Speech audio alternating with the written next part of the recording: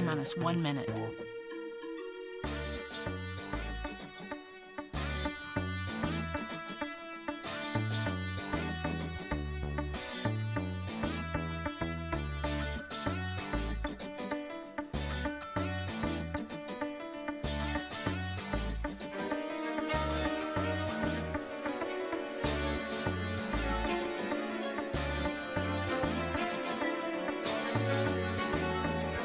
T-minus 30 seconds.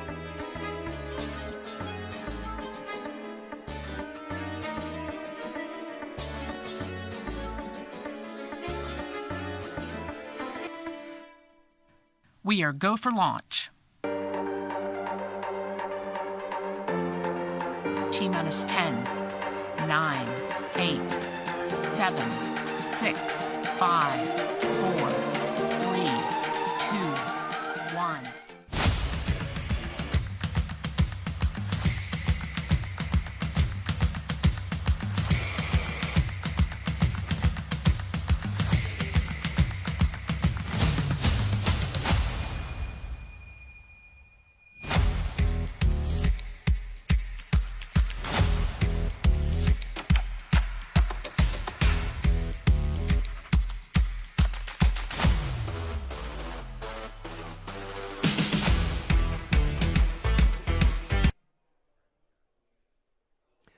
Good morning and welcome to NASA's Lunabotics 2025 finals event. This is day 3 of 3 days of competing here on the Space Coast of Florida. We are broadcasting live from this amazing Center for Space Exploration facility here inside NASA's Kennedy Space Center Visitor Complex in Florida. My name is Kurt Lloyd. I'm a software developer and a robotics researcher here at KSC, and I'm happy to be your MC, your narrator, your color commentator for this entire event. I want to give a big shout out to all the teams and the staff and the guests that are here in this building. It looks a little light on students behind me, but the students are coming in right now in order to get their robots prepared for today's competition runs. We're also super excited for everyone who is watching this live stream from all around the world. Thank you so much around the world. Thank you so much for your interest in NASA and for your interest in this event. And please don't be shy about sharing our live stream link with everyone you know. Speaking of guests watching from around the world, if you're not familiar with NASA's Lunabotics event, I'll quickly summarize it for you. Lunabotics gives college and university student teams, like those you're seeing behind me, the task of designing and building working prototype lunar construction robots. During the robotic competition runs that you're going to witness today, these robots are going to traverse complex and rugged terrain, and they'll dig and they'll transport fine particulate material, which is simulating moon dust, from one location to another location. It's an exciting competition, and I'll be here the whole time to explain what's going on. Last week, we had 35 teams compete in the Lunabotics qualifying event at the University of Central Florida in Central Florida in Orlando.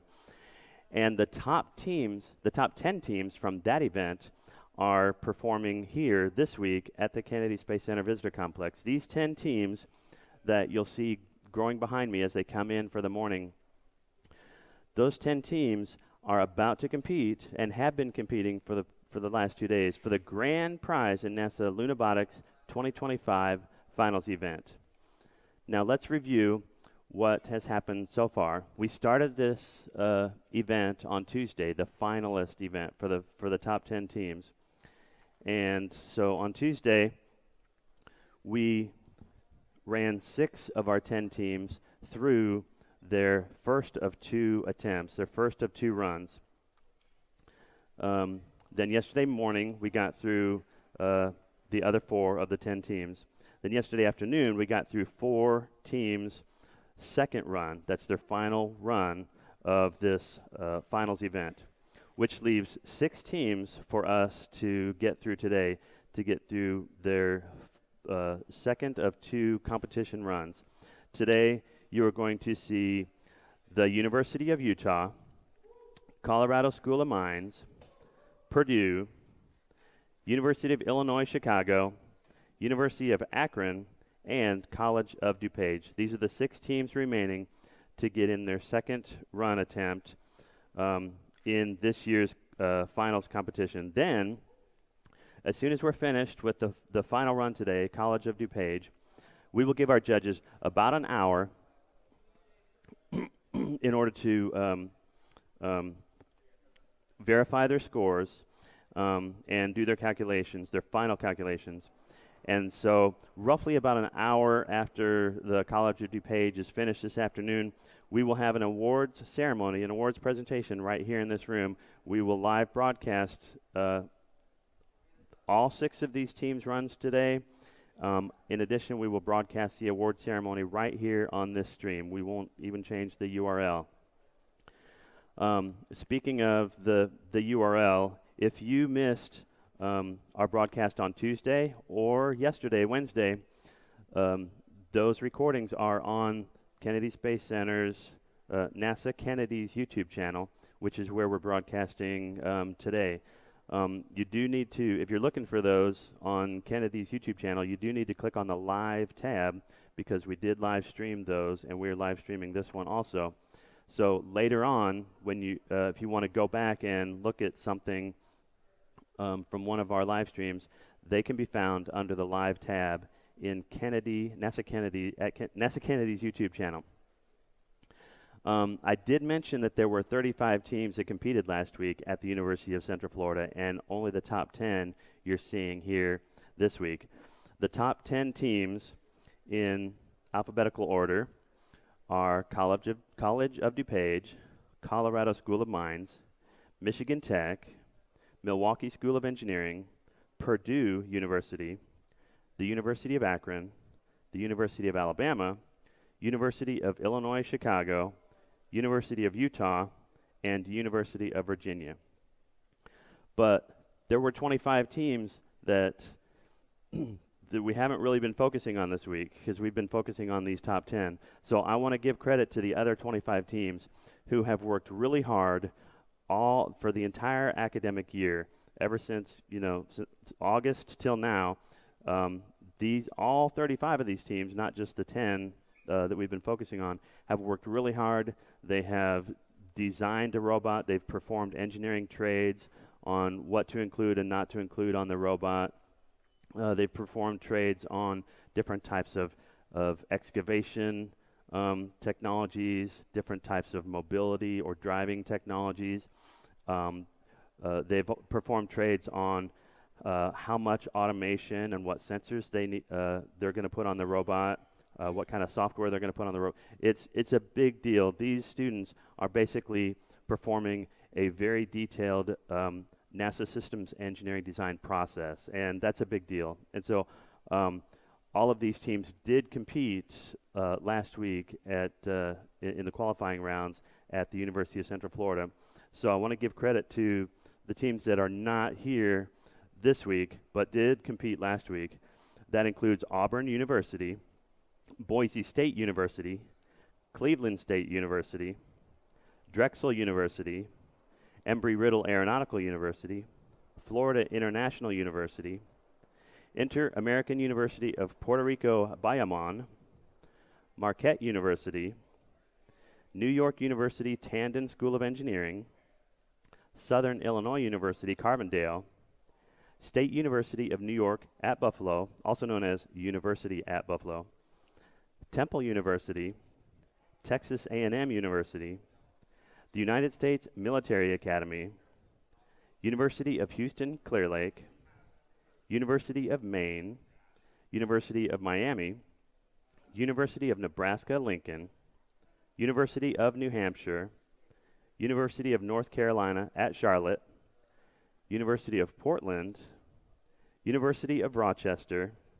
University of Tennessee, Knoxville, Virginia State University, and Virginia Tech. I think we should give a big round of applause to all 35 teams that have competed this year in NASA's Lunabotics competition.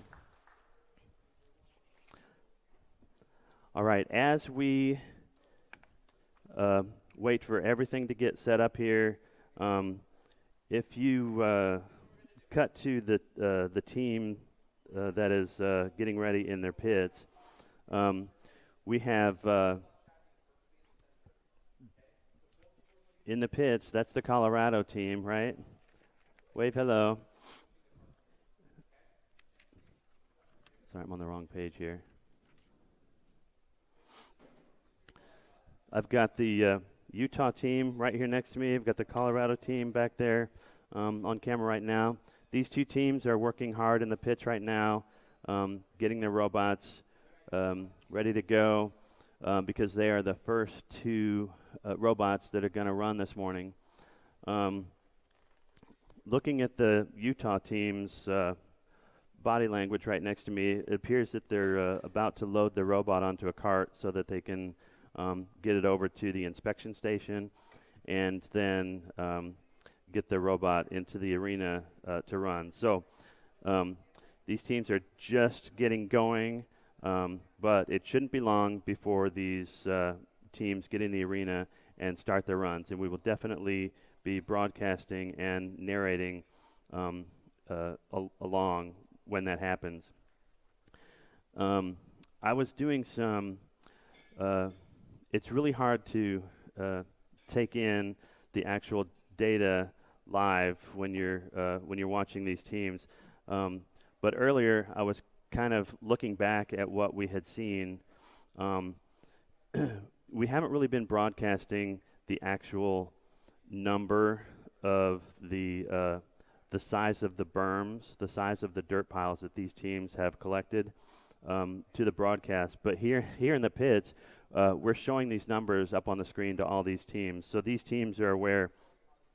And just to summarize, the three teams that have the top, that have brought back the largest pile of material into the scoring zone during their first run, those teams are the University of Utah, University of Illinois Chicago, and the University of Virginia. Now, just because a team brought back the largest pile of soil or Luna regolith doesn't guarantee that they're going to win this competition. A really big critical thing is whether these teams are doing autonomy during that time, and if they are doing autonomy, how much autonomy, because there are different levels of autonomy.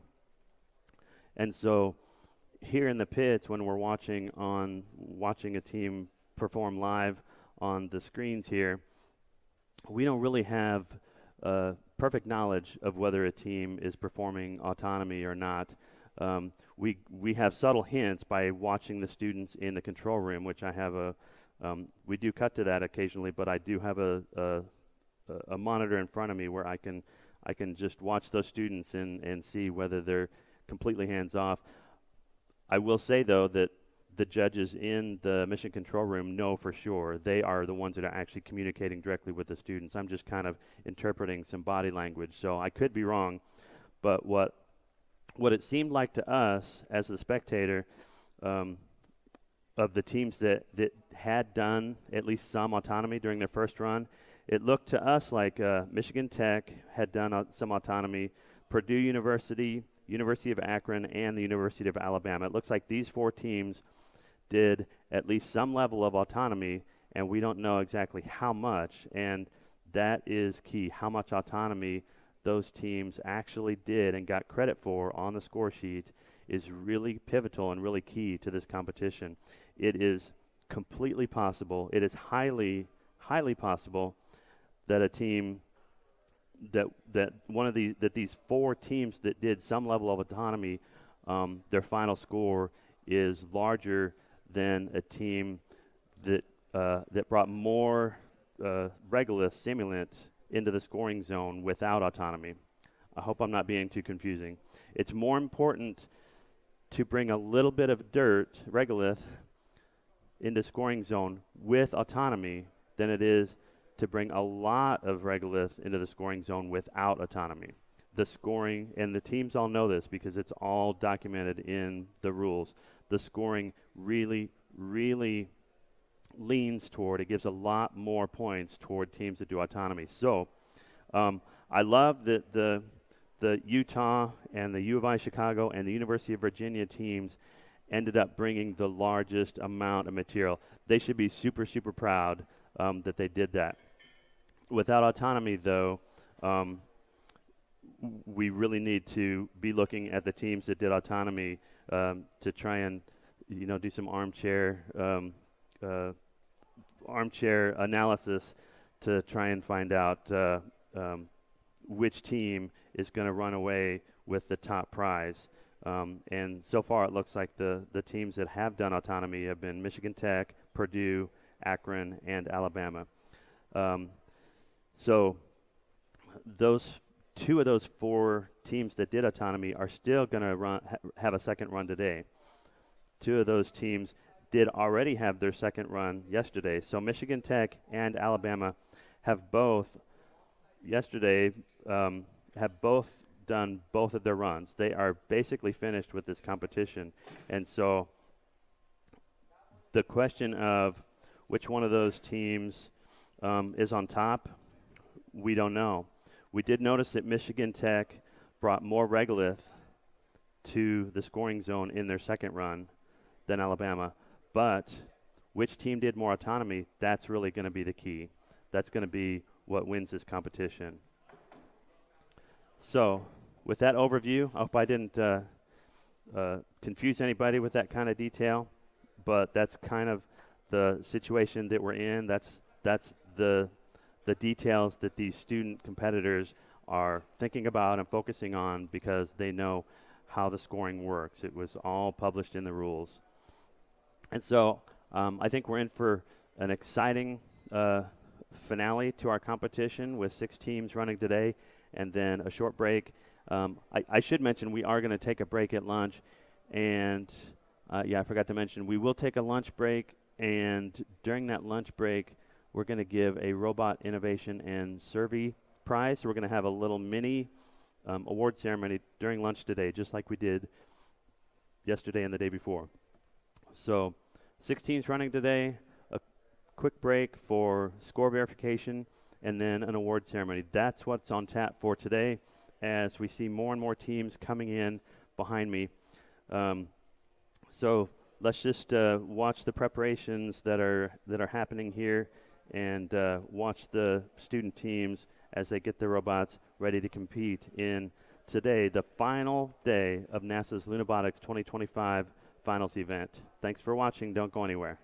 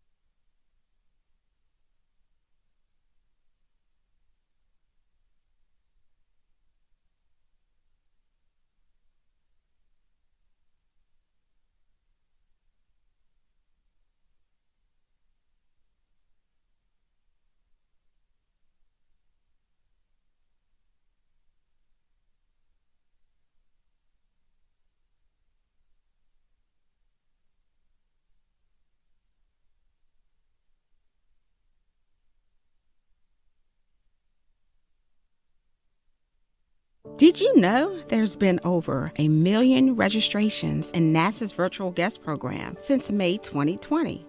From your neighbor to the Crew 5 astronauts, you might be surprised who is a NASA virtual guest. Do you have Mars 2020? I do. Do you have James Webb? Sure do. Do you have Crew 5? Well, I've got it here, and you guys have it here, but I missed it here. We conducted over 200 science experiments and technology demonstrations on our mission. We loved being part of Expedition 68. We even remembered a virtual guest passport for Einstein, our freefall indicator, but we forgot to register and missed the stamp. Even if you're doing existing research, never miss a stamp from NASA's virtual guest program. Whether you're en route to the International Space Station or located anywhere around the globe, register at nasa.gov/virtual guests to receive updates on missions and milestones. As a virtual guest, you will receive curated resources and a stamp for your passport following a successful launch. Remember, you only get the updates and stamp if you register. I joined. I won't miss it next time.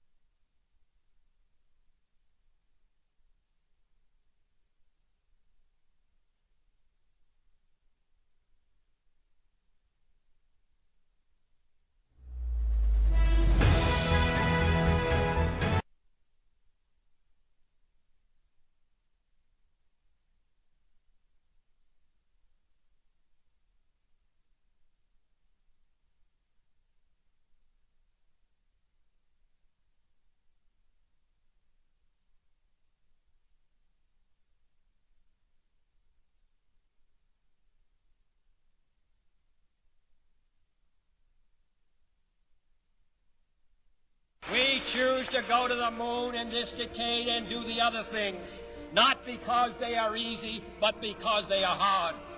Because that goal will serve to organize and measure the best of our energies and skills. It's been 50 years since we've been to the moon, and we've got a great program called Artemis. We're going back. The Apollo program was a test for the American people that you can do what you set out to do.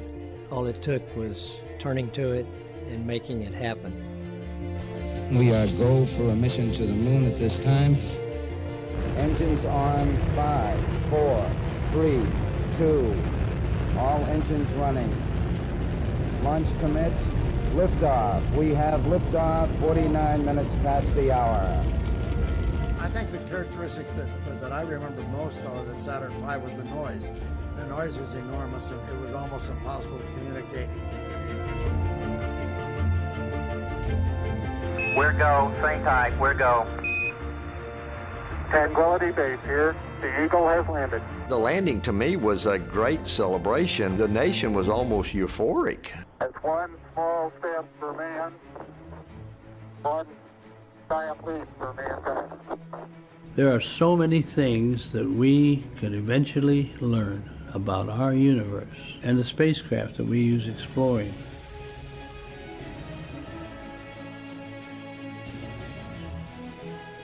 We are a nation of explorers. During Apollo, we were on national TV literally every day because we were doing something visible that Americans could see and they could feel and say, look what we are doing.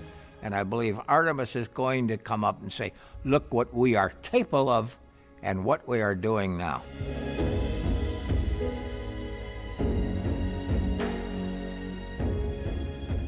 Artemis will stand on the shoulders of Apollo. They're going to have the eyes of the world on them when they start down this trail. The science of a space flight is one that will continue to inspire. Going to the moon generates technology, more communications, more computer technology, more sophistication in manufacturing that help us in everyday life. We have a generation that is ready, a generation with that technology, a generation with the education. Artemis represents the future in space. It is our next big step, and it is time to take it.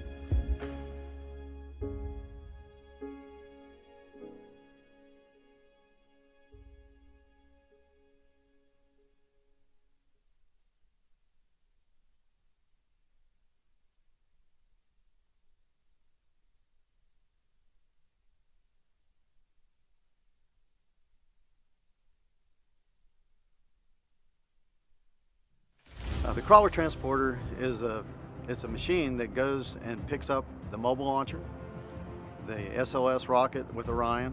It's basically the cornerstone of the mobile launch concept. Without the crawler, you couldn't transport the mobile launcher and the vehicle from the VAB to the pad or the pad back to the VAB. And it was designed and built for the Apollo program to move Saturn V's to the launch pad. Since then, we've modified it and used it to move the entire shuttle program. And after the shuttle program, we did extensive modifications, and now it's to be used to move Artemis to the launch pad. The crawler is 136 feet long from end to end. It's 114 feet wide from the edge of the truck to the other edge of the truck. It weighs 6.6 million pounds. It has the power to do 2 miles an hour, but you never want to go that fast. Generally, we're around 0.83 for SLS. Artemis will be one of the heaviest loads we've ever carried and one of the tallest loads we've carried. I am exceptionally proud of our team. They're very talented, they're very committed, and they're just all around good team. I think any problem that crops up or anything that comes up, we'll fix it and we'll get moving again. And again, it starts right here with the crawler. So if we do our job and everybody else does theirs, man, we're gonna have a successful launch. We're going back to the moon. This is gonna be just fantastic.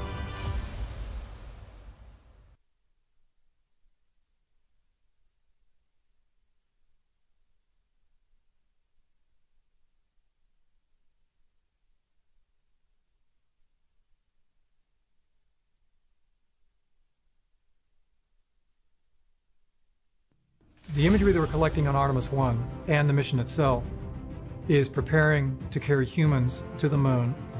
The Orion Imager team is going to be monitoring every aspect of visual spacecraft performance for the entire duration of the mission. The first time that we're going to be live streaming digital video from a human piloted spacecraft back down to the Earth from the vicinity of the moon. That's never been done before. What we'll be transmitting live streaming will be lower resolution, more compressed, because we have to fit it into a thinner pipe, if you will. Every one of these cameras is in its position where it is and it's configured the way it is for a very specific reason. We're going to be monitoring anything that we can see with the cameras for spacecraft performance. The imagery teams at NASA are composed of dozens and dozens of very highly trained, very specialized people, engineers, technicians, analysts. If we can see it, we're going to try and keep an eye on it. Imagery has been invaluable throughout the history of NASA. We flew cameras on Mercury, Gemini, Apollo, all of that stuff that we saw while the astronauts were on the moon. It helps us detect the unknown unknowns. It allows us to see things that we didn't anticipate happening before. So when we do fly people on Artemis 2, we can have a high confidence that everything is working the way it should.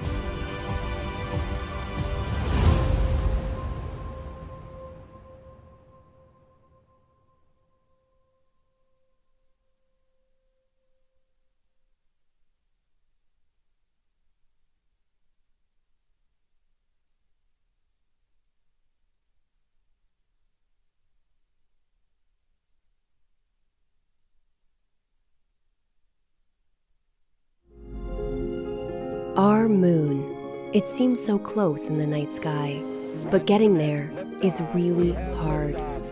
But what if there was a way to change that? Only a few nations have successfully landed on the moon.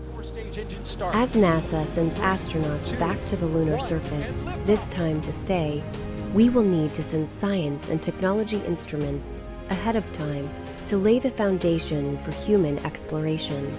To make this happen, NASA is helping establish a commercial lunar economy. For the first time ever, there will be commercial delivery services to the moon. We are enabling American companies to send our payloads to the lunar surface for us. These delivery services will expand our capabilities for exploration, radically increasing the amount of science we can achieve. This high-risk, high-reward initiative will invest in and leverage the entrepreneurial spirit of American innovation to launch a commercial lunar marketplace, advancing technology and exploration for all of us. With this never-before-seen streamlined access to the moon, we will be able to make novel measurements and develop technologies that scientists have long wanted to do on the lunar surface.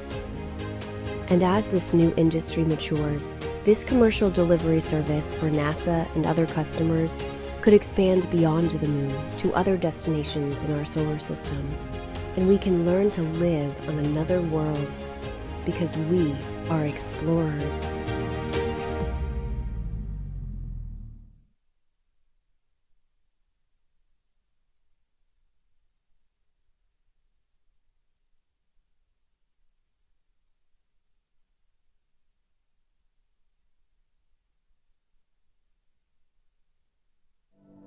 Hi, I'm Janet Petro, the director of NASA's Kennedy Space Center in Florida. Hop in and let me show you what we're doing at Earth's premier spaceport.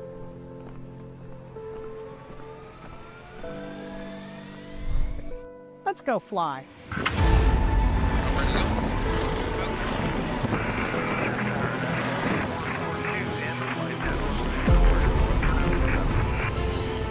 Our spaceport is proud to support the agency's goals to return to the moon in preparation for Mars. Our cooperation with commercial companies and international partners is greater than ever before as NASA embarks on a new and exciting era of space exploration.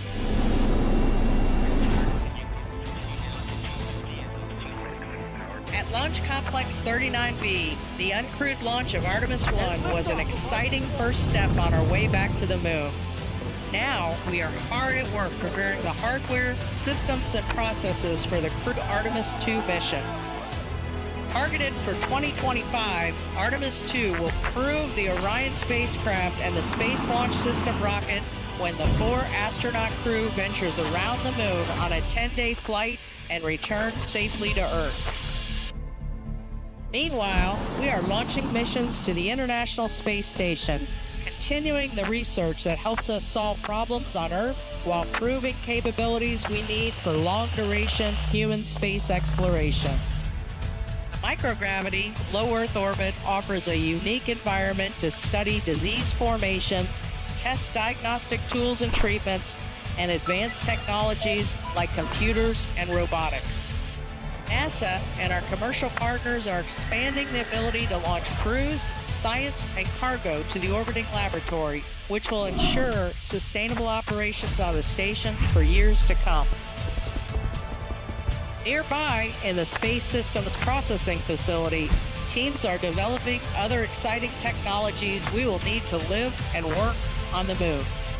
Plant researchers are experimenting with new ways to grow food in space, and engineers are working on projects like 3D printing capability to build structures on the moon, rovers and instruments to find resources to help sustain a long-term presence, and electrodynamic dust shield technology that can repel the abrasive moon dust to protect our astronauts, their vehicles, and sensitive equipment. NASA's commercial providers help us launch a range of science missions that study our Earth, explore other planetary bodies, and reveal more about the origins of life and our universe. NASA works with both emerging and established commercial providers for launch and landing opportunities. These efforts benefit the U.S. economy and help grow the commercial market.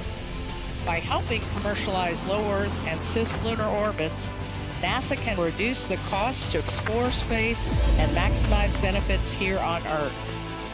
Another Kennedy team in the Space Systems Processing Facility is developing NASA's deep space commercial supply chain to procure the services needed to transport cargo, equipment, and consumables needed for human exploration of the Moon and Mars. For Artemis 3 and beyond, NASA will rely on commercial partners to support a regular cadence of moon landings. Our commercial partners are doing exciting work to develop the next generation of spacecraft and landers. The spaceport offers a prime location for companies like these to consolidate their manufacturing, testing, integration, and launch services in one location, helping them save costs while leveraging the spaceport's unique expertise and capabilities. Kennedy has supported growth at the spaceport through key power, water, and transportation upgrades and investments in fiber telecommunications. Through our master planning process, we will continue to forecast and plan improvements to enable responsible development into the future. And I couldn't be more proud of all the people at the Kennedy Space Center who make this all happen. You know, the processing, the integration, the launch operations, all carefully working together with our partners, with the Space Force, and with our NASA programs. The future's coming fast. Kennedy Space Center is leading the way. We're not just launching humanity's future, we're launching to the Moon and beyond.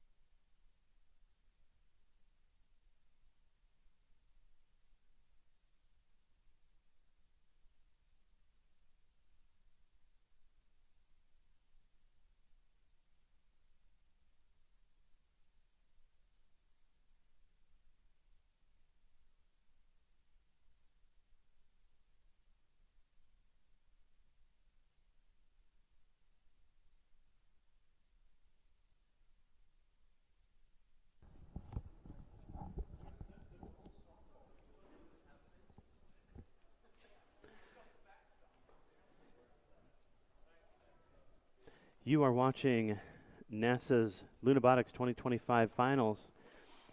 Students are preparing their robots for their second and final runs. We did switch up the schedule just a little bit, and the College of DuPage is going to run first today. So in just a few minutes, we should see the College of DuPage students and their robot enter the arena, and students enter the mission control room. So DuPage is going to run first, and then University of Utah, and then Colorado School of Mines. We will likely have a lunch break and a quick award ceremony during that lunch break. And then this afternoon, we will run Purdue, University of Illinois Chicago, and University of Akron. After Akron, at the end of our, towards the end of our day, after Akron has run, we do have a break while the judges verify their scores, but we have a special add-on. During that break, we have some university teams that are going to give a short presentation. So that will happen between our runs and the official award ceremony. And as soon as the judges have verified their scores, we will have the official awards ceremony later tonight. The award ceremony should be around 5 p.m. Eastern, but our schedule is very fluid, and the award ceremony is going to happen as soon as our judges hand us some official-looking pieces of paper and tell us that they are done verifying the scores and give us their results. So that is the current schedule for today. A little fluid, but this is what we're going with right now. DuPage will be coming up first, then Utah, then Colorado. Lunch break with a mini award ceremony.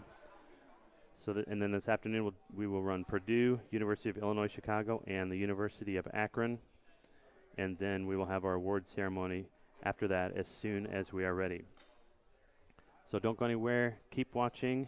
And we look forward to DuPage coming up first this morning to run their second of 2 official scored competition runs in NASA's Lunabotics 2025 finals event.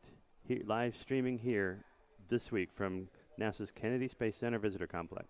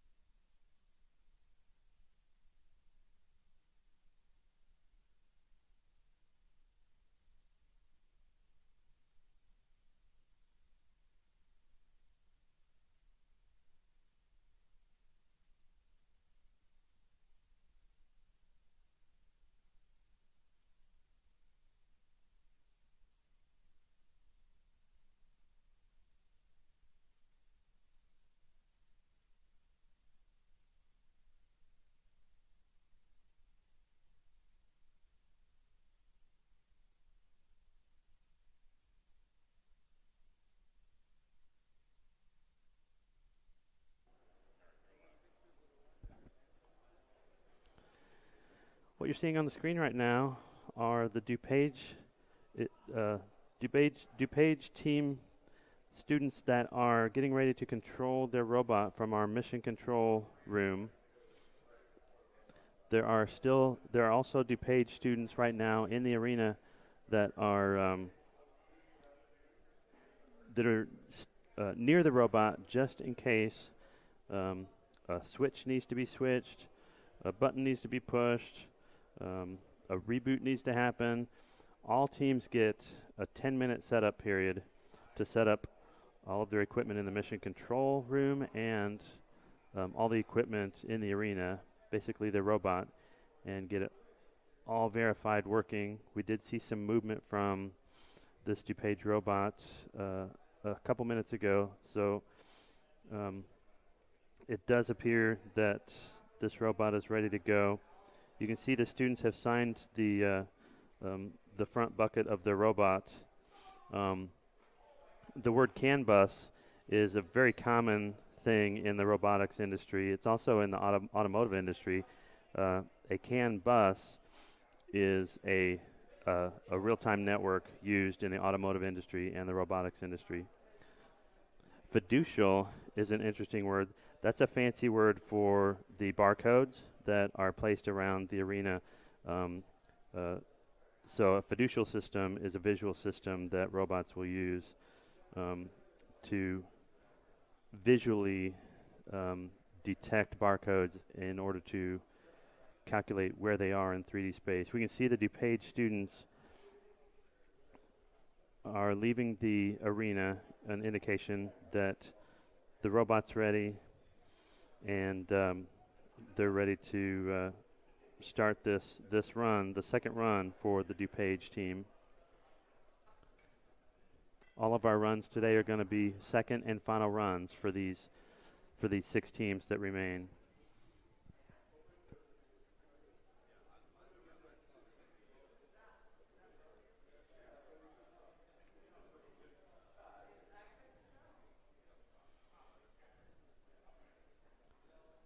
So our arena judges and our mission control judges are going through their checklists and making sure their team is ready and their facilities are ready before they notify the timing judge to start the timer. There's going to be a 30-minute timer that will start, and then these DuPage students will start driving the robot. I believe the DuPage team will be manually driving this robot. This robot does have some sensors, obviously, so let me take that back. Could go either way. They're set up for a possible autonomous run, so we will keep our eyes on the students who are quote-unquote driving this robot during their 30-minute run, and we'll pay close attention to whether those students are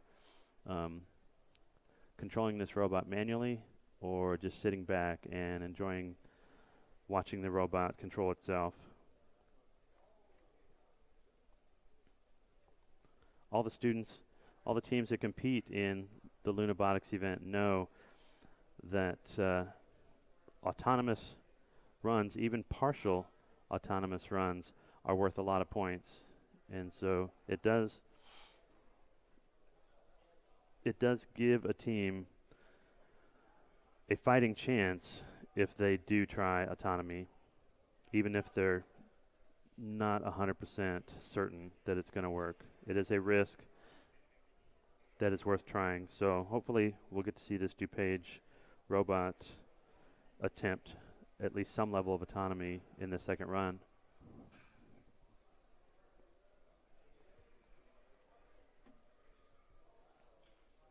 It is not uncommon in this competition for a team to perform their first run manually and their second run autonomously, because they know they can score points manually, and they maybe have less confidence in their autonomous systems, which include sensors and software and logic and power and wiring, and autonomy is not trivial, not easy, and we have made it a very important part of this competition. The robot is moving. Okay, the timer has started. The robot was driven via joystick right up to that visual target right off the bat. And now the student appears to be typing into their keyboard, possibly launching an autonomy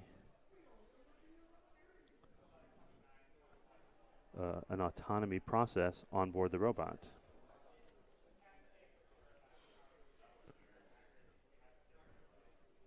Yep, that's exactly what happened. We saw a button press. We see the robot moving on its own.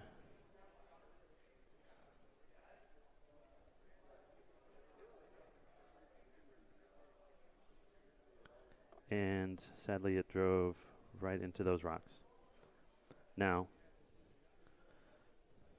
the robot appears to have a black puck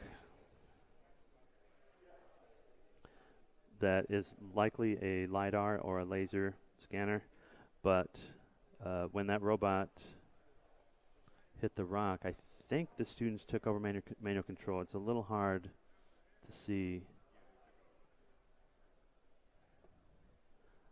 I'm trying to control 3 different cameras here. I apologize. Oh, it looks like it's a little bit. Okay, it came out of it. Its tracks were a little buried there for a second. Now this blade, that's a crater, by the way. This robot drove into a crater, and that's kind of another crater right there.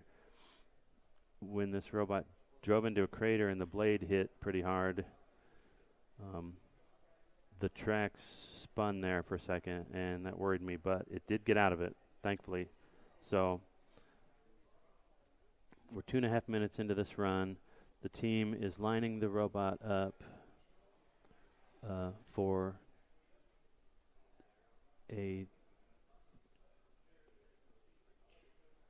dig, and as long as they start their bucket digging to the left of that line, that orange chalk line, and then push the material into the scoring zone, which is in the middle of the 4 orange and white posts.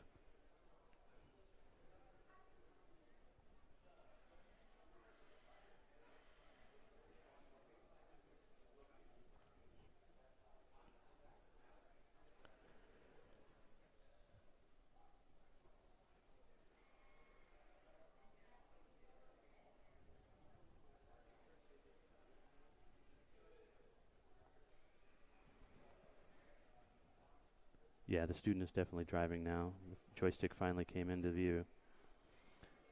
So right now, one of the DuPage students is manually driving this robot.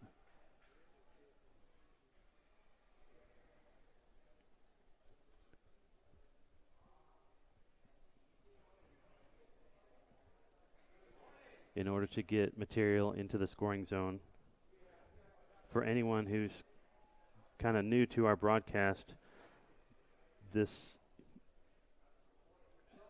event starts with a robot in the starting zone, and teams have 30 minutes to get from the starting zone across an obstacle zone that is filled with rocks and craters, and then excavate or dig simulated lunar soil in our excavation zone, which is where the robot is right now, and then move that simulated lunar soil and deposit it into the scoring zone, which is in the lower right. I'm sorry, I'm looking at the wrong camera. My bad. The excavation zone is in the upper right of the screen, and the scoring zone is where the blade is right now, in between those 4 vertical orange and white posts. So this camera view actually shows the entire arena. You can see where the robot started in the upper left, and you can see its tracks heading off to the right through the obstacle zone in the upper right into the digging zone, which is where the robot is right now. So that's that's basically the entire operation that all of these competing robots are going through, is getting pass the obstacle zone without hitting rocks, without falling into craters, and then scoring as much material as they can from the excavation zone into the scoring zone. But this competition is more than just calculating how much material they brought into the scoring zone. That's just one variable that goes into our score sheet. Whether a team does certain parts of that operation autonomously or not is a really, really big part of our scoring system. Also, it's not just as simple as comparing how much simulated lunar soil each team brings into the scoring zone. We also take into account the weight or mass of each robot, and we take into account how much power each robot used to move that material into the scoring zone. So it is completely possible for a large robot that uses a lot of power and brings in a lot of material to get the same score as a small robot that uses a little power to bring a lot less material into the scoring zone. It's technically possible for those two scenarios to end up with the same score.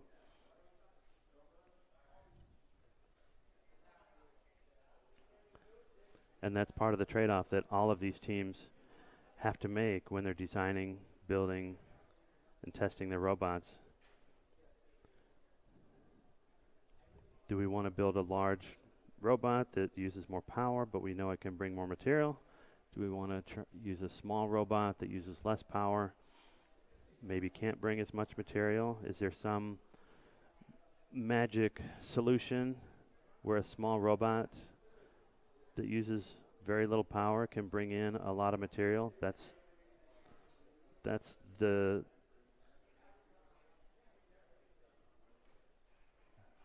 secret sauce that all of these teams are trying to find.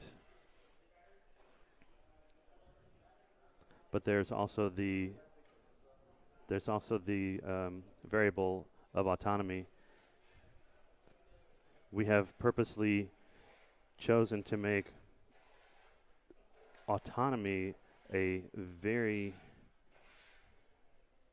highly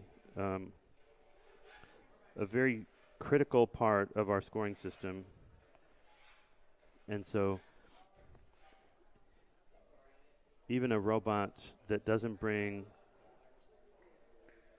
very much soil into the scoring zone, if it does so autonomy, that can actually score higher than a robot that manually brings a lot of material into the scoring zone.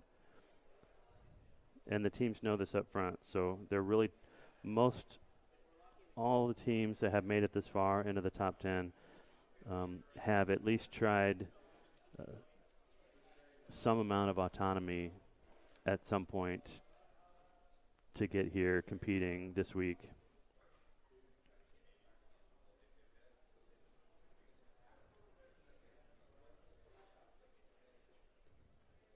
I suspect today, since these are all the second and final runs for all of our teams that we're going to see today, I suspect we'll see teams that didn't try autonomy on their first run. We'll actually see them trying autonomy on their second run, which we did see this DuPage team. They did try and start out at the beginning of this run with some autonomy, but it did not appear to work, sadly, and so it's looking like this entire 30-minute run might end up being a manually driven robot, which is still great experience for these teams. And they're learning lessons that they can hand down to next year's team.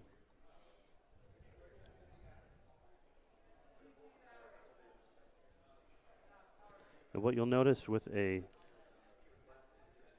blade robot like this, a dozer blade, is that if you push the blade down too far, your mobility system, tracks in this case, can't overcome the stress, and that's what you just saw there. The tracks were spinning freely, and so they lifted up the dozer blade a little bit, and the robot was able to make some progress. So dozer blades can be very productive, but they do require finesse in driving,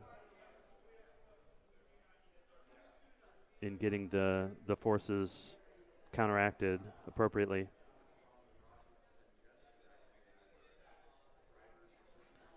Now, a tracked vehicle like this has a lot of surface area that is in contact with the surface, which gives you a lot of potential for moving this robot.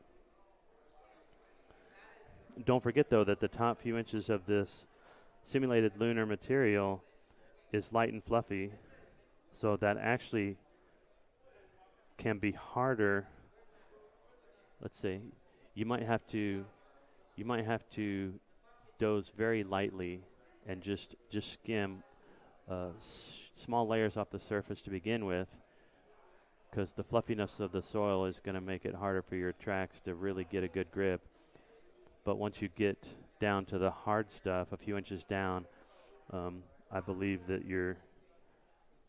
I could be wrong, but I believe your tracks probably are going to get more grip once you get past the fluffy stuff. So many variables that all of these teams have to concern themselves with and learn potentially in real time if they don't have a similar lunar simulant material to practice on back home.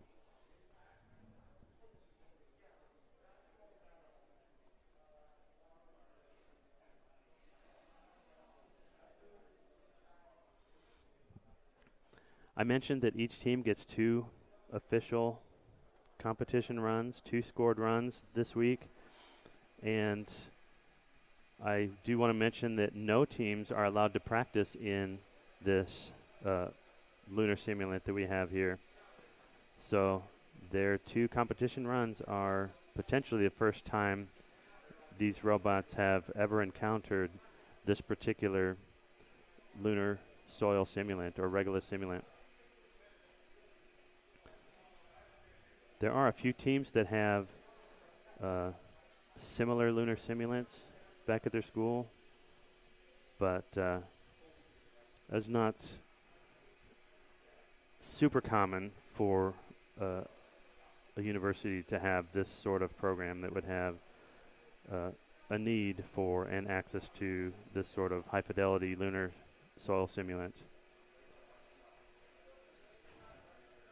which means a large percentage of our teams are experiencing this simulant for the very first time on their very first official run. So there's so many variables in this competition that make it so hard. These teams are seriously in the big leagues when they compete here. These 10 teams, along with 25 others, 35 total, competed last week in the Lunabotics qualifying rounds at the University of Central Florida. Their simulant is a little bit different from ours. Depending on who you ask, I've heard that it's a little bit easier to drive on and a little bit easier to dig in. Their distribution of particle sizes is particle size in their simulant is a little bit different from ours, and I believe I've heard opinions that our lunar simulant is a little bit harder for these robots to handle, to do productive work in. All right, this robot from DuPage does appear to be doing productive work. From the side camera view, we should be able to get a feel for the piles that they've brought in. It's really hard, even from this side view, to tell how big these piles are, because it's just a lot of gray, and the lighting is not providing a lot of good shadows. But I believe this team is going to be proud of what this robot has done. both in this run and their first run earlier.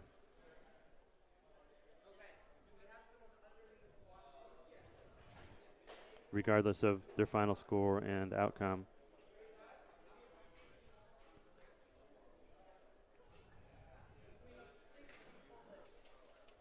All of these students, regardless of the outcome,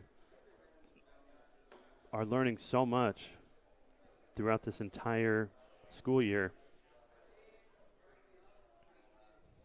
They're designing robots, buying parts, building parts, performing design reviews for their faculty and advisors and peers. Actually going through the motions of building a complete robot that is capable of an operation that we're actually going to need on the moon. We're going to need to be able to traverse an obstacle field, and we're going to need to be able to excavate this lunar soil, which has very unique physical properties. It makes it hard to drive on and hard to dig in. So these students are, and then they get to compete here in front of the world. And right here at the Kennedy Space Center, they got to watch a rocket launch the other night. So regardless of the outcome, I think it's safe to say that all of these students are having a really great experience. They're going to be able to put this on their resumes and get snatched up by companies in the space industry, in the aerospace industry, any industry really. These students are gaining mechanical skills, electrical, software, automation and autonomy skills.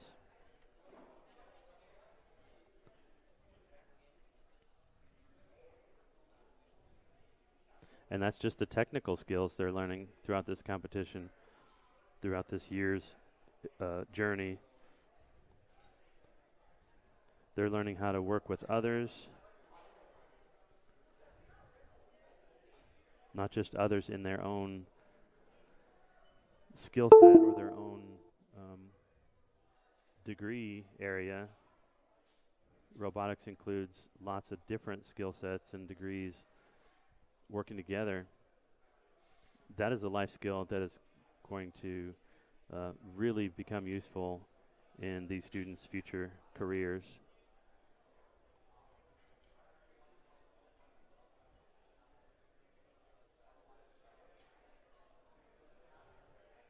DuPage is down to under 10 minutes remaining in their second and final round.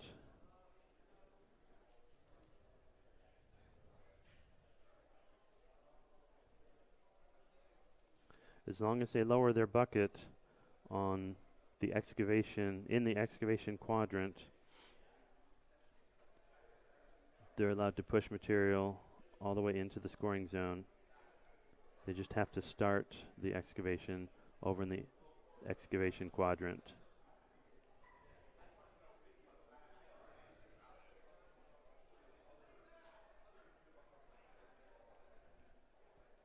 "11 minutes left for College of DuPage."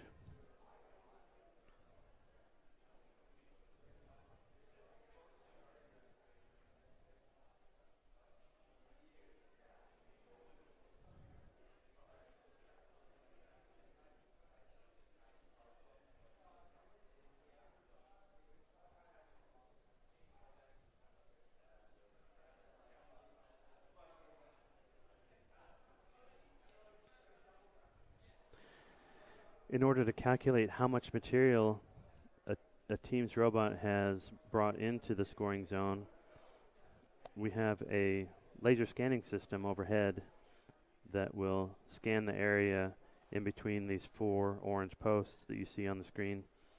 We'll scan that area before the run starts, and then it will scan the area again after the run, and it gets 2 point clouds from those 2 scans, and it can calculate the area, the volume rather, between those two point clouds, between those two 3D surfaces.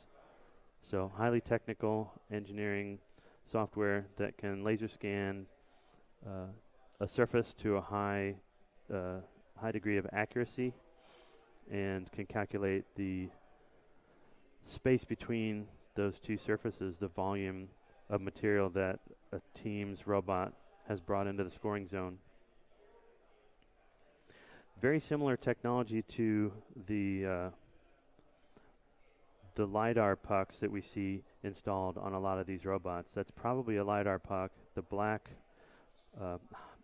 hockey puck shaped device mounted high on top of this, at the top of this robot, is very likely a LiDAR, a laser scanner that can scan all the way around this robot, 360 degrees, and usually they provide a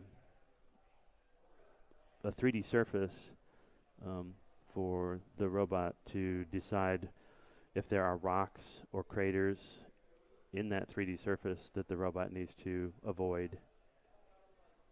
Can also be used to scan the entire arena and decide what's the safest path to drive from point A to point B.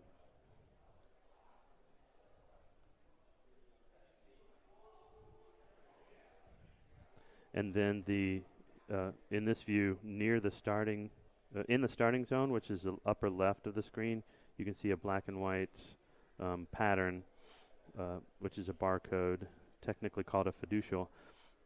That black and white barcode is typically used in autonomous robots, and a run-of-the-mill black and white webcam can easily look at a black and white image like that from far away, from near or from far away, and it can use simple math, simple trigonometry in order to calculate the robot's position in 3D space, in X, Y, Z coordinates.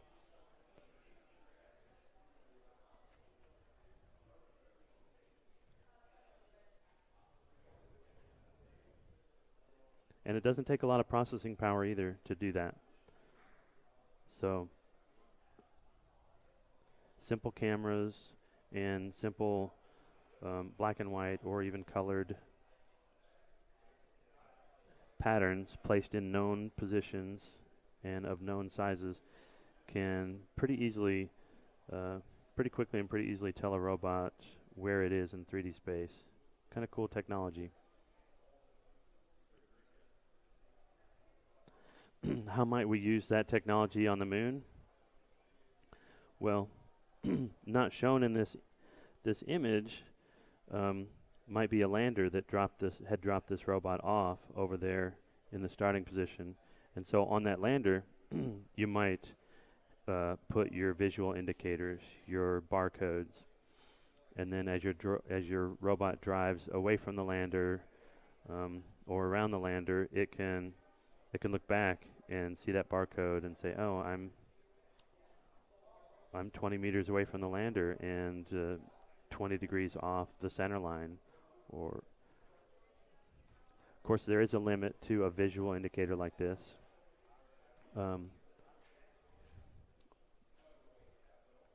Here on Earth, we rely heavily on GPS satellites to tell us where we are on the Earth.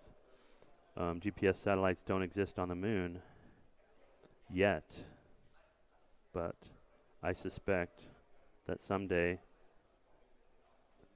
we will have a lunar positioning system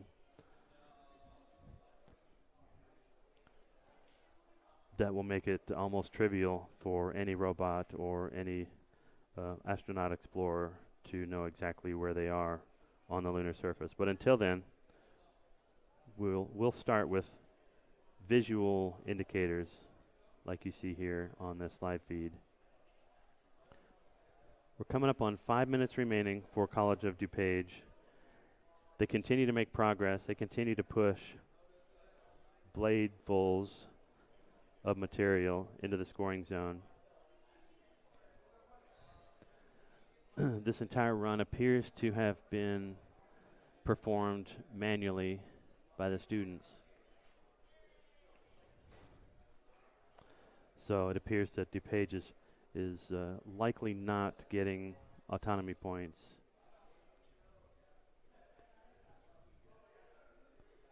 For this run.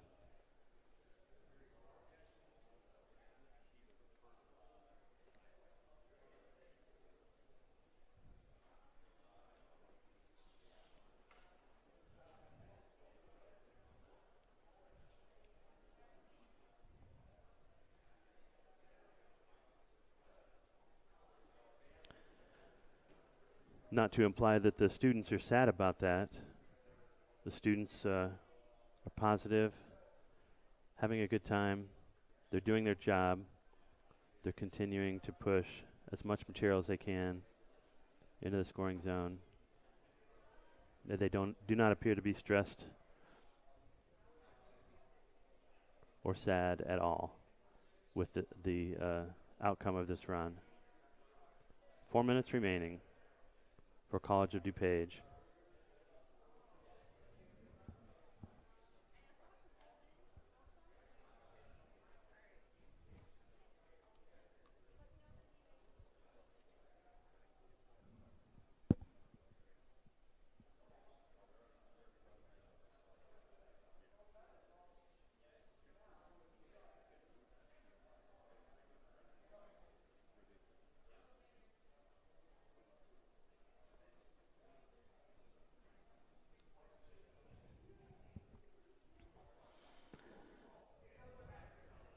Again, during this second run, there's a significant amount of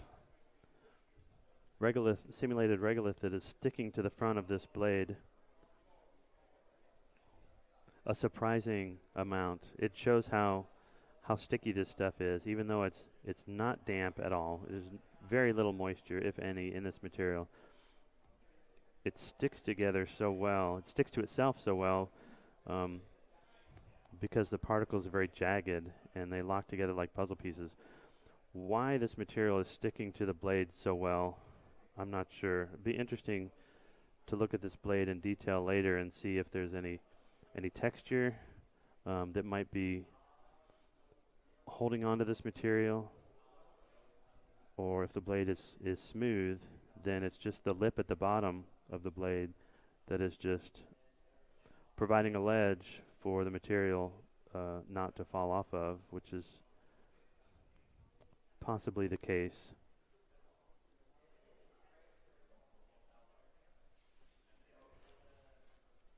Not necessarily a problem for this robot, just an interesting artifact of this design.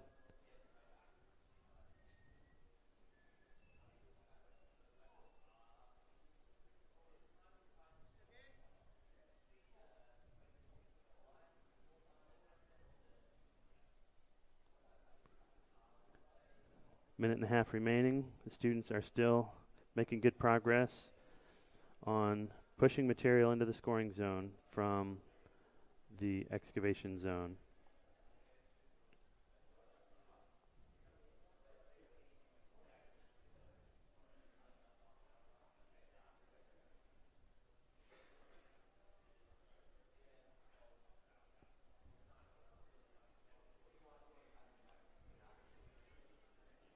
One minute left for DuPage.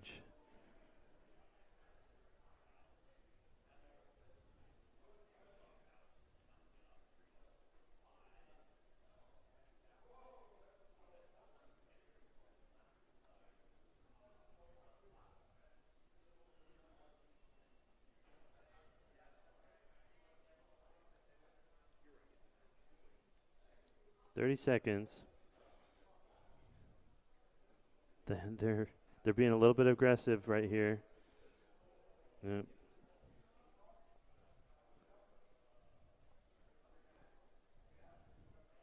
They need a little bit of aggressiveness just to get some material now in the last few seconds. Hopefully they'll get a little bit more into the scoring zone. All right.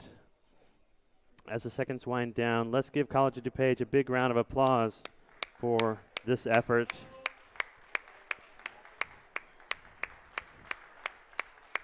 You can see the students are pleased with what they've done, and we've got a side camera that kind of shows the amount of material that they've put into the scoring zone.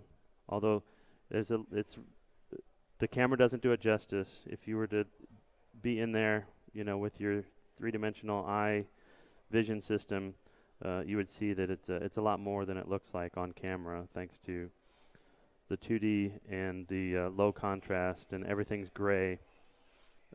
That's always a problem with vision, is getting the right amount of contrast, and that's why a lot of these robots don't just depend on a 2D camera for vision.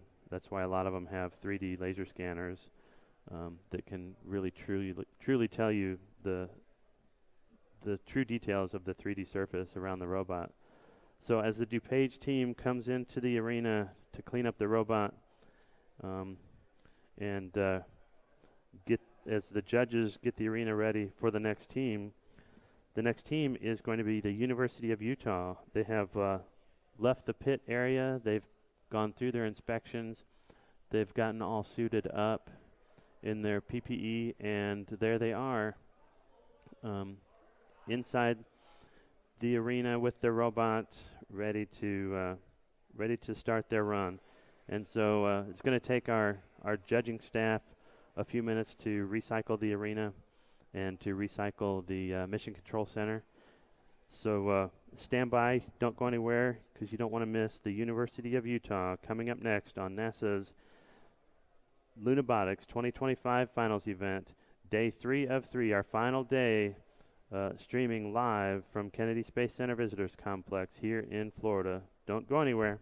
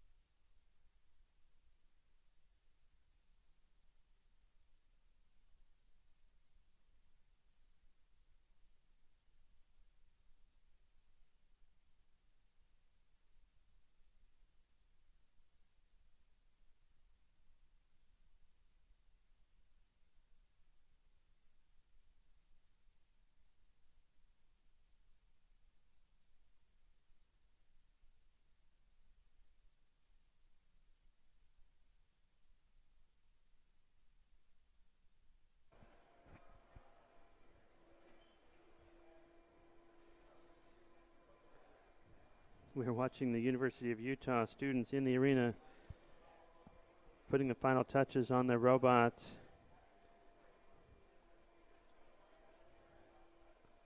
We saw some movement from the robot earlier, indicating that commands are working. And the students appear to be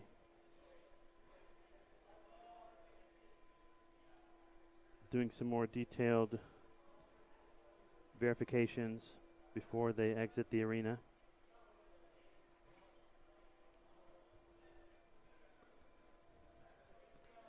This Utah team, during their first run,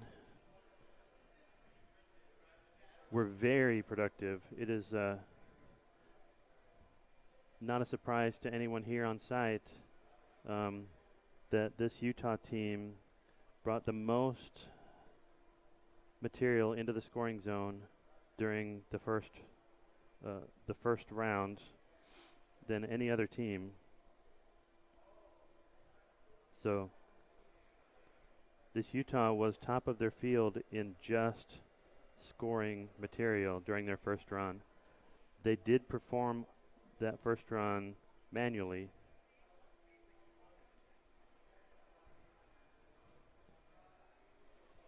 And it does appear this robot has some autonomous systems. The students in the arena have placed visual targets around the starting area. And we noticed some cameras on the front of this robot that appear to be more than just simple webcams, which technically is all that's needed to look at the visual targets. But they appear to be depth cameras or 3D cameras that will tell you, that will basically give you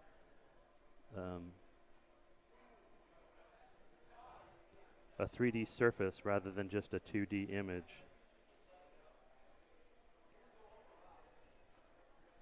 And so there is a non-zero chance that this Utah team is about to try some autonomy during their second run. They know manually driven that they can do amazing work, which they proved earlier in this event. Hopefully, using autonomy, this team will also be able to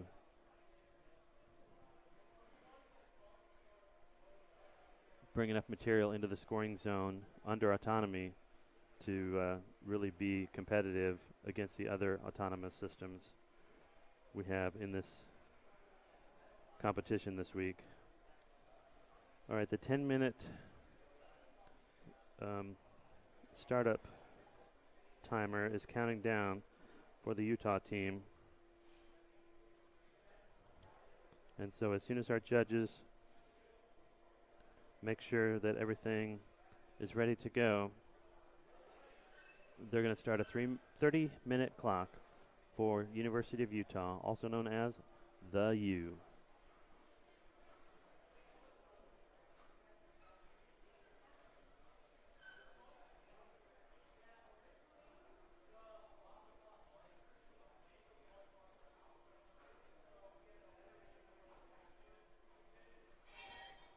Robot is moving, an indication that the 30-minute timer has begun.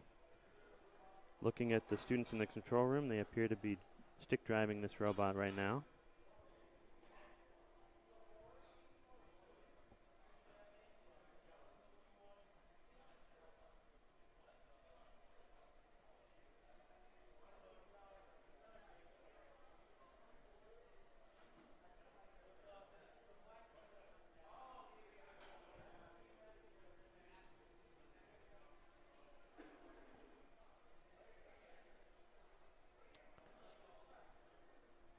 All right, students are now hands off. So they did stick drive the robot for just a few seconds, and then they activated some sort of autonomous routine, and it appeared to drive straight into that crater. The students laughed. They're having positive attitude, even though things are not going exactly the way they had hoped. typing in on the computer screen right now.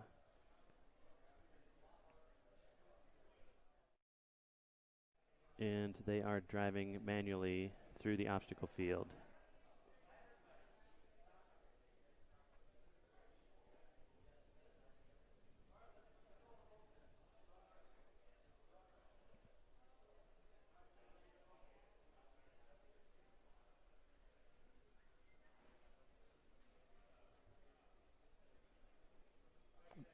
There are craters in this robot is in the excavation zone. Should be noted that there are craters and rocks in the excavation zone in addition to the obstacle zone. So we saw this pretty decent sized robot, one of its wheels go into a crater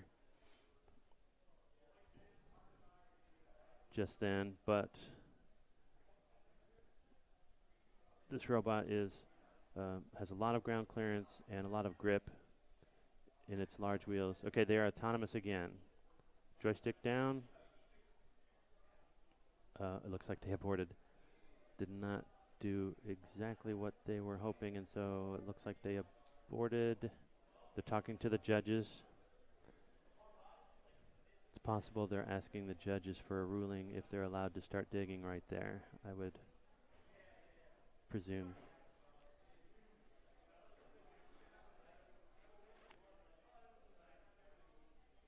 Oh, I know what happened. Their camera appeared to freeze.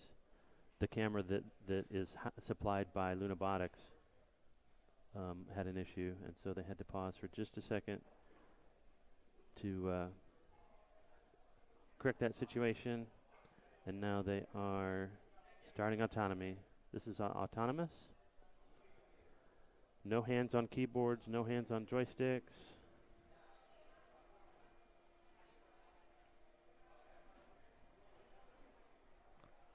All right, this is continuing to be autonomous, and they aborted. So there's some fine tuning that the students are doing in real time, it looks like.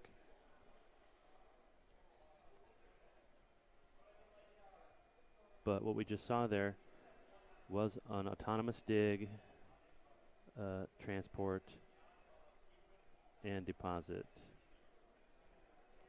for the University of Utah.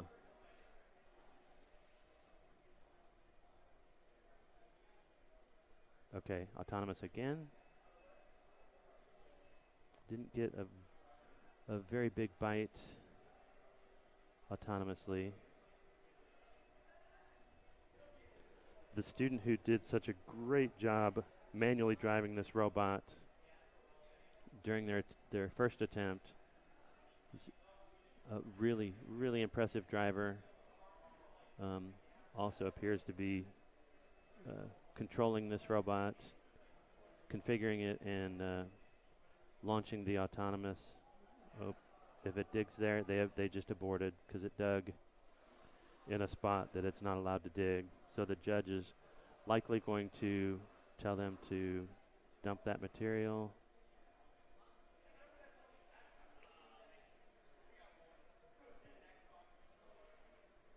Yep, they just dumped it. And now they're driving manually right now at this instant.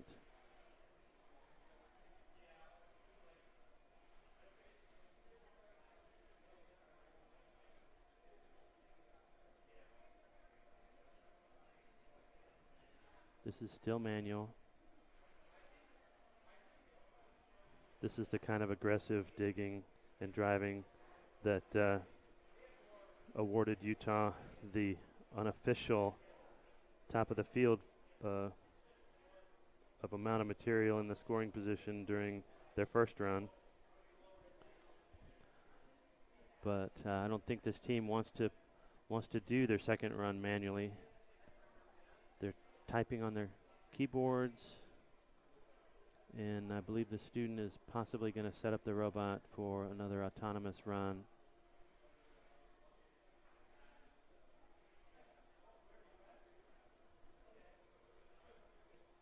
But not yet. This is still looks like manual driving.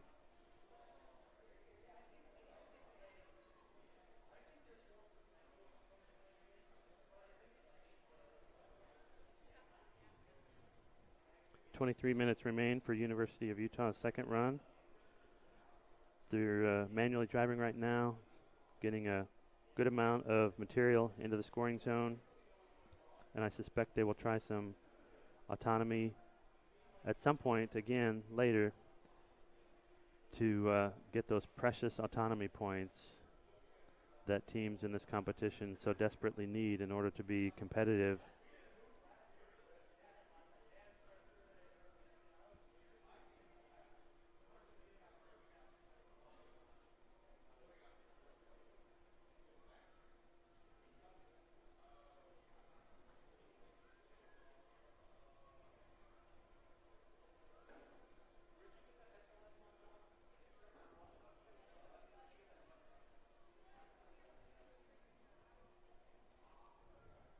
I should mention, even though this team, this robot, during their first run,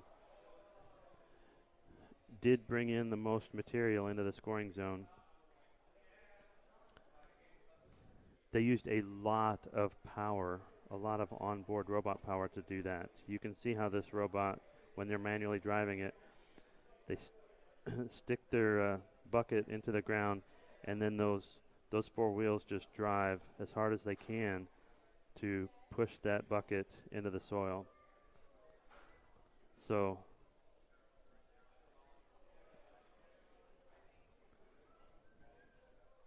this robot is very productive, especially when being driven manually. But when you divide by the amount of power used by the robots, that can make a real difference in the overall score. So this is one of the many trades that these teams all have to go through. This team is now looking at that rock over there with interest. Again, this is Utah. There's a crater right in that same area that this robot is trying to avoid, and it appears to be focusing on that rock.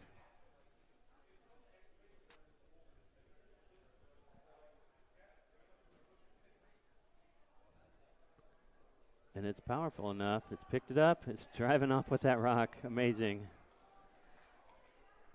Powerful robot. That is not a small rock. That is very impressive. You can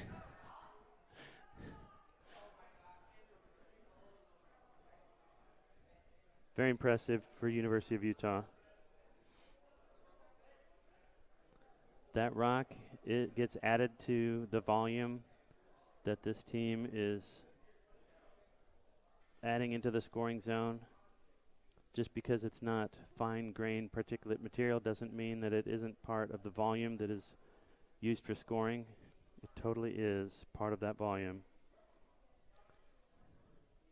And I would venture to say very few teams in these final 10 teams have the power and the capability to move, especially pick up and move a rock of that size. Very impressive robot.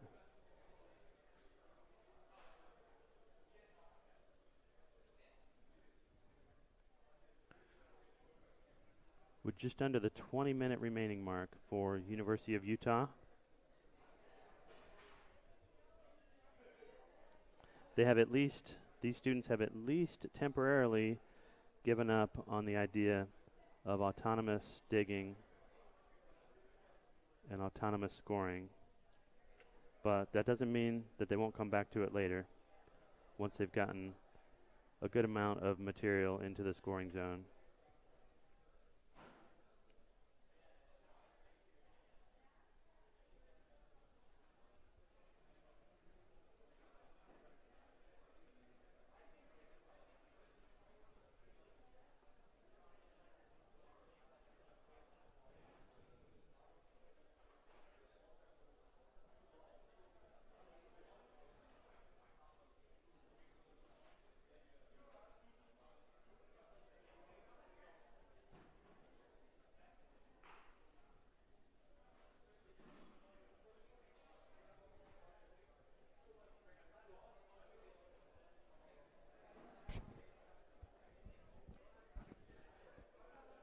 I mentioned this before, but I'll go ahead and say it again. It's pretty important. Even though this team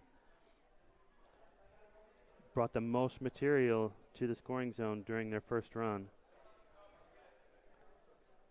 it does not appear that they were doing any of that work in their first run autonomously, at least not from what we could see. Only the judges know for sure. So even though they brought the most material, doesn't necessarily mean that they're in a place to win this event. The autonomy points are worth so much that it is almost technically score-wise impossible to win this competition without autonomy. So this team knows that. They've read the rules. So I suspect they are going to try some autonomy in order to have a chance of being competitive against the other teams that are using autonomy.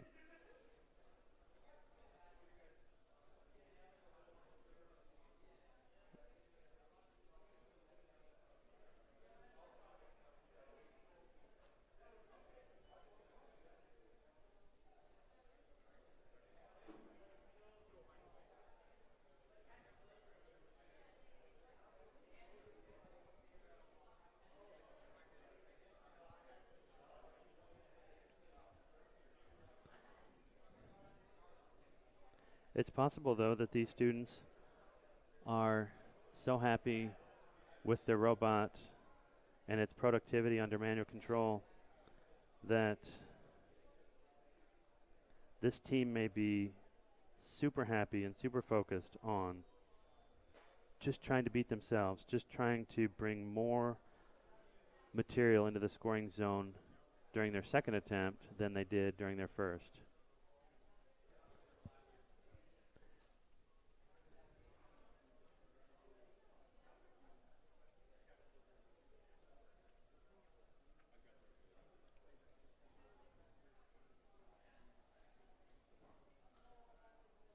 It's a big scoop right there.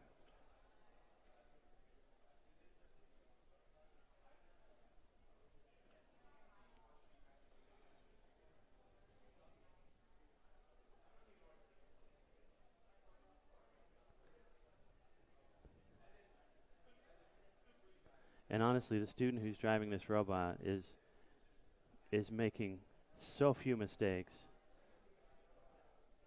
The student is so productive and just dead on with their commands. I would say the student has a lot of practice with this operation in order to get this sort of efficiency.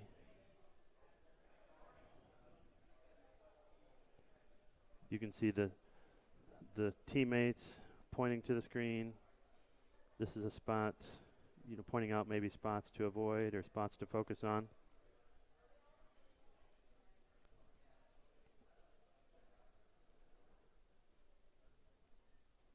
There's one student doing the driving right now, but there's an entire team that is helping to make this robot successful in this second run.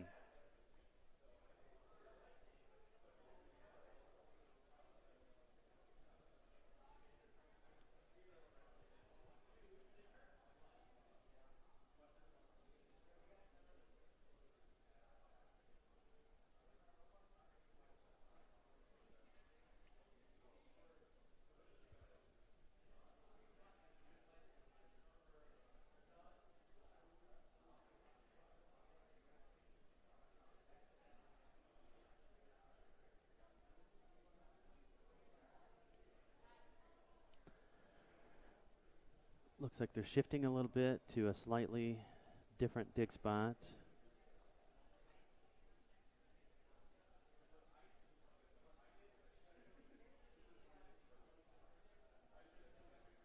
was a little bit harder to get a good bite there in that new spot. I've mentioned before about how this this volcanic rock material that is crushed into fine particles has some unique physical properties. It sticks together once it's under a little bit of load from material above it, and the main reason it sticks together like that and provides you resistance to your digging is because the particles are jagged in shape. Another problem with particles that are small and jagged is that they can really do damage.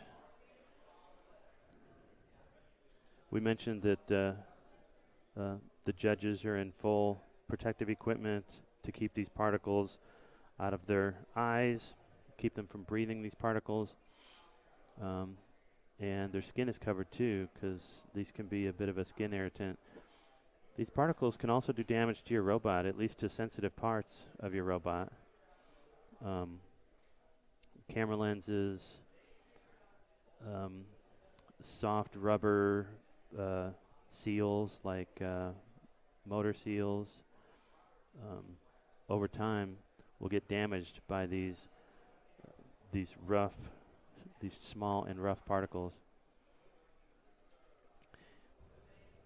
Even your digging surfaces over time will wear in a way or at a rate that is surprisingly high.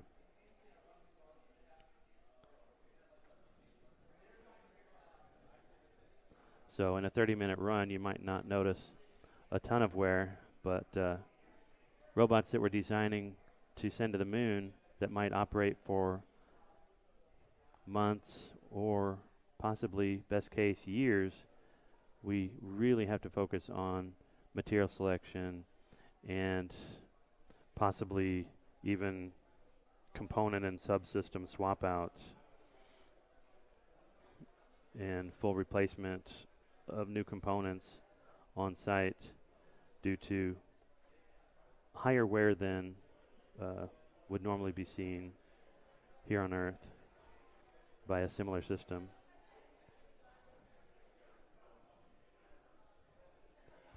This Utah team has picked a new spot so that they're not just digging a giant hole in one location. I'm trying to spread out the work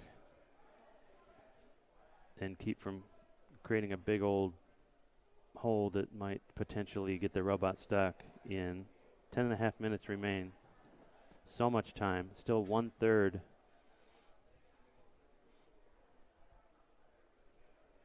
of this run still available on the clock for these students and their robot.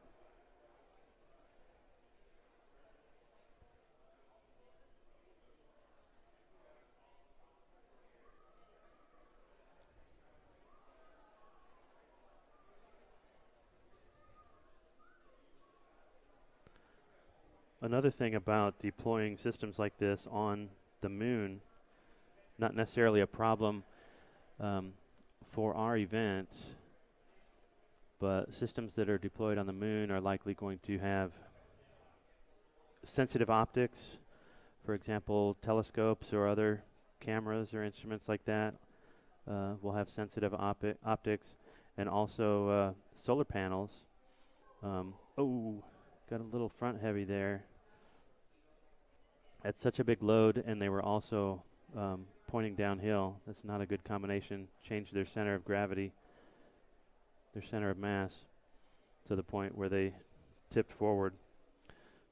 But solar panels and other optics that might be sensitive and have like glass fronts that need to maintain the integrity of that glass and the cleanliness of that glass can be problematic on the moon, because our equipment, other equipment that we send to the moon, could create dust. For example, excavation equipment could create dust. We're trying not to, but it can be really hard not to.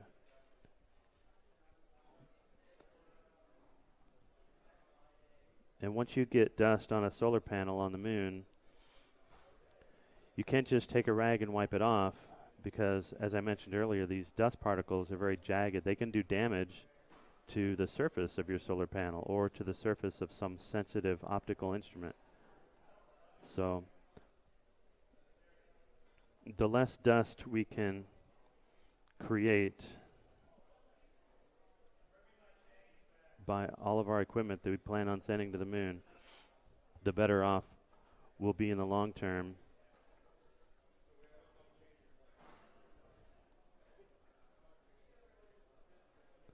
And so that's partly why some of the scoring criteria, some of the things that these student teams are being scored on here this week is how are they designing their robot to keep dust from being lofted in the air, and how little dust they actually do loft in the air.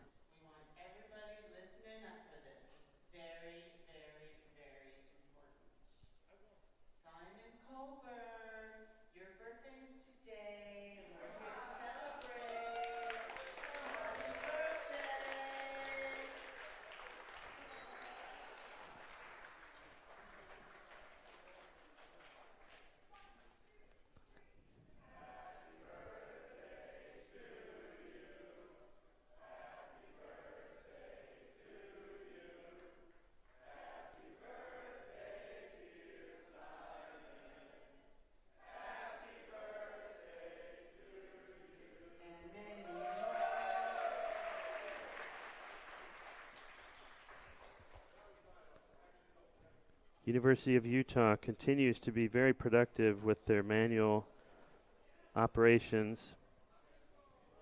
6 minutes remain in their second run.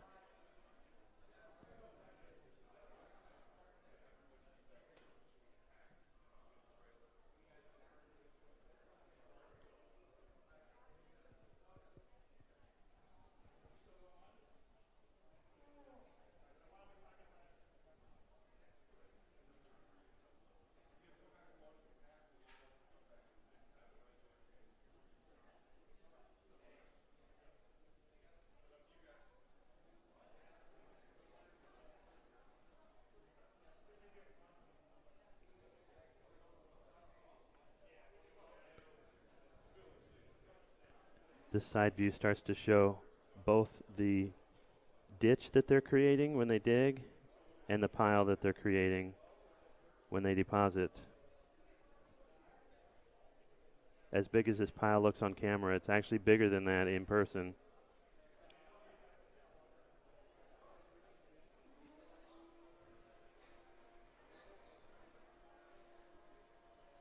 Camera just does not do it justice.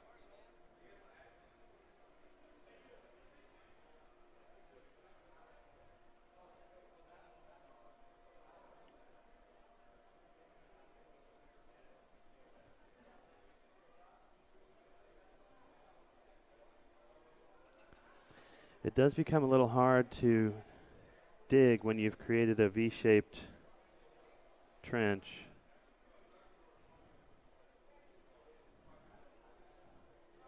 So the robot is starting on the downhill. Now the robot's facing down pretty sharply. And they're starting there and actually digging on the downhill side. Getting a little bit of a bite, but continuing that bite up the uphill side is a challenge because your chassis is changing from downhill to uphill, and compensating for that in real time is not easy.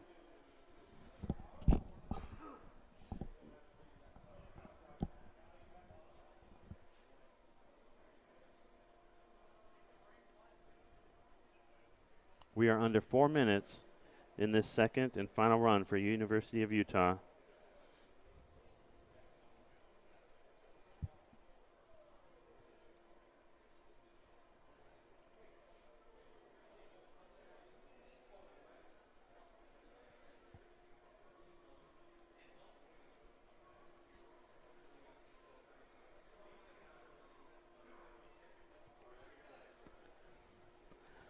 So it appears that the Utah team is not going to try for any autonomy points, but giving themselves a run for their money by potentially beating the amount of material scored in their first run, which was top of the field.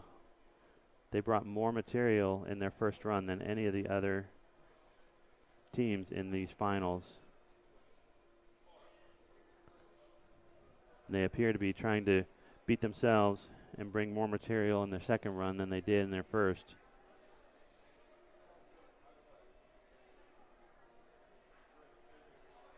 2.5 minutes remain for Utah.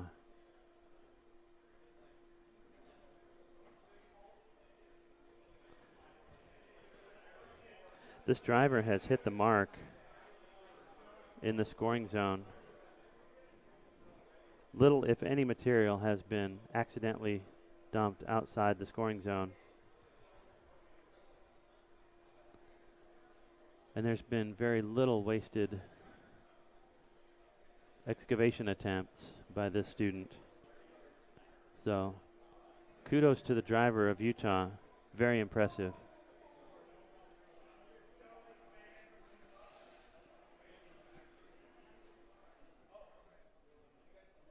Minute and a half remaining.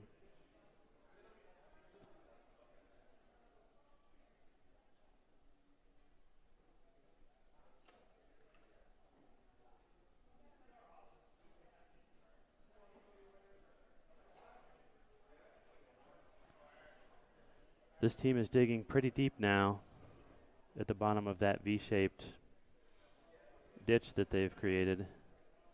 And so this material is getting a little bit tougher as they get deeper.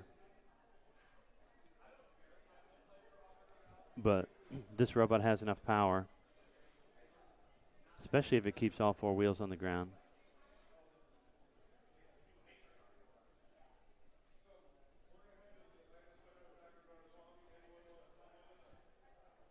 "45 seconds left for Utah."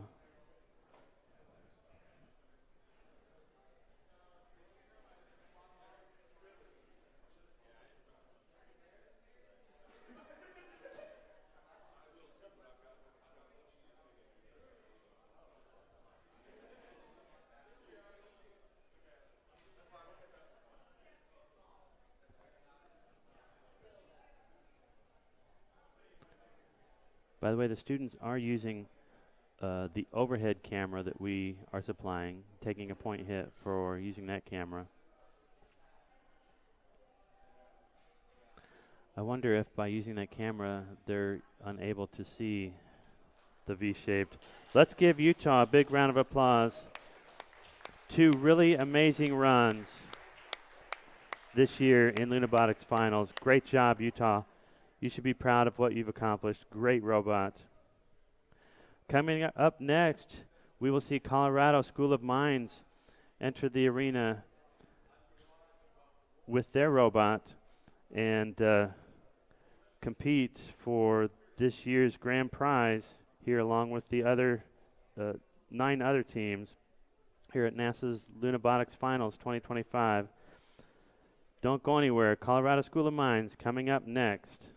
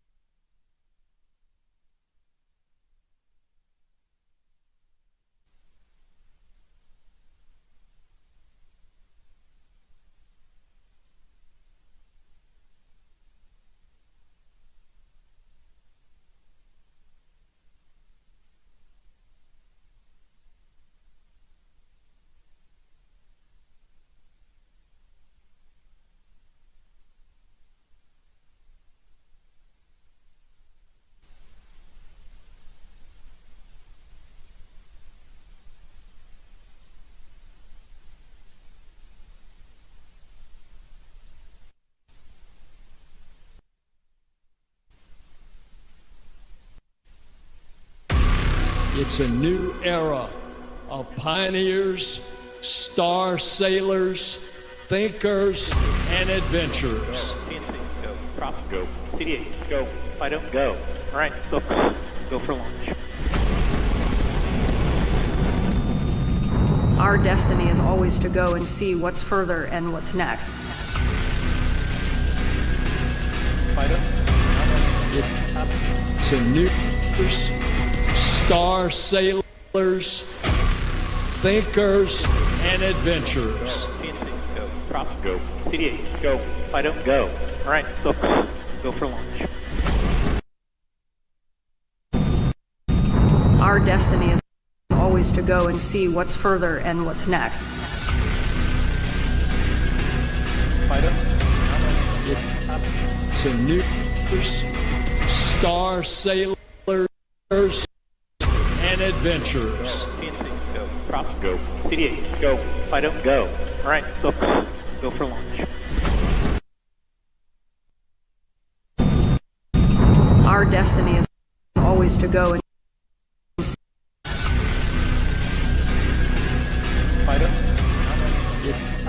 It's a new star sailors and adventurers. Go. Prop. Go. CD8. Go. Fido. Go. All right. Go for launch.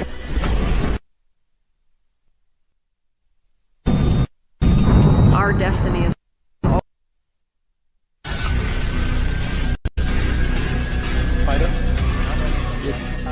It's a new star sailors and adventurers. Go. Prop. Go. CD8. Go. Fido. Go. All right. Go for launch.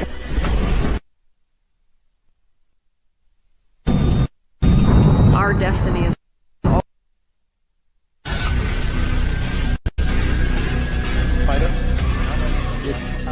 It's a new star sailors and adventurers.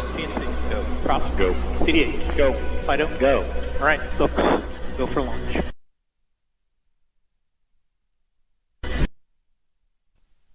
destiny is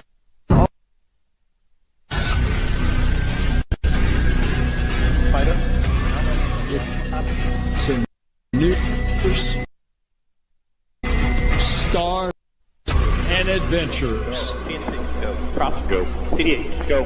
Fido. Go. All right. Go for launch.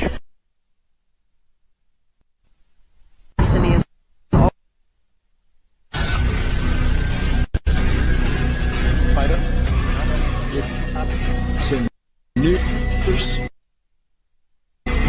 star and adventurers. Go. Prop. Go. CD8. Go. Fido. Go. All right. Go for launch. destiny is It's a new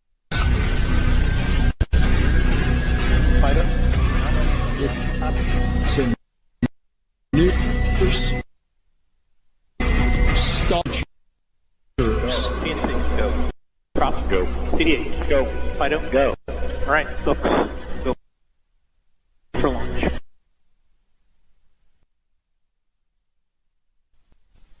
destiny is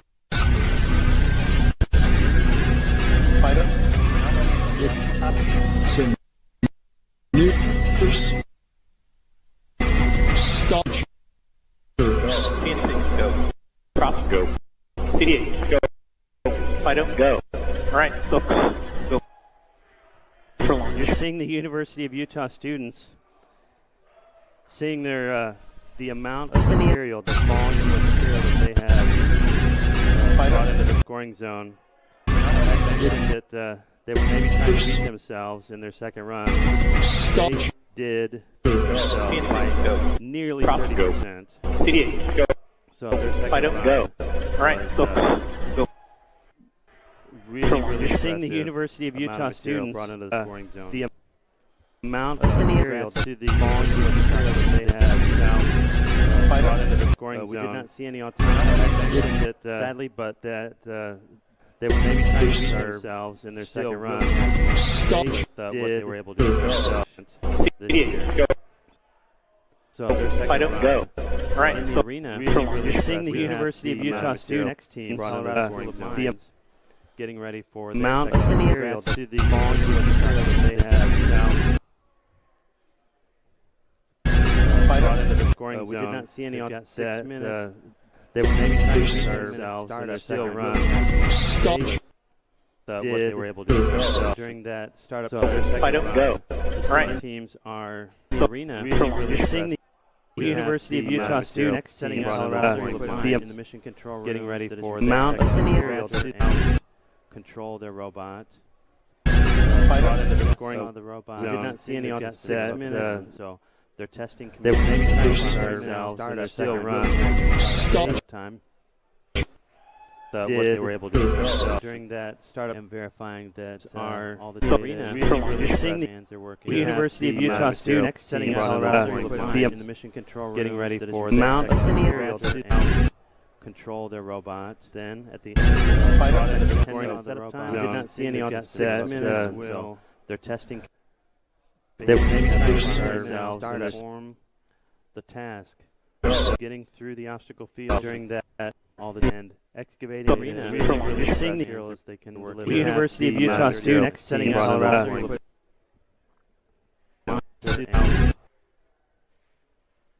control the setup time. Did not see any on the set. So they're testing. They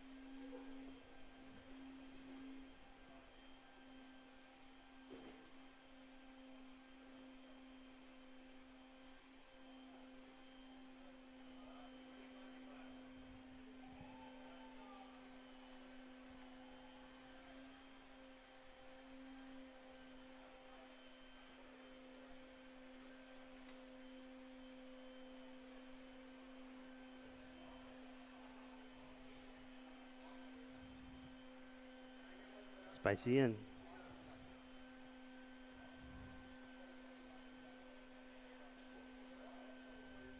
Getting a close-up view of the Colorado robot. I just noticed there's some gold autographs, some gold signatures around this robot from presumably the students that have designed and created this robot.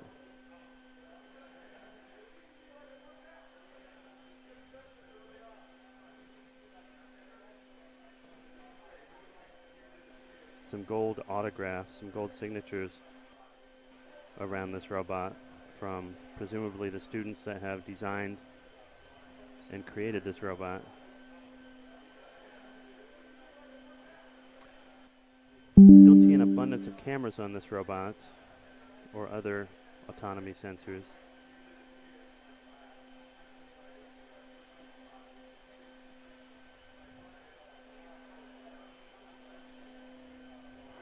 But this team wouldn't be here in the top 10 of the entire field if they hadn't had great success. Don't see an abundance of cameras on this robot or other autonomy sensors.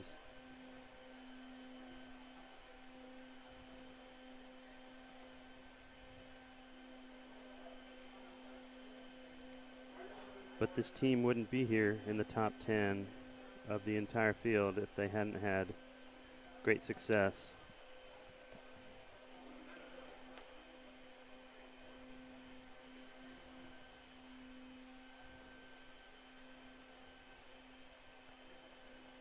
Colorado School of Mines is Team Moon Pie.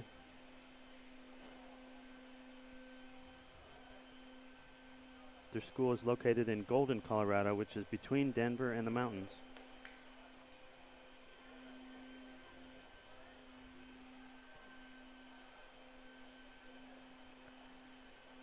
Colorado School of Mines is Team Moon Pie.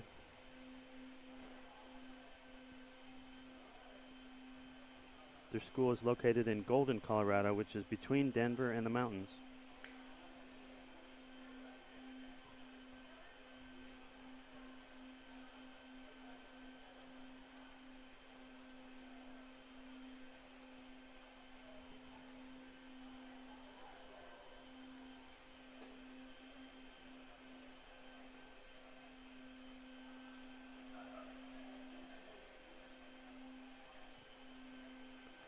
As our setup clock winds down, we should see students in the arena leaving our arena, leaving only the judges behind. As our setup clock winds down, we should see students in the arena leaving our... And the robot too, obviously. Arena, leaving only the judges behind.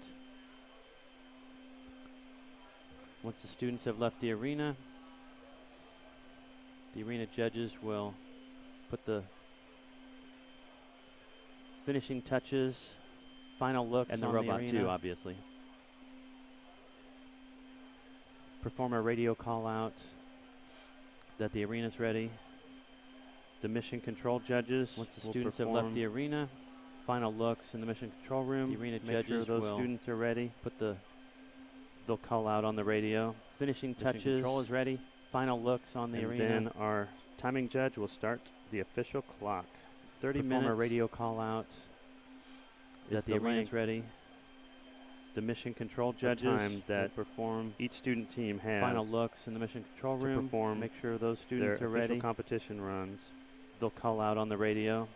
Mission control is ready. During those 30 minutes, then our team timing judge will start the official clock. Traverse 30 an obstacle area is the length that includes rocks and craters of time that they will dig or excavate in our excavation zone to perform their official competition. And they will transport material that they have excavated into during those 30 minutes. Scoring teams will traverse an obstacle area zone or scoring area that includes rocks and craters, simulating a construction operation in our excavation zone.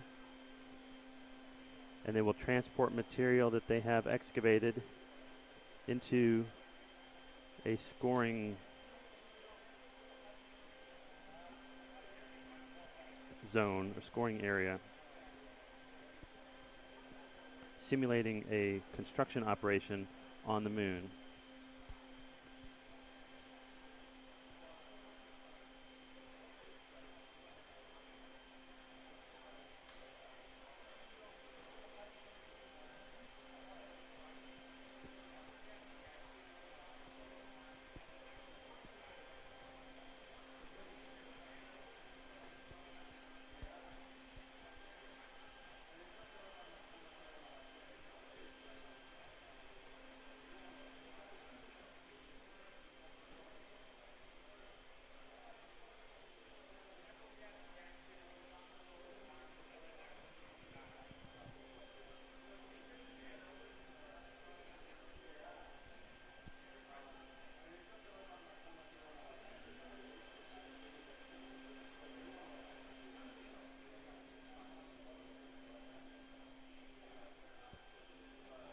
Again, judges will not start the 30-minute run until everything has been checked and verified.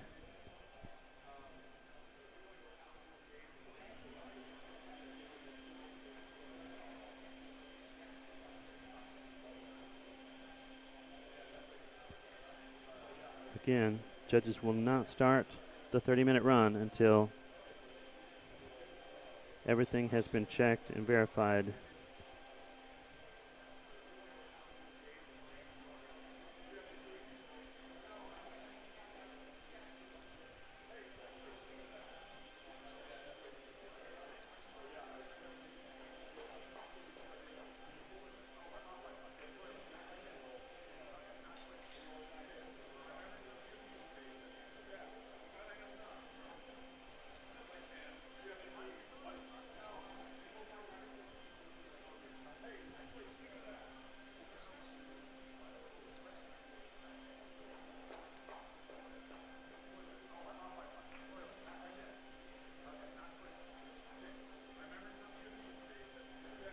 All right, we're finally seeing movement from the robot,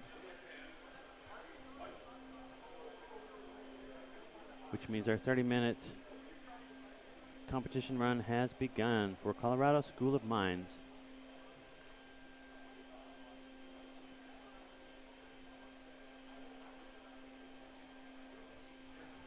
All right, we're finally seeing movement from the robot, which means our 30-minute competition run has begun for Colorado School of Mines.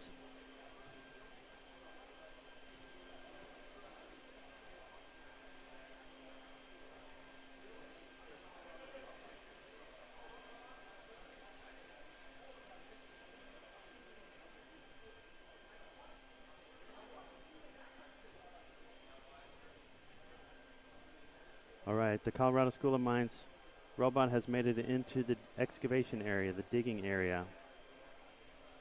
They are allowed to dig anywhere in this corner of the arena, inside the chalk lines that are drawn on the ground. All right, the Colorado School of Mines robot has made it into the excavation area, the digging area. They are allowed to dig anywhere in this corner of the arena, inside the chalk lines that are drawn on the ground.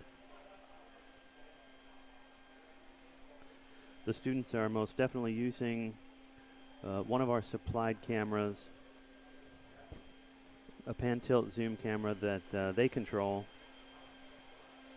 that can give them kind of a overhead but diagonal view of their robot. There is a significant size crater there. The students are most definitely using two of them. One behind the robot, supplied cameras, and one in front and to the right. A pan tilt zoom camera that they control, that can give them right there. That's kind the of first a crater. Overhead but diagonal view. The rear of wheel the just robot. fell into it. So this robot doesn't have There is a steerable significant size wheels. crater there. It's a skid steer robot. There's two of them. So in order to One turn behind to the the robot, right, the robot's one in left front and to wheels, the right. both of them need to go forward, and the robot's right wheels, both of them right need there. to go That's backwards. the first crater. Or that maybe rear just wheel just fell into it. stay still. So this robot doesn't have steerable wheels. It's a skid steer robot. So in order to turn to the right, the robot's left wheels, both of them, need to go forward, and the robot's right wheels, both of them, you can need see to go rock backwards to the right of the robot right now, or maybe just stay still.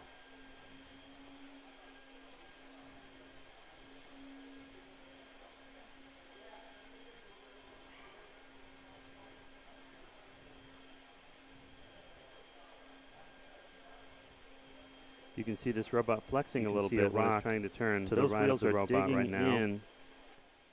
Sorry, my camera work needs some work. These wheels are digging in a little bit instead of sliding across the surface. A skid steer robot like this needs to slide its wheels across the surface without resisting that turning. But they are now digging. You can see material being thrown into their onboard hopper. With 26 minutes remaining, Colorado School of Mines is now digging.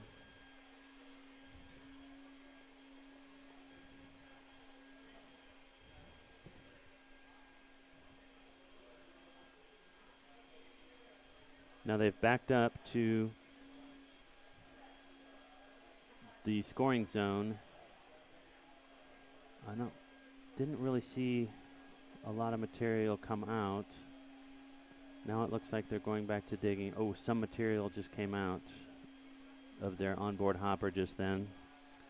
Sadly, not in the scoring zone.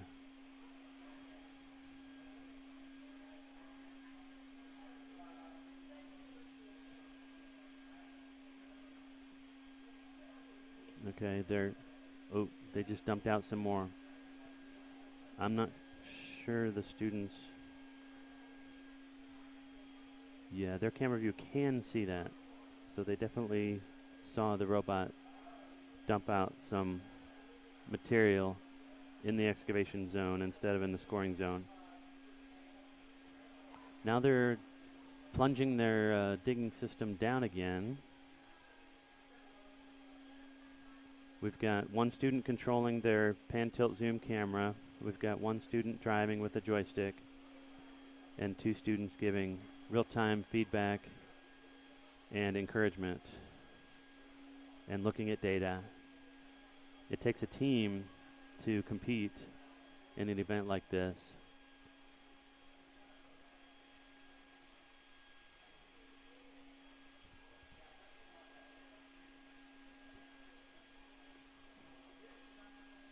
This robot is so fast when it drives. I have trouble keeping up with it. All right, let's see if they're able to offload some scoring material this time. Yep, there they go.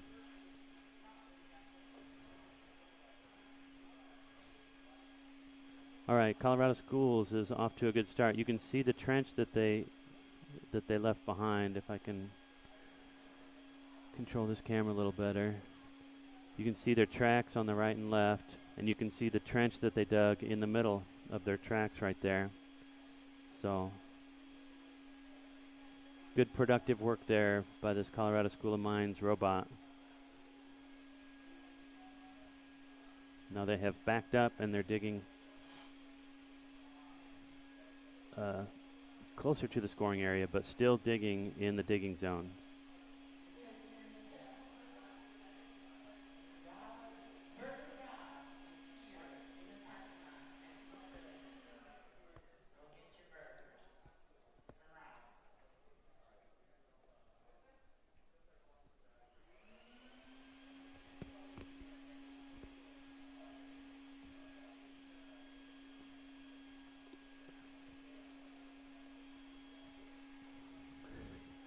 I'm sorry, I'm just going to zoom out because I cannot follow. This robot is so fast, it runs back and forth faster than the camera can pan.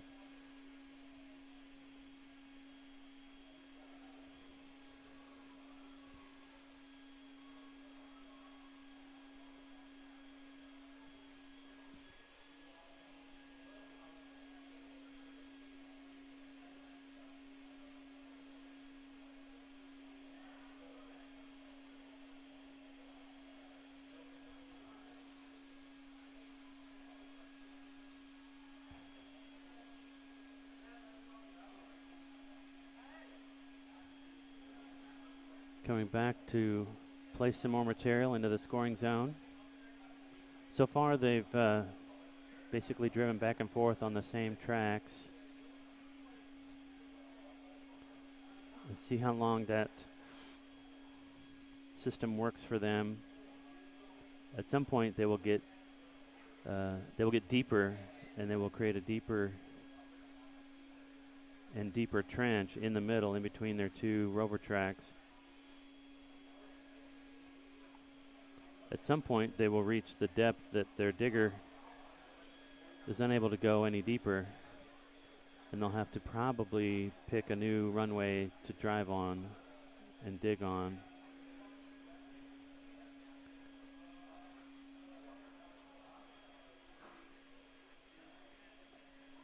And this is part of the planning process for us operating on the moon. We'll have to plan out all of our operations.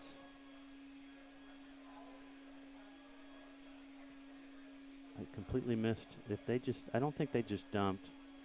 They're just coming back to take another pass.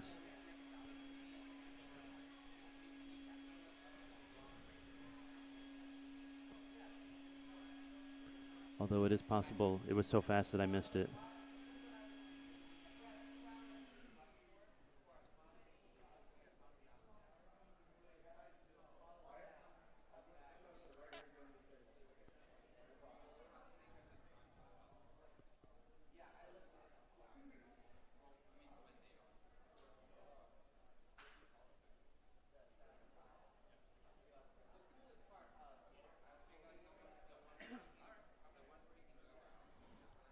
Oh, I just realized something earlier when they dumped their load in the construction zone, in the excavation zone, which is outside of scoring.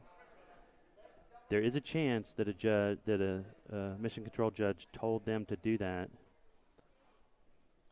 because it does look like there's a little strip of the digging trench that is outside of the excavation zone. So if the judge witnessed that robot digging outside of the legal zone, that judge would have obviously told the team they're not allowed to drop that in the scoring zone. Could explain what we saw earlier.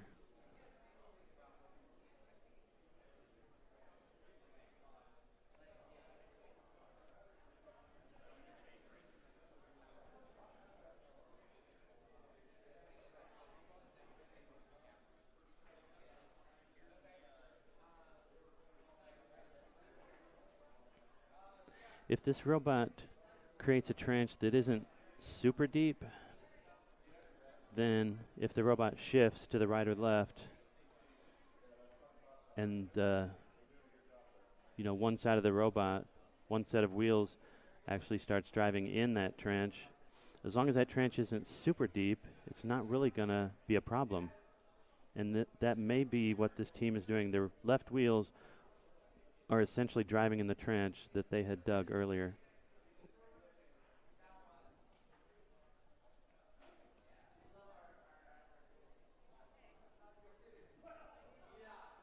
And that may be completely on purpose.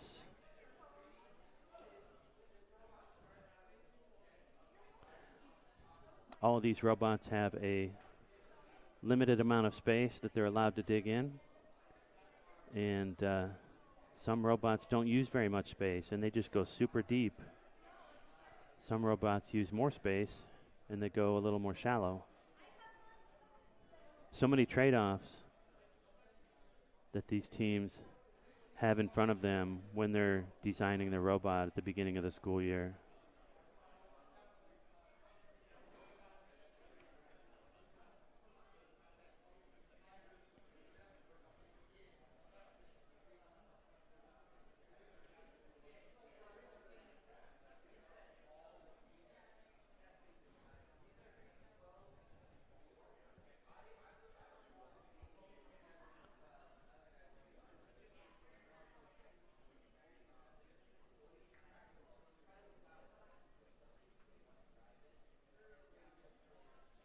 This is Colorado School of Mines. Second of 2 scoring runs for Lunabotics finals. Making a good trench right there. You can see the trench behind the robot. Looks like they got a little bit bound up, and so they raised their digger in the middle of that run, but then set it back down. Looks like they're going back for another pass because they have not shut down their digger. Yep, they're plunging their digger back down.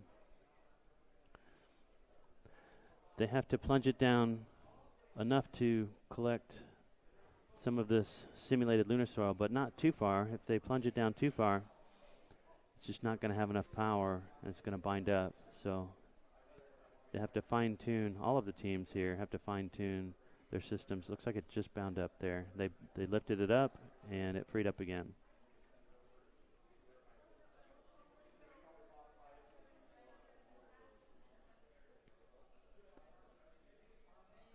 Not only is your digger likely to bind up if you try and push too hard, but your wheels are likely to either bind up or, if they have enough power, they could start slipping and just sliding over the soil instead of getting a good grip on it, potentially loosening up the soil and causing problems later. So this competition is not easy for any of these teams. This is a four-wheel drive robot. Most of our robots are four-wheel drive or six-wheel drive. You basically, it's pretty important to drive all of your wheels of your robot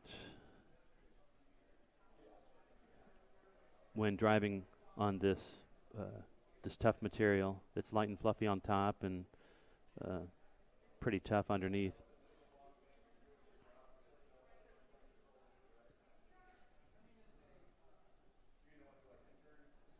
But occasionally we will see some of the wheels of this robot spinning and some of them not. And that is a case of non-productive work when you see that happen. Wasted energy.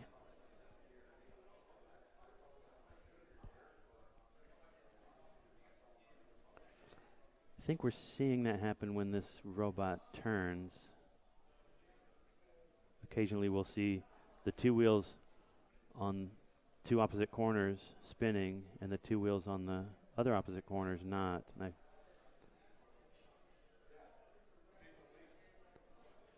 that's probably not what the students intend to be happening, because that's not very productive.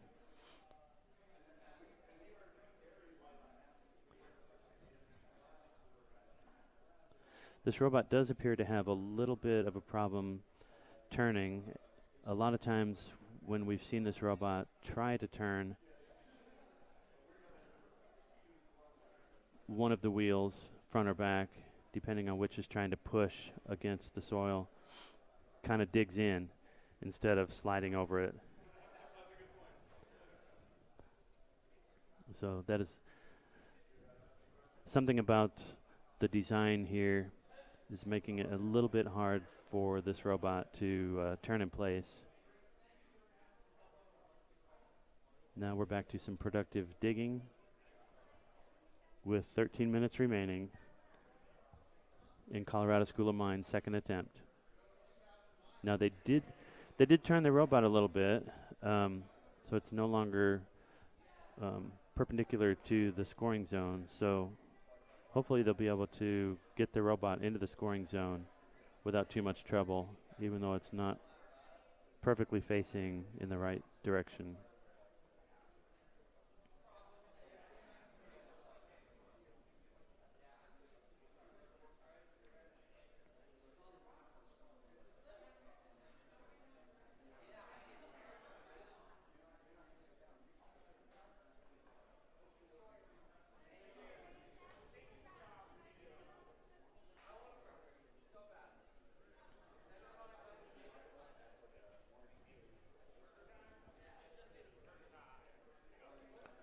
Looking ahead, when this Colorado School of Mines run ends, do not go anywhere, because we're going to have a mini award presentation at the end of this run. So don't disappear, because you don't want to miss the award presentation.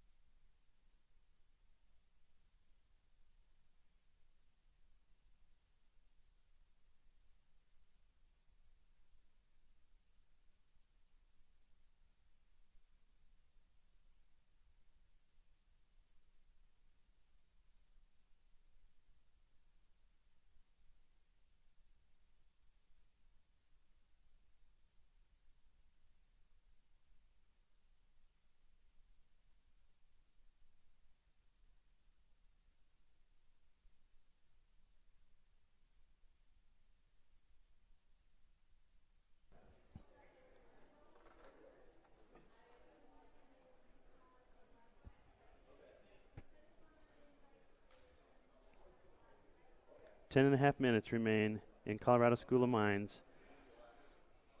Second run. Look at the pile they have deposited into the scoring zone directly behind the robot. And look at the trench being revealed behind the robot right now.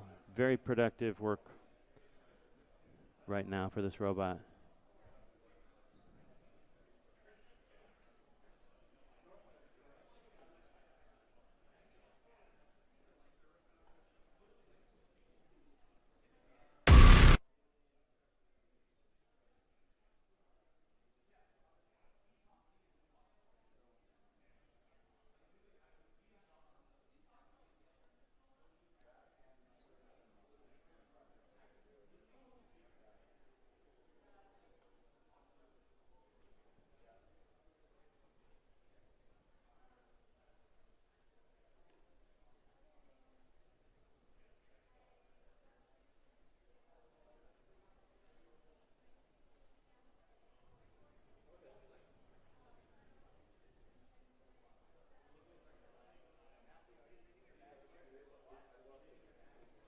This camera gives us a really close view of the offloading, the depositing of the material that has been collected.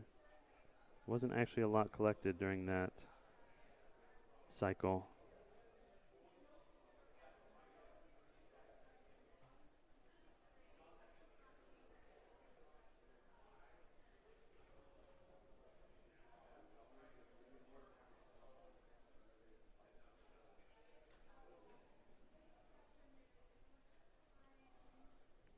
Still 8.5 minutes remaining, though.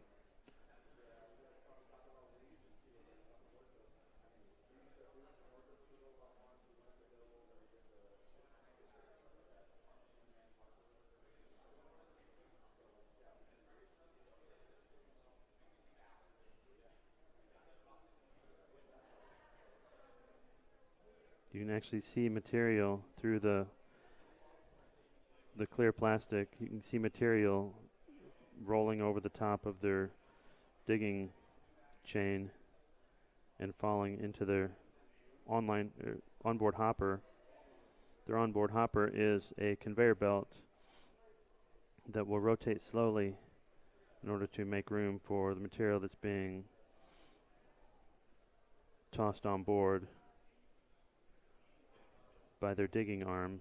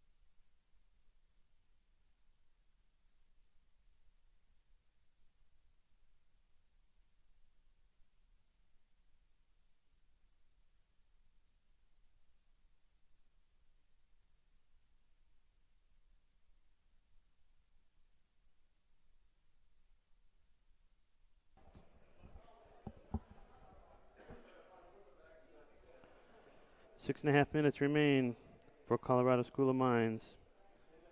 And you can see the piles of material that they have been able to successfully deliver into the scoring zone. After this run, we are going to have an award ceremony, and we will present the NASA Survey Granular Mechanics Award.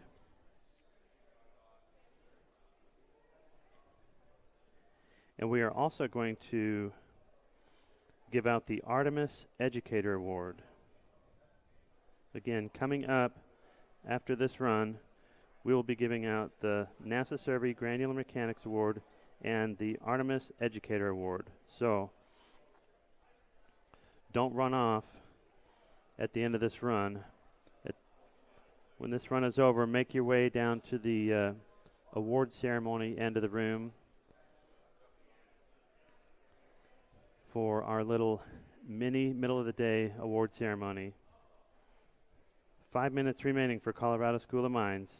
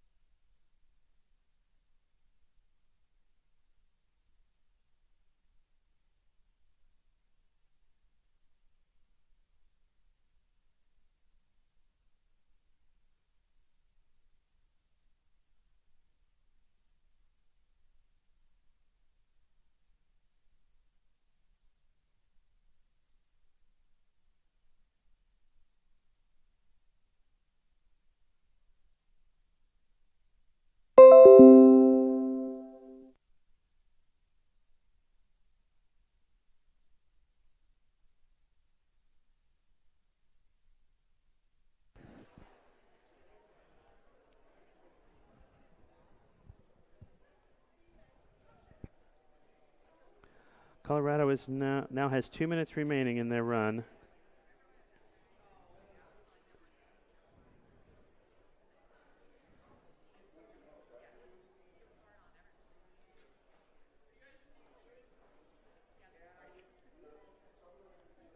It's been a minute since we've seen their robot move, though.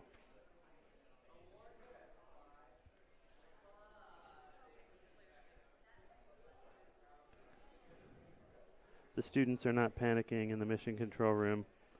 I think they're happy with the outcome.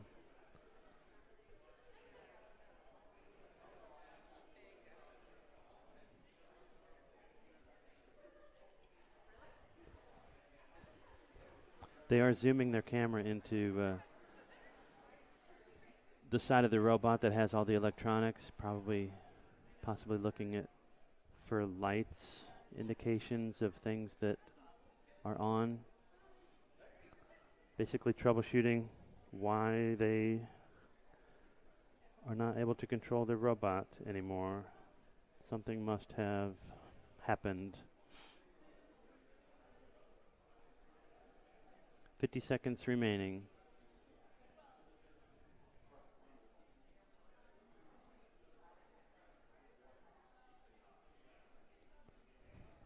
This is a tough environment for robots. So it's actually not uncommon for things to break.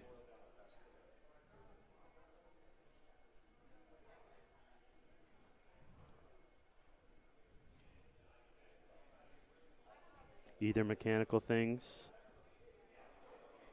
or electronic things that are maybe sensitive to vibrations or shock.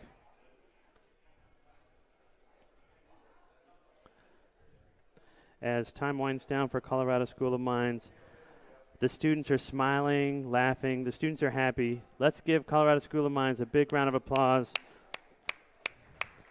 for their efforts and for the outcome of both of their runs.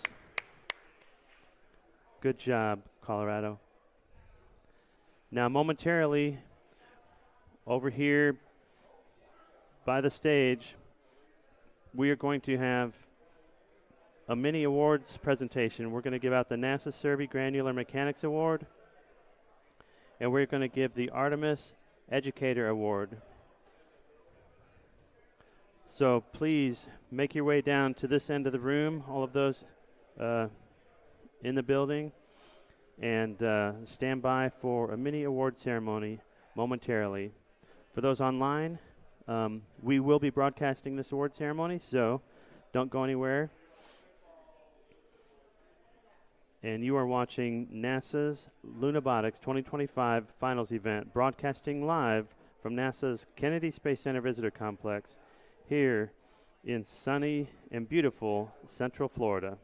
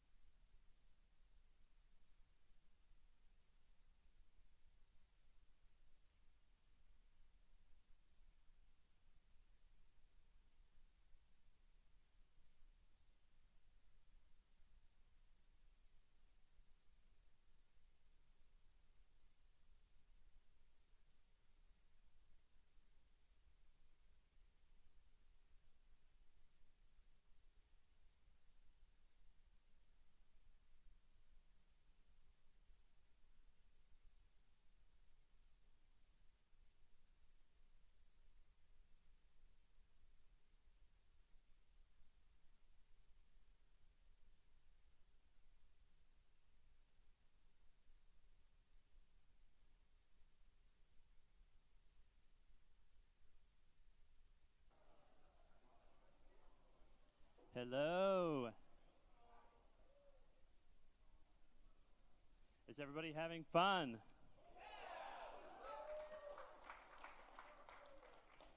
It's day 3. You've made it to day 3.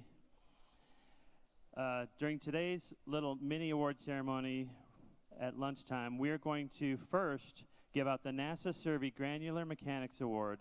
And this award is going to be presented to you by Jared Long Fox, the UCF Planetary Exploration Research Scientist representing NASA's Survey Center for Lunar and Asteroid Surface Science at the University of Central Florida. Jared Long Fox, come on up.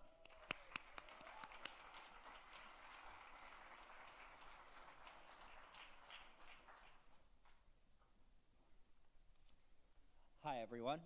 Thank you for the introduction, Kurt. Like he said, my name is Jared Longfox. I'm with the UCF Center for Lunar and Asteroid Surface Science, or CLASS. We're a node of NASA's Solar System Exploration Research Virtual Institute, or SURVEY. Now that the alphabet soup's out of the way, I want to say it's my absolute honor to be here with you all at the Lunabotics competition this year.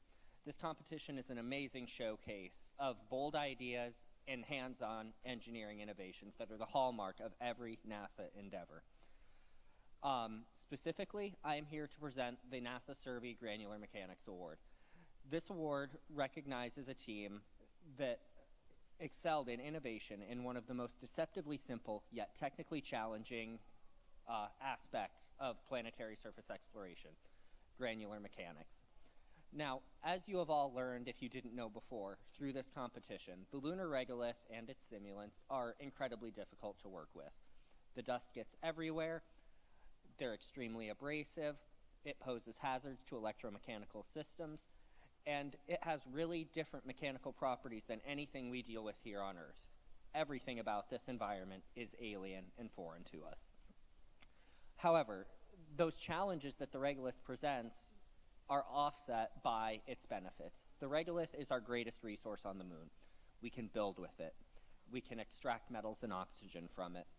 We can shield ourselves from radiation with it. We can set up entire lunar bases and live sustainably on the lunar surface using the regolith. And this award recognizes a team that has shown exceptional creativity and consideration in their engineering designs and insight in addressing these challenges.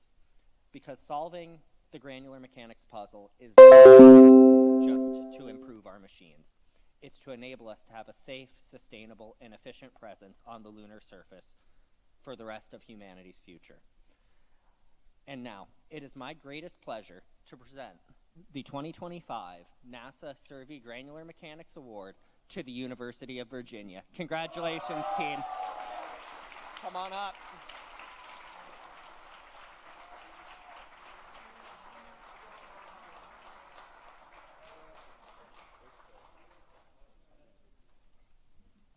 Yeah, someone take this. It's not mine. Right. Sure.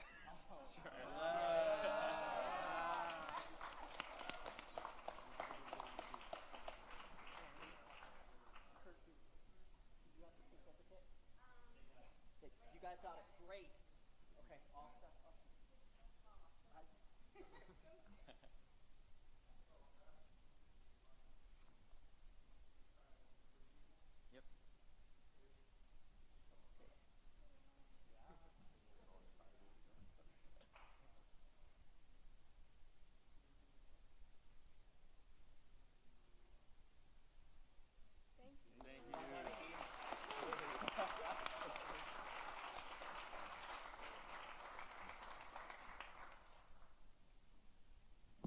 Congratulations, Virginia. Well deserved.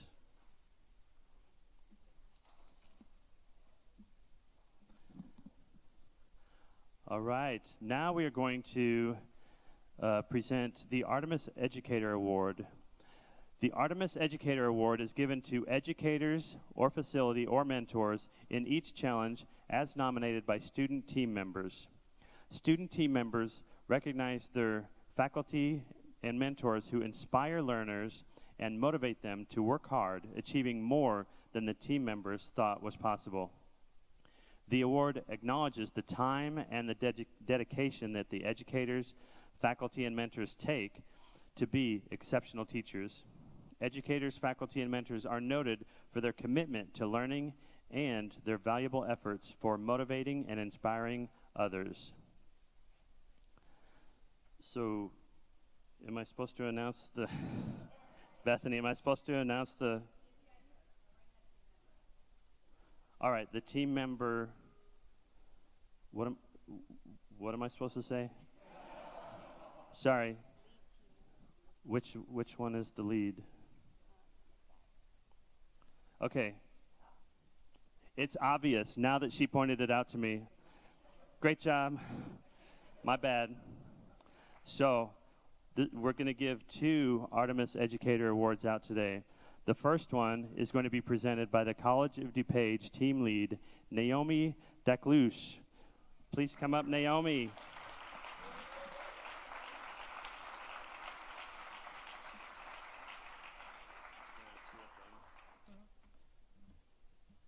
Hello, I'm very honored to present this award to our advisor, Dr. Eric Meloche. Not only is he the advisor at College of DuPage, but a lot of us had him for our classes, and he's just a great person. He really pushes us to perform our best, which is reflected this year. We reached achievements that we never even imagined. So thank you very much.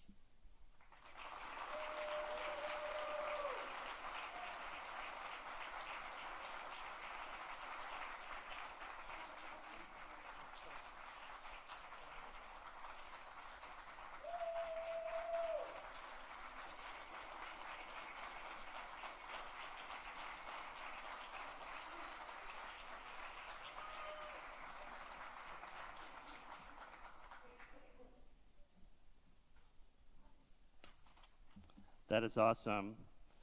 I should mention that what these educators and faculty and mentors are receiving for this award is a flag that was actually flown in space on the Artemis 1 mission. So this is an amazing award. It's not just a paper certificate, it's a real amazing relic flown in space. All right, our second Artemis Education Award flag, Artemis Flown flag, is going to be presented by Colorado School of Mining team lead Zachary Adams. Come on up, Zachary.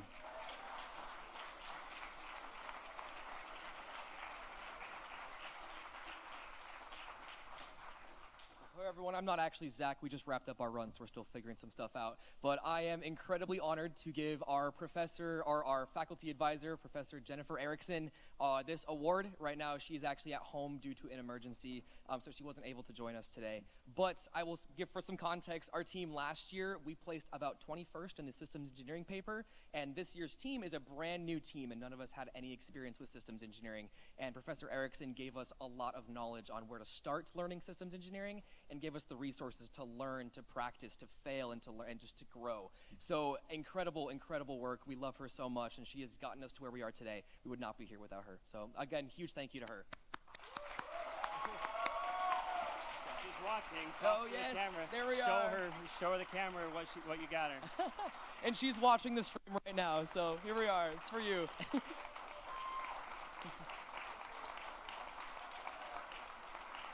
Awesome. Thank you so much. All right, that concludes our mini award ceremony. Now go eat lunch if you haven't already, and don't miss the next competition. I wish I could remember who was coming up next. Help me remember. Help me. Purdue is coming up next, so don't go anywhere. You're watching NASA's Lunabotics 2025 Finals. See ya soon. Don't go far.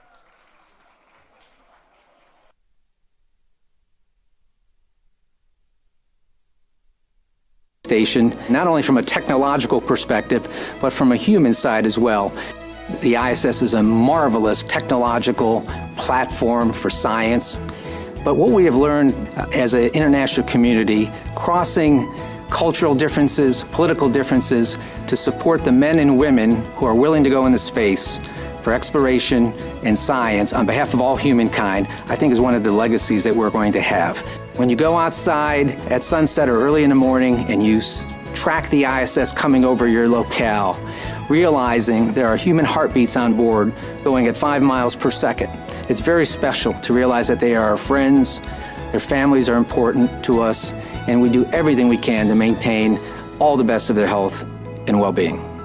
I get to help the astronauts launch and return from the International Space Station. There's been a lot of learning happening over the last couple years, 25 years now. I wish that everyone would know that the space station is one of the biggest international collaborations that NASA has. I think it is the foundation and testbed of just humanity's effort in space.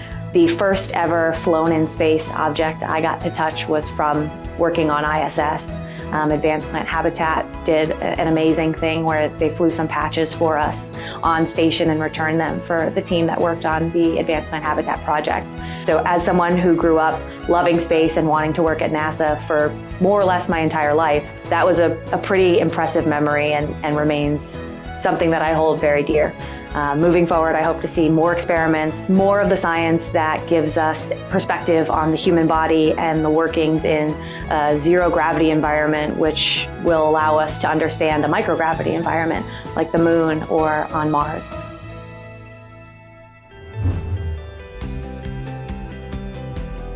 It's the only place in the world that we can do microgravity research. Think about that. One place in the whole world. There are no chambers on Earth where we can replicate microgravity, just the space station. So we have to use that in order to figure out what we need to do for exploration. The first thing we learned is what we didn't know, right? The questions we needed to ask. Moving from shuttle to space station, going from short duration to long duration, we discovered many, many things that we didn't even know were risks of spaceflight. But we can use a space station as a space analog for other space destinations. So that's really where we're going to focus, is how do we get to the moon safely? How do we get to Mars safely? Space station will allow us to do that. International partnering, international cooperation, engaging research, those three things to me are one of the most important things that the ISS has provided. When we embarked in processing the elements of the ISS, nobody knew how to do it. We kind of figured that out as we were going through it. One thing that everyone should know about the ISS is that it's a great platform to do research, and that we need that platform and future platforms to help us understand how we're ever going to be able to go even farther out into deep space.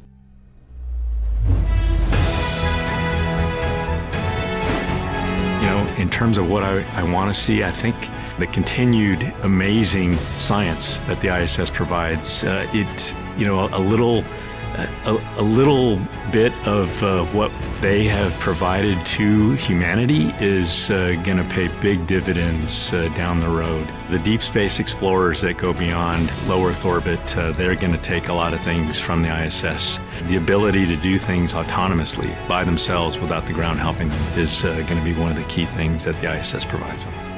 The one thing that I hope people realize about the International Space Station is that it is not just America's, that it's humanity's. We're not just doing things for the benefit of the United States. It's just bigger than what we are. Every new day for us now is a record until you come home. Thanks for that. The space station is a platform for bigger and more complicated exploration. The greatest achievement of the space station is collaboration. To work together. Countries come together, and once we are on board of the space station, living there in the case of the astronauts, we are all the same. It belongs to humankind. It belongs to all the nations that have collaborated and built this station, and furthermore, it belongs to all humans because of what we are researching and discovering for a better life on Earth. I wish everyone knew that the space station is just a technological marvel designed by engineers all over the world. I think the ISS has a lot to offer for deep space explorers. It's helping us learn how to design and operate systems to keep humans alive. One day that stands out to me is when we launched Crew 1. I was the mission manager for that mission, and it was just an incredible achievement to finally be providing crew transportation services to ISS, which is the whole reason that Commercial Crew Program exists. I think the most important thing we've learned through the ISS program is the great things that we can achieve as really a human species if we work together. Happy 25 years to the International Space Station. Happy birthday, ISS. Happy 25 years, International Space Station. Happy 25th, ISS. Happy 25 years, International Space Station. Happy 25 years, International Space Station. Happy 25 years to the International Space Station. Happy 25th, ISS. Happy 25 years, International Space Station. Happy 25th birthday, International Space Station. Happy 25th anniversary, ISS. Happy 25th anniversary, ISS. Happy 25 years, International Space Station. Happy 25 years, International Space Station. Happy 25 years, International Space Station. We can't wait to see what's next for the space station.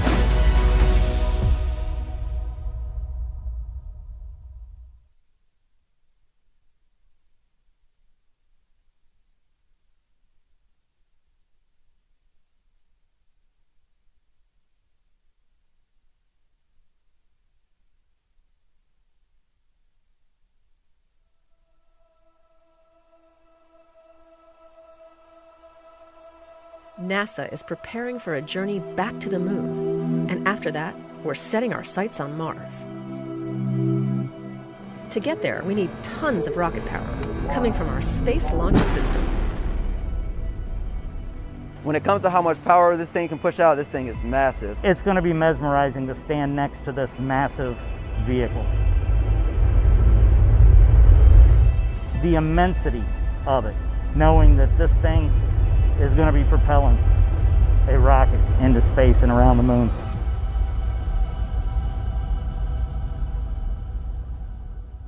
Hang on, it's probably best to start back at the beginning. It all started in Promontory, Utah, where Northrop Grumman manufactured each of the segments that make up the rocket's boosters. After a 10-day cross-country journey, the booster segments were delivered to Kennedy Space Center's Rotation, Processing, and Surge Facility, or RPSF. If this all sounds familiar, that's because it's the same facility that was used to process shuttle booster segments, which all came from Utah. Then they're ready to go to the iconic Vehicle Assembly Building, or VAB, where the rest of the motor segments are assembled and stacked on top of the mobile launcher. So the one thing about this vehicle, of course, it's produced all across the country. Components all come here. They may be built around the country, but they all come together right here in the Vehicle Assembly Building. Our SLS rocket will generate 8.8 million pounds of thrust to break through Earth's gravitational pull. That's more power than the Space Shuttle and the Saturn V rocket used.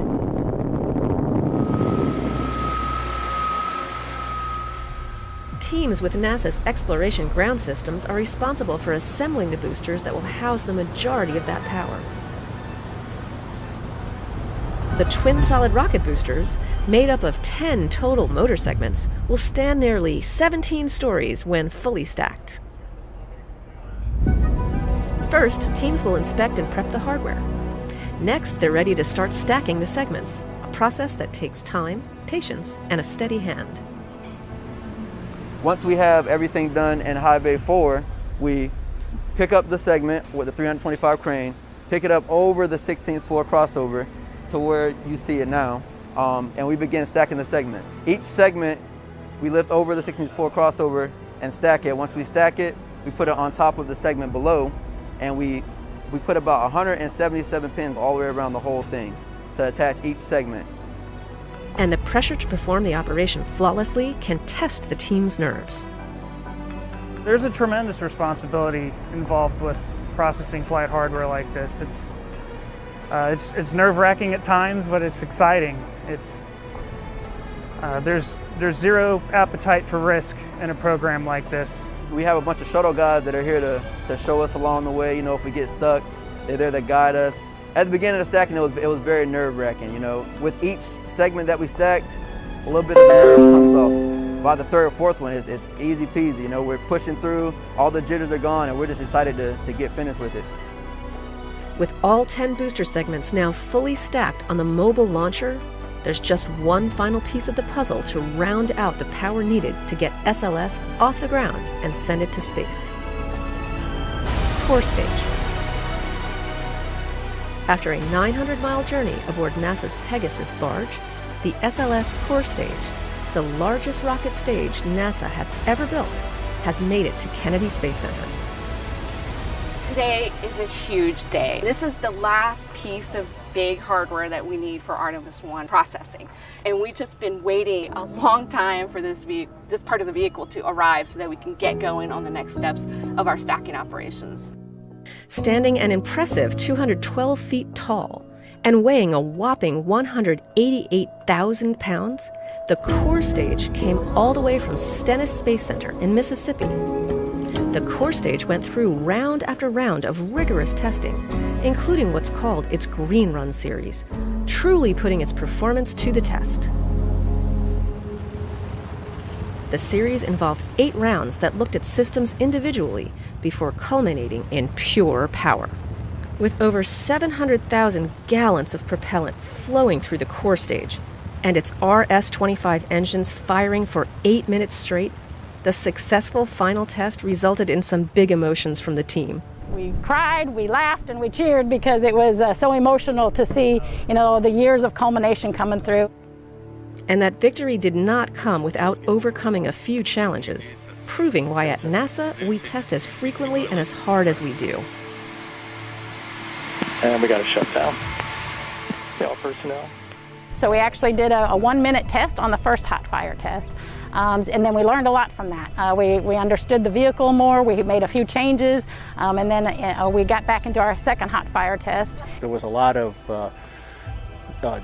joy and workmanship and ownership of being able to work that process and be able to get it done. When we went for the second hot fire and we went for the 500 seconds, that was just pure exhilaration.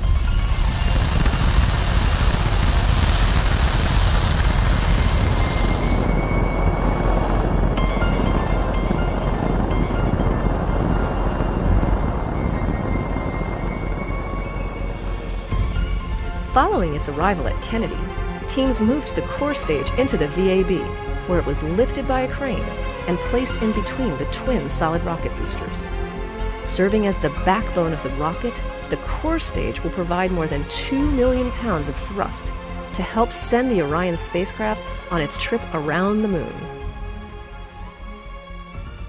Essentially, we have these 2 massive cranes that are located inside of the VAB, where we go ahead and we pick 2 points at the end of the core stage, one on the back portion of it and on the front portion of it.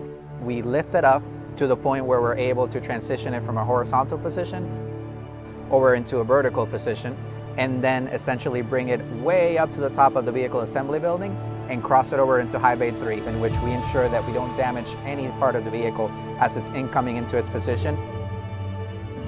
NASA's largest rocket stage, now fully integrated with the twin boosters, is ready to get Orion off the Earth. But it will take one more critical component to give the capsule that extra push it needs to journey tens of thousands of miles beyond the moon. With just a single RL-10 engine, the Interim Cryogenic Propulsion Stage, or ICPS, will provide over 20,000 pounds of thrust to send Orion on the ride of a lifetime. To connect the ICPS with the rocket stack, teams next added the launch vehicle stage adapter to the core stage, followed by the ICPS. The ICPS is the Interim Cryogenic Propulsion Stage, and essentially it's somewhat of the upper stage of the entire SLS vehicle.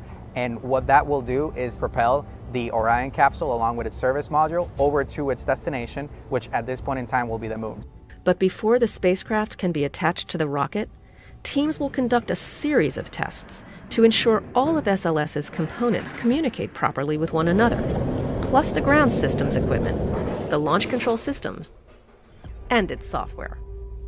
Adding to the challenge, those methods for testing have changed significantly since the days of the Apollo program.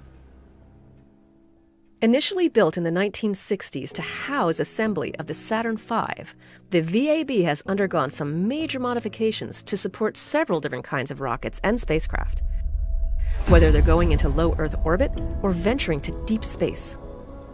This high bay was Shuttle Heritage. Before that, it was Apollo Heritage. So there's upgrades that are still occurring today to include upgrades that will support Artemis II and Artemis III. When SLS blasts off from Kennedy's Launch Pad 39B, Orion isn't the only thing it will be sending to space. Hitching a ride with Orion are tiny shoebox-sized satellites called CubeSats that were loaded into the Orion stage adapter in Kennedy's Space Station Processing Facility. The extra room in the stage adapter provides a rare opportunity to send those CubeSats to deep space to conduct science and research of their own. And these CubeSats are on tap to study a range of topics, from the moon to asteroids to the effect of space radiation on living organisms. At this point, the stack is nearly complete. All that's missing is the spacecraft itself, which has been in the Launch Abort System facility, getting outfitted with one of the spacecraft's most crucial pieces. The Launch Abort System is kind of that pointy solid rocket motor that's at the top of Orion, and it's there to protect the crew in the event of an emergency, so it's a very important system. Fully integrated with its Launch Abort System, the Orion spacecraft slowly makes its way to the VAB in the overnight hours. Upon its arrival, teams carefully lift and lower it onto the Orion stage adapter. With this operation, stacking the most powerful rocket the world has ever seen is complete. And what a sight to behold. Abort system, the Orion We're trying to decide, what does exploration look like in the future when we retire shuttle? You know, what does our nation want to do? Where do we want to go? How do we want to explore? To see it go from those days of words and ideas in people's heads to the 3 programs we have today and the Artemis mission and all the hardware that's been produced in factories ranging from big aerospace companies to little mom and pop shops all over the country and the world. It's unbelievable, and I'm just really proud. Before SLS and Orion can launch our nation into a new era of space exploration, a series of tests needs to take place inside the VAB, validating the rocket and spacecraft as an integrated system and paving the way for one final milestone: wet dress rehearsal. The 322-foot tall, fully integrated rocket will roll out to Launch Pad 39B for a full test, allowing the launch team to run through a full launch countdown, but stopping just short of firing the engines. I think we're going to be so proud when it rolls out of the VAB. I will personally be probably crying a little bit because it's such a big event. We worked so hard to get us to the day of rolling out. I'm probably going to be bawling when we launch it. See it through my tears because it's just a culmination of so much work from everybody. We owe the advancement of science and research and technology to what we're doing here, and this is a big opportunity for us as a nation to reclaim our spot at the forefront of human space flight and exploration. Artemis is going to be a major part of history. It most definitely is going to rock the space industry when it flies. This program is going to go to the moon. It's going to go to Mars. We need that. This country needs that. This world needs that. I'm so excited. It's going to be a lot of work ahead of us, but Artemis 1 is going to surprise everybody.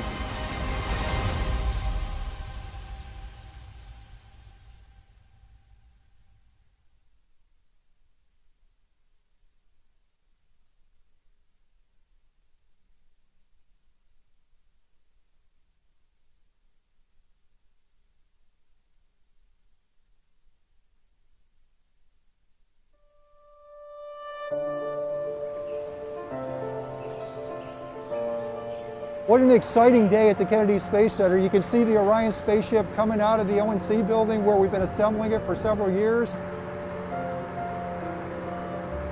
As big a step as this is for us today in rolling out and starting the journey of Artemis 1 to the moon and beyond, we're really excited for this test program to get this vehicle flowing and to begin the next steps, which are to send humans back to the moon. The twin sister of Apollo, Artemis is the name given to the program that will return humanity to the moon. And named after one of the largest constellations in the sky, Orion is the spacecraft destined to get us there. Through Artemis missions, NASA will land the first woman and the first person of color on the lunar surface. And these missions will allow us to explore more of the moon than ever before, paving the way for long-term presence in lunar orbit. We're rolling the Orion spacecraft out, but it's beginning its journey. We're really kind of at the end of the building process and the beginning of getting ready to go fly. But before Orion can travel to our nearest celestial body, it must first make a few pit stops along the way to fuel up and get ready for flight. As we leave here today, we're going to go to a facility that'll fuel the spacecraft with the rocket fuels and propellants it needs. We'll put a launch aboard system on. We'll send it out to be stacked in the rocket and launched. And it's really the last few yards of the game. Orion's journey to the moon began on the bayou. NASA's Michoud Assembly Facility in New Orleans is where technicians with Lockheed Martin began welding the pieces of the spacecraft's underlying aluminum structure together. 1 year later, it arrived in Florida, taking up semi-permanent residence inside the Neil Armstrong Operations and Checkout Building at NASA's Kennedy Space Center. Engineers and technicians will spend the next years working almost around the clock, outfitting Orion with thousands of components and pushing the capsule through several rounds of rigorous testing as teams prepare for its flight around the moon. The first step, though, is the crew module's arrival. When the crew module shows up here at the ONC building, it's really just a welded shell of the structure. When it gets here, we put it into a fixture called the bird cage tool, and we use that fixture to position and attach all of the mechanically attached primary and secondary structure for the crew module. Part of that includes the heat shield, which protects the crew module as it blazes through Earth's atmosphere at astonishing speed as it returns home.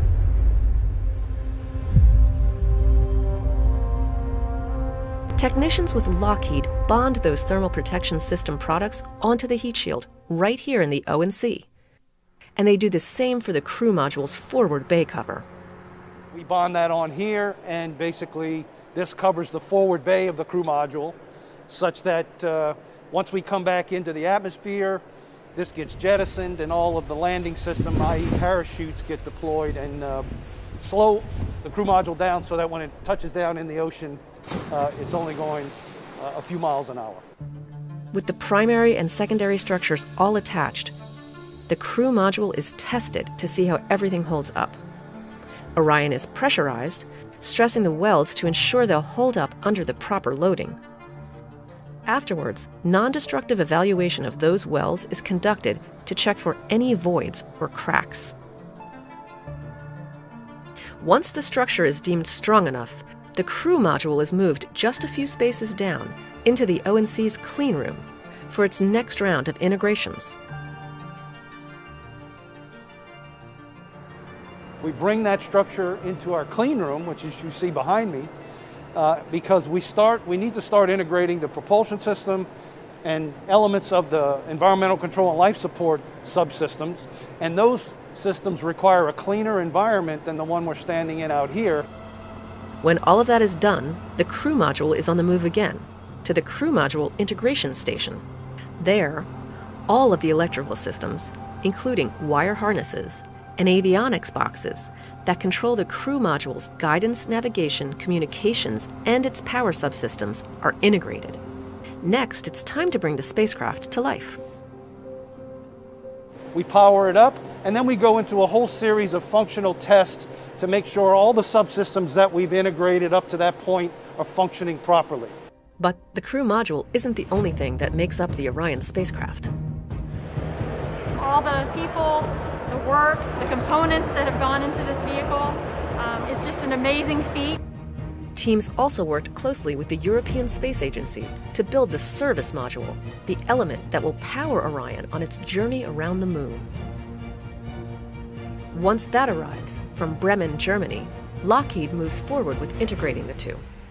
The service module has a very similar life cycle to the crew module. We build it up structurally, we integrate the propulsion system and the other fluid systems, and then we integrate it electrically and power it up and do functional tests on it. And when we have a full service module and a full crew module, then we stack the two together and we have what's called the crew service module for Artemis 1.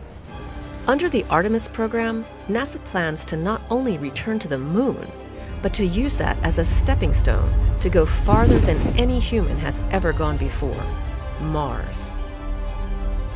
To get there, it's truly a cross-country and international effort among thousands of individuals. When you consider all the people, at the Johnson Space Center, Marshall Space Flight Center, all across the agency, SLS, Orion, the European Service Module, Boeing and their team, Lockheed Martin and their team, and to see all of that come together on that launch when we send it on its way to the moon, it's going to be absolutely amazing, and we're going to have a lot of really proud, happy people. Building a spacecraft destined for deep space exploration from the ground up is no easy task. And the fact that these teams have been able to come together and do just that in the midst of a global pandemic is nothing short of amazing. It really is a testament to the workforce. If you think about what we've been through over the years that they've been putting this together, and particularly think about the environment that this team was dealing with.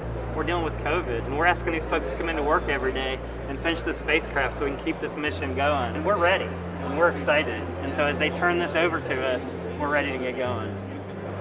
And really, this is only the start of Orion's path to the pad. It's a little hard to put into words when you think about the fact that we are in the first flow of what will be our nation's deep space exploration program. It hits you in the heart, and it really speaks to why we all are doing what we're doing.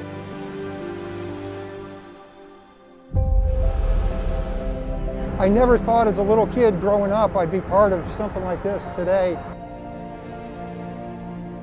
Now as a dad of two young girls, to be able to tell them what I do and to be able to have them someday watch the first woman stand on the moon is pretty amazing to me personally. As the Orion spacecraft departs the O&C, its next stop is the Multi-Payload Processing Facility, or MPPF, where teams with NASA's Exploration Ground Systems and prime contractor Jacobs will perform the next set of milestones, fueling and servicing the spacecraft.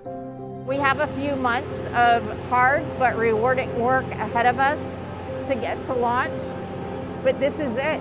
This is our year. This is our time and what folks have worked so hard for. Now, we're going to continue with processing, get that thing checked out, fueled, get the launch abort motor stuck on top of it. With fueling of Orion's crew and service modules complete, the spacecraft moves from the MPPF into the Launch Abort System facility. We just finished fueling the spaceship, and we moved it to the LASA facility, the Launch Abort System facility, to put the Launch Abort System on the top of Orion.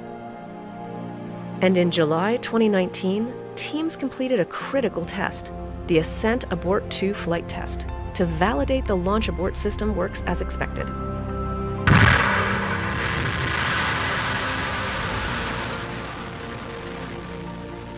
After reaching an altitude of about 6 miles, where the test spacecraft experienced high-stress conditions expected during launch, the abort sequence triggered. Within milliseconds, the abort motor fired to pull the crew module away to safety. Its attitude control motor flipped the capsule into the proper orientation, and the jettison motor fired to release the crew module for a splashdown in the Atlantic Ocean. I feel, just honored and humbled every day to be able to work on this stuff. This rocket is just going to be absolutely amazing. Now that the spacecraft's launch abort system is securely in place, Orion is ready for the next stop on its path to the pad, the Vehicle Assembly Building. Once inside, the spacecraft will be placed on top of the Space Launch System rocket, the most powerful rocket the world has ever seen.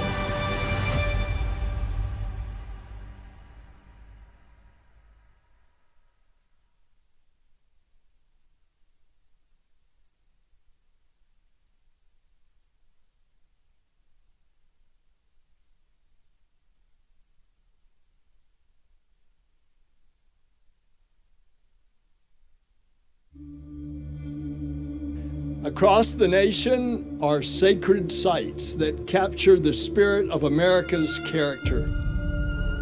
And one of those places is right here, the Kennedy Space Center. Every single vehicle that has carried humans beyond the bounds of low Earth orbit has undergone integration and testing in that Vehicle Assembly Building, crawled down this roadway and launched right here from the Kennedy Space Center. The Space Launch System, mated with the Orion spacecraft, will continue this proud tradition.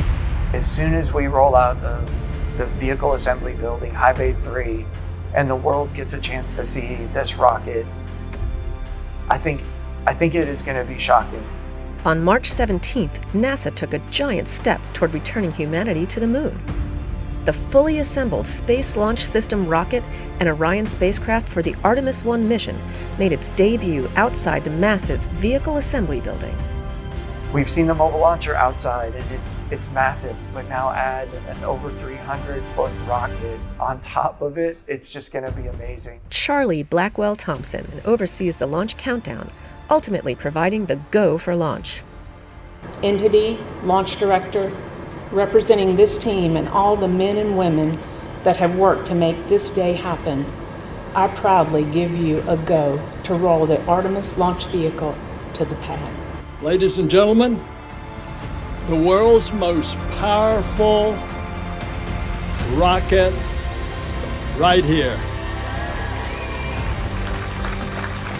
Once outside, the rocket began its nearly 4-mile journey to the pad, riding atop a 6.6 million pound crawler transporter, which was originally constructed to transport the Apollo moon rocket. In 1 year, we have completely stacked the vehicle. We completed most of our testing, all very successful, and we are so close to launch, and the excitement is just crazy.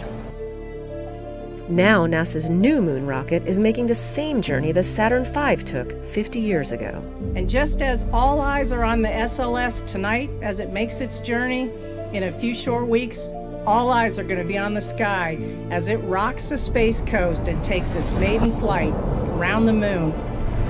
It is amazing to see the culmination of all of this work of many years from many industries and many people that have come and go to have a chance to then now see their work going over to the pad and then launching to go to the moon.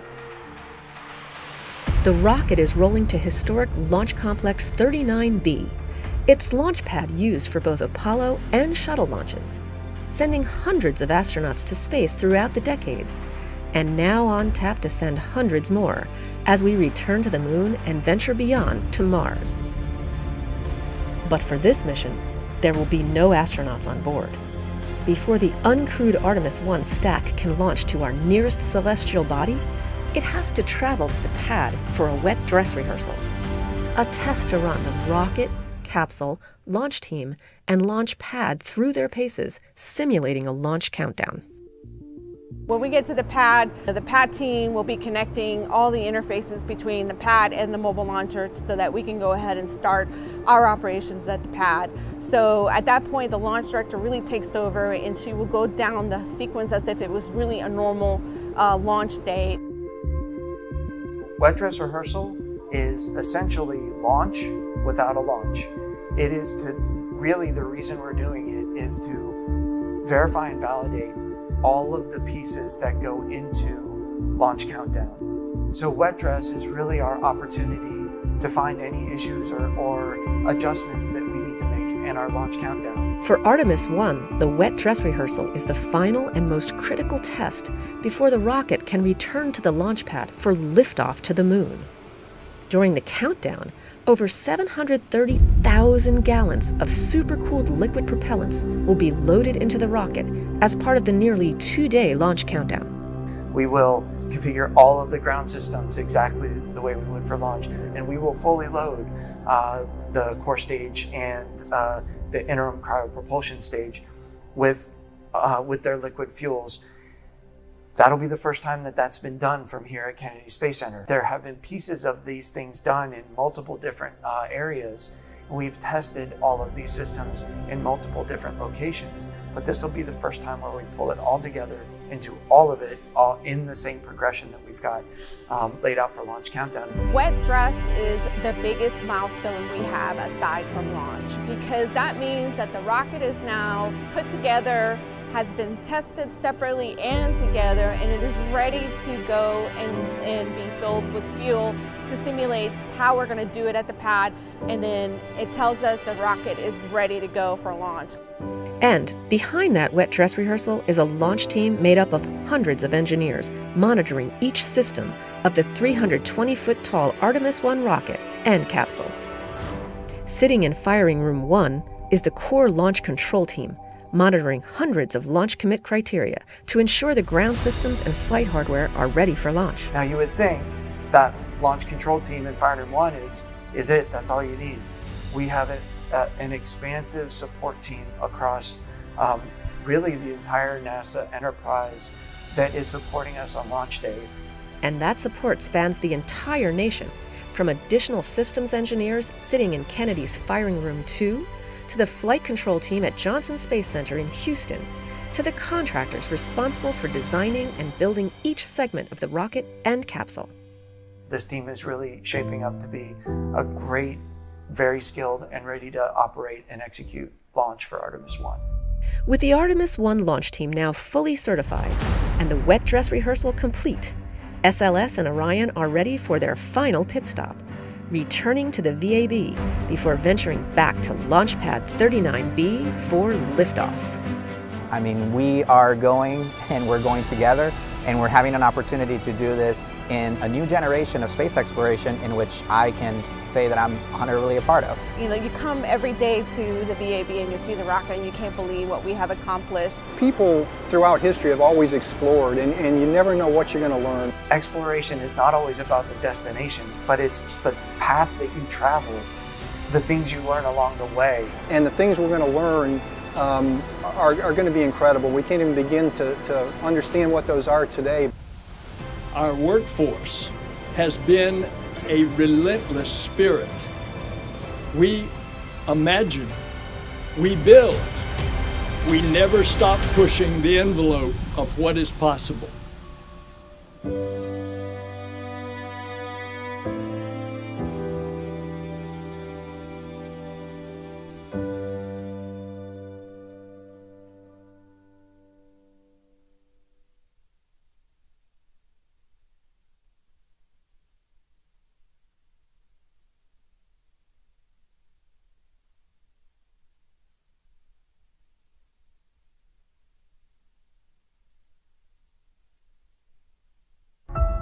What President Kennedy said was, we choose to go to the moon and do other things, not because it's easy, but because it's hard. The cost of failure is much higher than the cost of scrubbing. We have an obligation to get this right. This is a whole new vehicle, a whole new technology, a whole new purpose of going back to the moon in preparation to go to Mars. And yes, it's hard. The countdown to T-0 starts approximately 2 days before launch. Teams inside the Launch Control Center have been working around the clock, powering up each section of the rocket and configuring the launch pad to support the 8.8 million pounds of thrust our moon rocket will generate at liftoff. It is a new creation. It is a new rocket and a new spacecraft to send humans to the moon on the very next flight. Today, we make history. With the launch of the most powerful rocket the world has ever seen, we are taking the first step in humanity's return to the moon. I can tell you there's an energy and there's an excitement around the Kennedy Space Center, I would say, across the agency and all around the Space Coast as we get closer and closer to this launch. This mission will validate that the rocket and capsule do perform as expected before future Artemis missions send astronauts to the lunar surface. We have worked really hard to get here. The team has done an absolutely outstanding job, and we're up to the challenge, and I'm really looking forward to a successful test flight. You are looking at the world's most powerful rocket and Orion spacecraft live on Launch Pad 39B. Artemis 1 embodies the hard work of thousands across the world, determined to explore for the benefit of all. I'm Megan Cruz, and this is NASA astronaut Kayla Barron. When I first walked up and saw the view from the desk here, I was just blown away. This is the moment when it comes to the countdown, and then tension starts, and well, let's cross fingers, everything works well. Tension is rising, and we are fully excited here. Over the past few years, teams have put in thousands of hours, performing simulations and rehearsals to ensure that they are ready for this moment. As our 0 hour approaches for the Artemis generation, we do have a heightened sense of anticipation, and there's definitely excitement amongst the team members. We've noticed just the overall mood and focus within the team is definitely a positive one. Now, with all systems configured correctly, the launch director gives the final go for liftoff. On behalf of all the men and women across our great nation who have worked to bring this hardware together to make this day possible. And for the Artemis generation, this is for you. At this time, I give you a go to resume count and launch Artemis 1. This mission goes with a lot of hopes and dreams of a lot of people. It's no longer the Apollo generation. It's the Artemis generation. And that brings a whole new world of discoveries. T-minus 50 seconds and counting. The Space Launch System is now counting down to liftoff of Orion on its maiden voyage to the moon.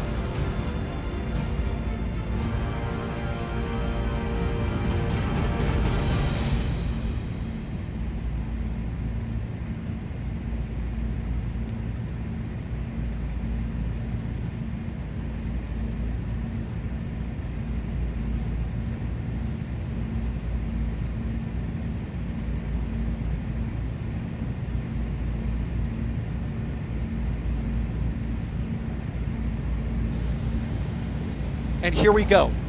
10. Hydrogen burn-off igniters initiated. 7, 6, 5. 4-stage engine start. 3, 2, 1. And liftoff of Artemis 1. We rise together back to the moon and beyond.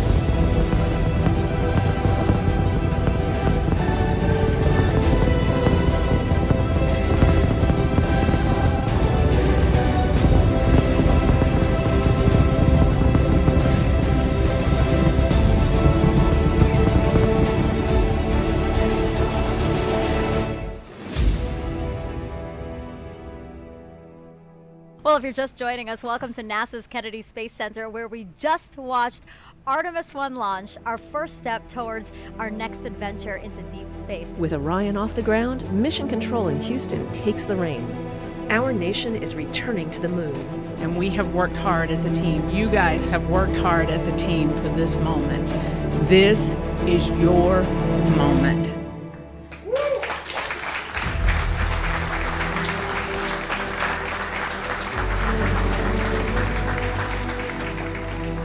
It is not by chance that you are here today.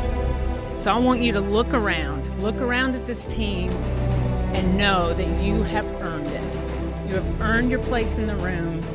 You've earned this moment. You have earned your place in history. The successful launch of SLS is just the beginning. Orion will spend the next several weeks journeying around the moon, sending flight data back to teams here on Earth for real-time analysis. During its mission, Orion reached speeds traveling about 30 times as fast as the speed of sound. This dramatic video of the Earth-Moon transit that took place showed and punctuated the fact that we were pressing away from our home planet to a distance of some 268,000 miles away from Earth, further than any human-rated spacecraft had ever traveled, for a spacecraft designed to return humans to Earth, eclipsing the mark set by the Apollo 13 vehicle back in 1970.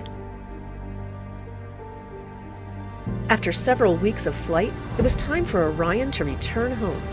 A half-century later, NASA's newest moon explorer, the Orion spacecraft, is barreling its way back home after circumnavigating the moon and beyond in an elliptical distant retrograde orbit. Now less than 2 hours away from splashing down in the Pacific Ocean west of Baja, California, to complete its shakedown mission.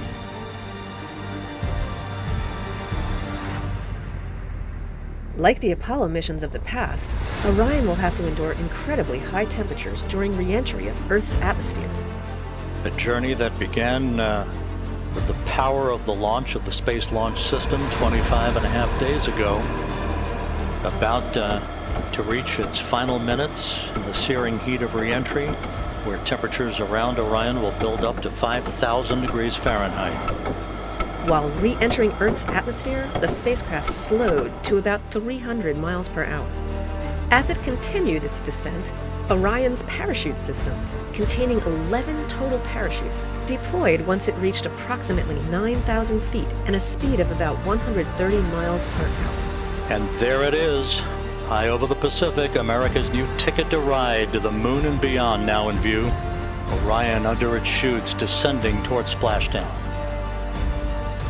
These parachutes help slow the crew module to a much more manageable speed, roughly 20 miles per hour, for a water landing off the coast of California. Splashdown. From Tranquility Base to Taurus Littrow to the tranquil waters of the Pacific, the latest chapter of NASA's journey to the moon comes to a close. Orion, back on Earth.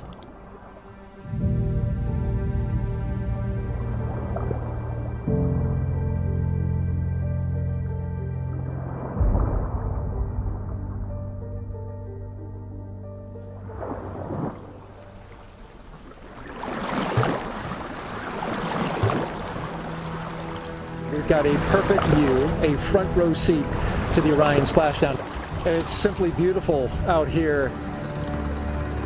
That is a human-rated capsule that went around the moon and returned and is now in the Pacific Ocean. I think I can speak for the whole dive team that we're honored to be part of history and to be part of something so monumentous, and just ready and excited to go out and do this. When Orion was deemed safe to approach, team members jumped into the water and attached hardware that steadied the capsule. What we do at NASA really is all about collaborations, and the collaborations that we've had with the Department of Defense in particular over the past many years, their hard work and their dedication as they went through a great deal of planning, hardware development and processes, and a lot of practicing to get to this point and make it look easy. And that team, made of a combination of NASA and Department of Defense personnel, has put in years of work to make sure that they were ready. Melissa Jones, the recovery director, just came from outside the ship's control center where she was monitoring and, of course, managing her team in the midst of this recovery. So, Melissa, thank you for being here. Thank you for having me. It's just been a long time coming. We've been working this mission for a while, and we've done a ton of training. And every time you do training with a mock-up capsule, you don't have any of that. You don't have parachutes. You don't hear it coming back to the atmosphere, the sonic booms and all of that kind of stuff. And today that actually happened. It's just amazing.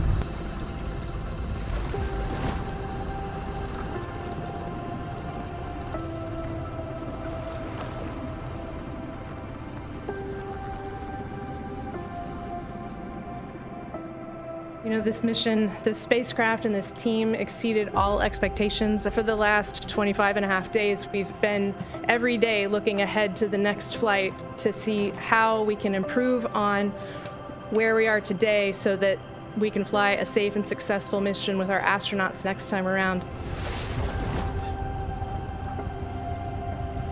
Once stabilized, the team secured the spacecraft with hardware and rope assemblies and towed it to the Navy ship. The dive team then connected Orion to a series of ropes from inside the back of the ship, known as the well deck, to safely and securely pull the capsule inside.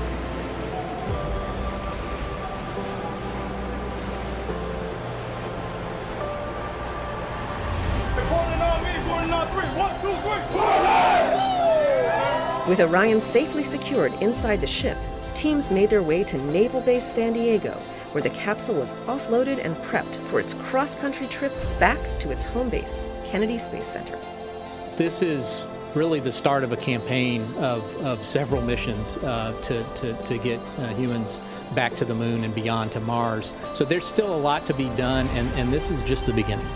Kennedy just stunned everybody with the Apollo generation. I believe that this nation should commit itself to achieving the goal before this decade is out. And said that we were going to achieve what we thought was impossible. Of landing a man on the moon and returning him safely to the Earth. Many things have happened since, but we knew we were going back. This is the program of going back to the moon to learn, to live, to invent, to create in order to explore beyond. Oh, it's a new day. A new day has dawned, and Artemis generation is taking us there.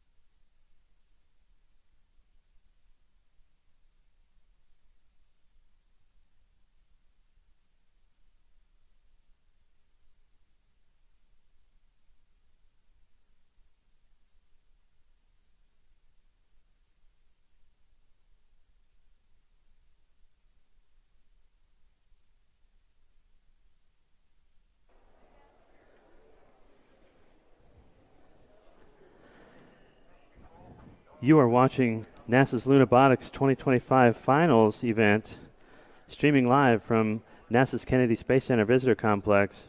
In the mission control room right now is the Purdue University team. Those students have just turned off NASA-supplied cameras, and they are going to be totally running from live data streaming from the robot.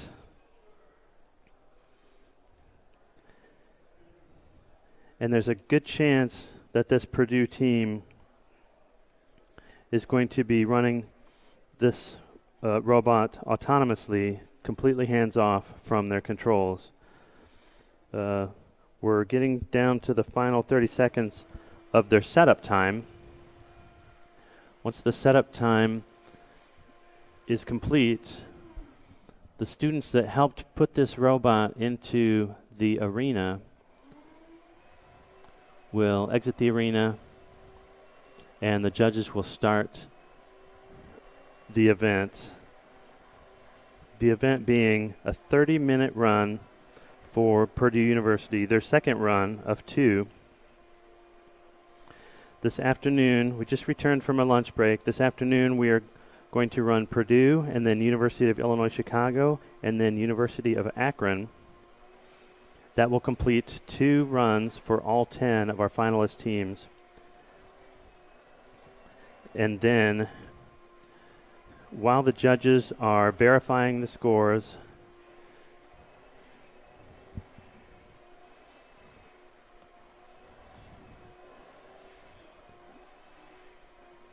there is going to be a time period where we will take a break.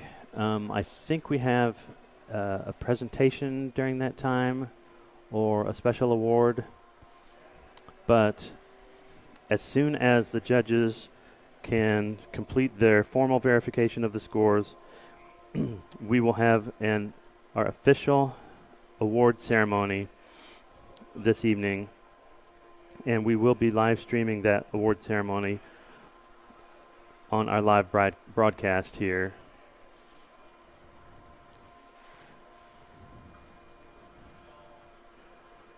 Okay, we see the Purdue robot moving. Is the clock running? Looks like the clock is running. So this 30-minute run has started for Purdue. And the robot is very likely going to autonomously scan the area, looking for rocks and craters, so that it can autonomously traverse this obstacle field.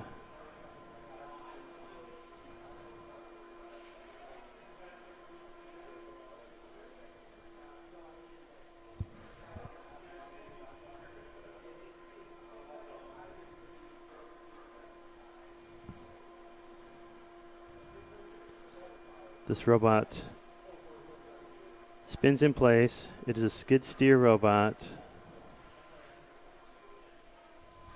4-wheel drive skid steer robot. So to turn, it spins in place like a lot of our robots do.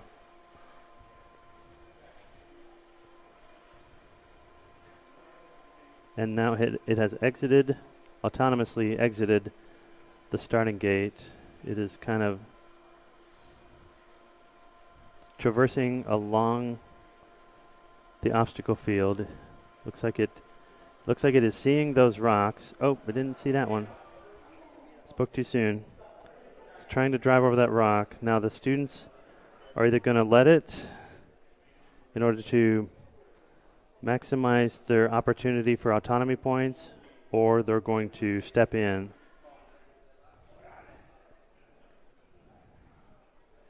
and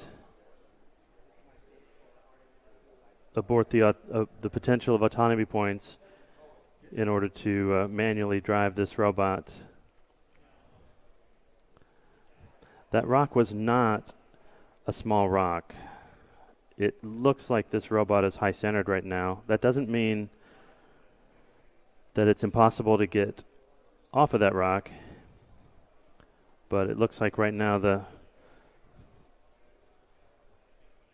two of the wheels are touching the ground and two of the wheels appear to be in midair. The students are watching and they are not taking over control yet. There is some nervous energy though as this robot digs in a little deep.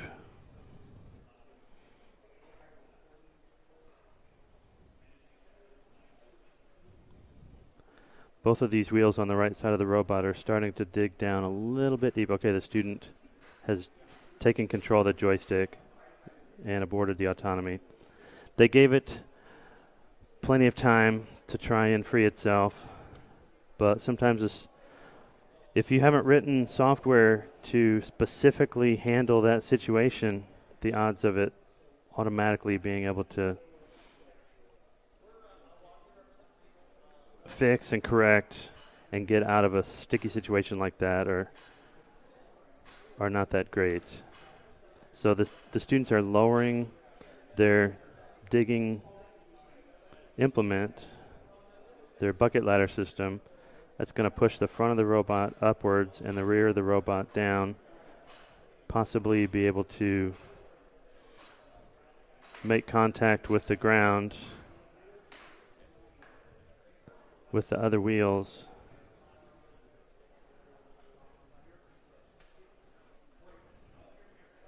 The wheel in the upper right is starting to get buried pretty badly.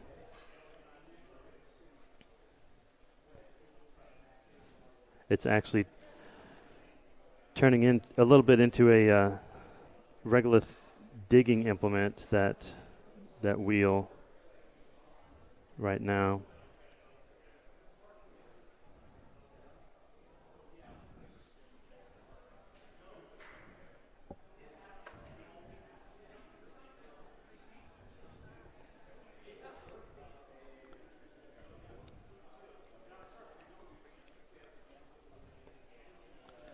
This camera view is what the students are looking at in the control room, assuming that they have chosen to look at our cameras.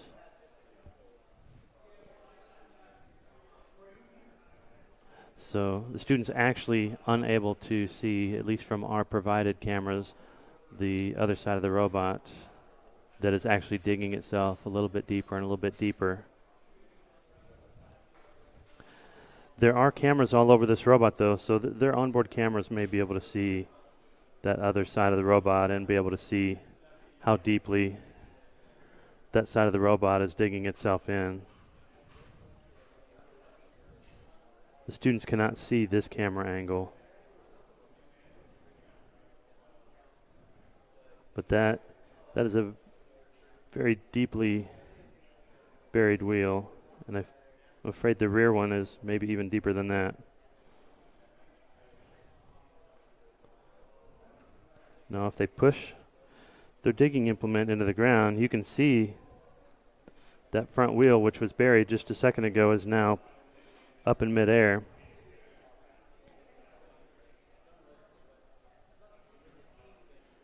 It's possible that this robot wheel will be able to push itself. That's as far down as that digging implement will go. Now they're running their digger backwards, so it's not actually digging.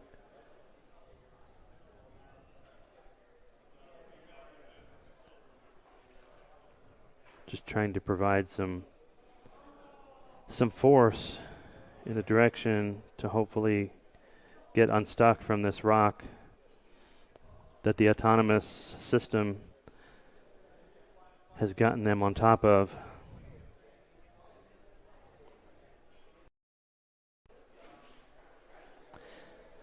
It's obvious to us, because we can see all four wheels, that only the two wheels on the left just then were spinning. I'm not sure that if the students have that visibility. They should have data on their screens though that would show currents from each motor and that sort of highly technical, highly engineering quality data. There, all four wheels are running now.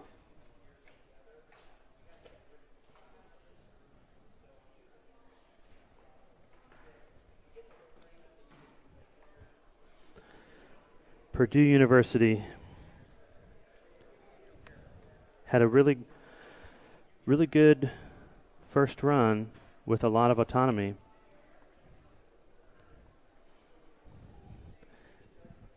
And so far, this second run for Purdue has not been fun for these students.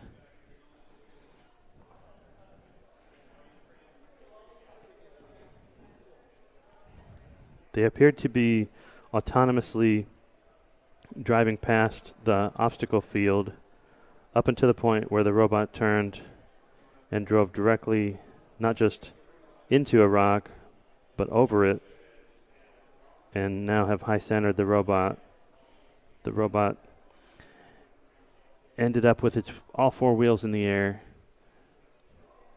and that is kind of like a turtle on its back. For a robot, when you're high-centered,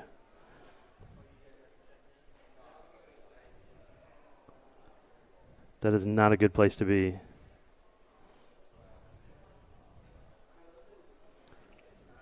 There's a lot of wobbling, though. Every time they move those wheels around, the robot chassis wobbles, turns, moves. All of this movement of the chassis on that rock could, over time, get it off-center just enough that it falls off of that rock just enough to get the wheel pressure on the ground that they're going to need to get out of this spot.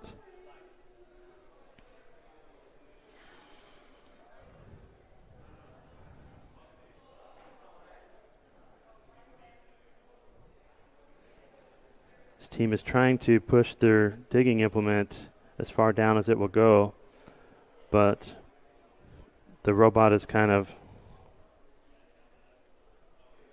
upwards, so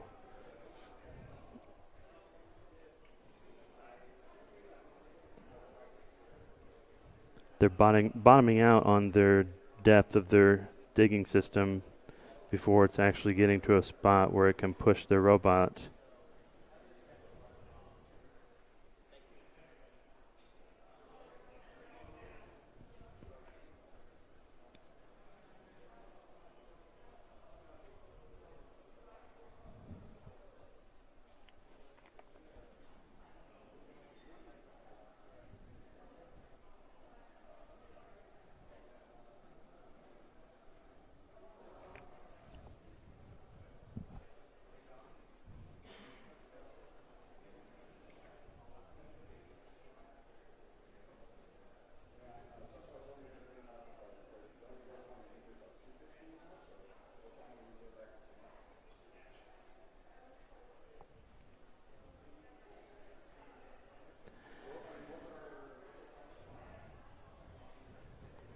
Hate to see this happen. This team did have a really successful first run. They had a lot of that first run was running autonomously. So not only did they deliver a decent amount of material, but got some good autonomy points too for that first run.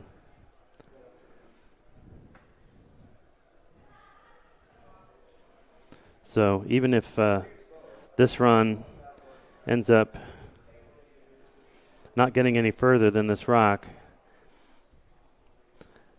I believe these students have had some great experiences this year and had a really good first run that I'm sure they're happy with the results of that first run. The students are now thinking.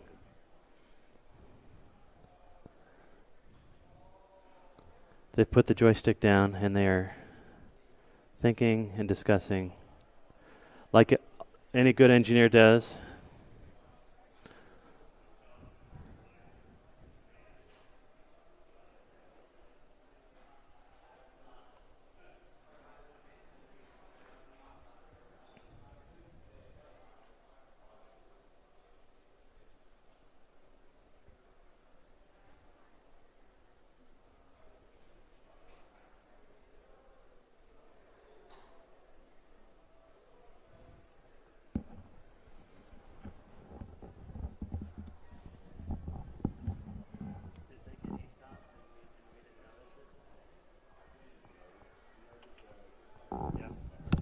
shut them down. All right. Looks like the students in the mission control room are packing up their computers. So sadly, this Purdue robot got stuck very early in its second run, and the students were unable to get it unstuck. So sad to see that happen for the Purdue students, although in the big picture they had a successful first run that they should be happy with.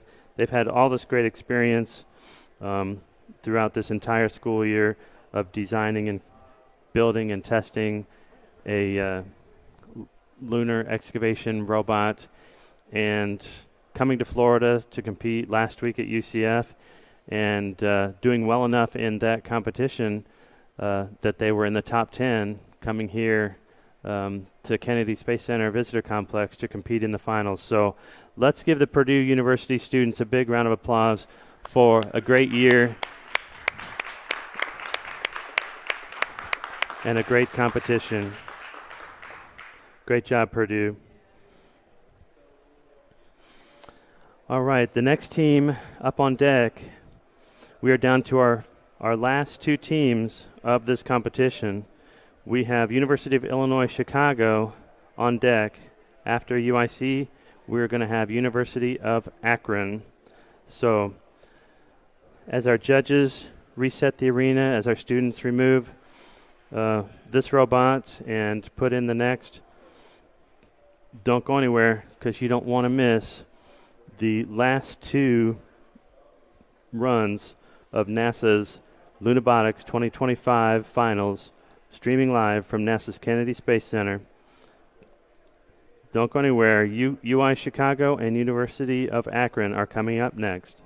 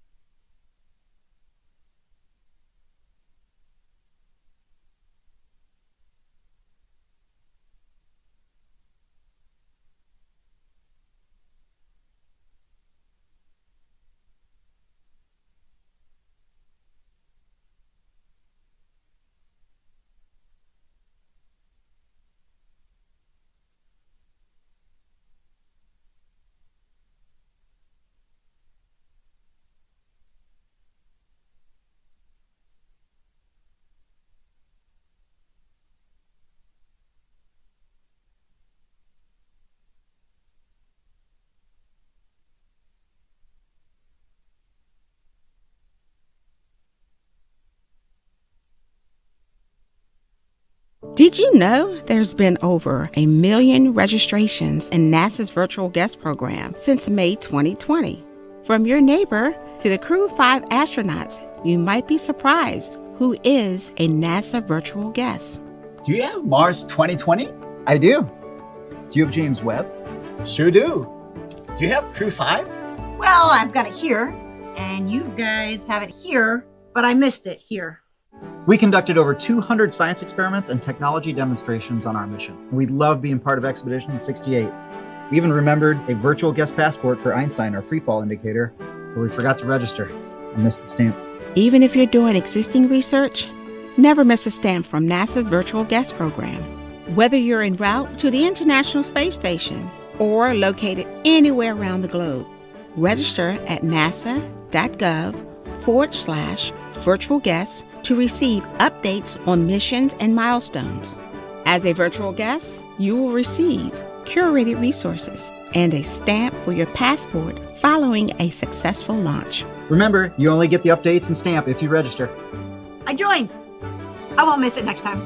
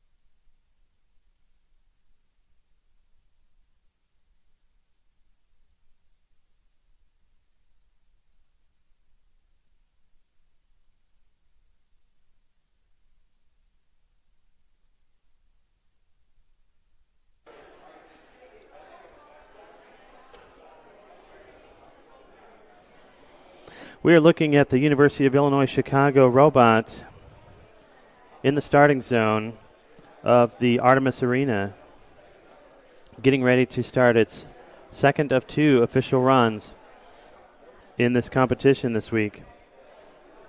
University of Illinois Chicago is second to the last run of our competition. After UIC, we're going to have the University of Akron as our final run. Then we will have a break, as short of a break as we can create, while giving our judges enough time to perform the verification of the scores. As soon as the judges have verified the scores, we will start an award presentation here on the stage end of the pit room. Right now, most of the teams have already finished both of their runs, and they are putting their robots away, putting their tools away, and relaxing. University of Illinois Chicago team is not relaxing yet, though. And neither is Akron, who will be coming up next. So the Chicago students are leaving the arena. Their 10-minute setup time is complete. Other UIC students are in the control room, and the run has begun. A 30-minute run for University of Illinois Chicago has started. Students appear to be stick driving this robot and driving this robot through the obstacle course. They went into a bit of a crater right there, but were able to get themselves out of it.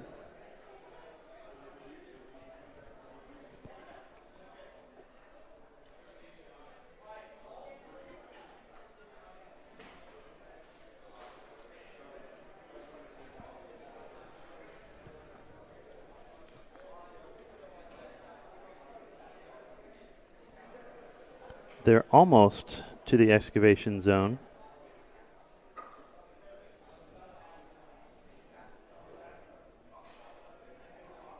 They just have to get across that line before they start digging. The zone on the right of the line is the excavation zone. The zone on the left of the line is the obstacle zone. They just got through the obstacle zone and are starting a manual digging operation. This Colorado School of Mines had a good run earlier, their first run. They did not appear to do any autonomous operations, though, in their first run. They do have a unique digging system with a vibrating motor that vibrates their digging bucket while they drive their robot forwards during the dig process. And that vibratory motor spins up again for depositing the material into the scoring zone, because this material does not necessarily flow very easily.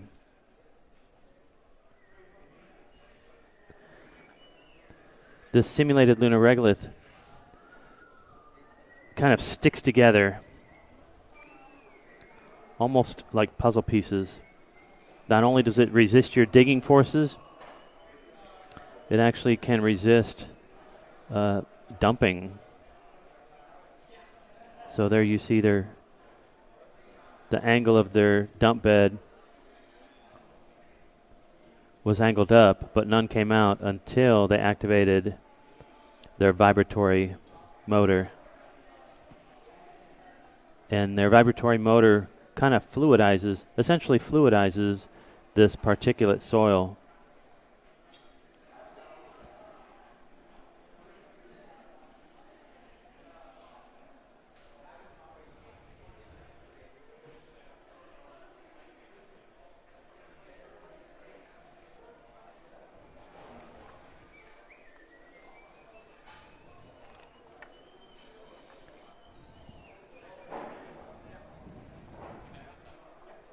All right, the students are hands off. So this is the start of their autonomy, it looks like. Let's see how. Okay, much less aggressive. That was very quick. But worth some major autonomy points, so the students are going to continue with this automated cycle.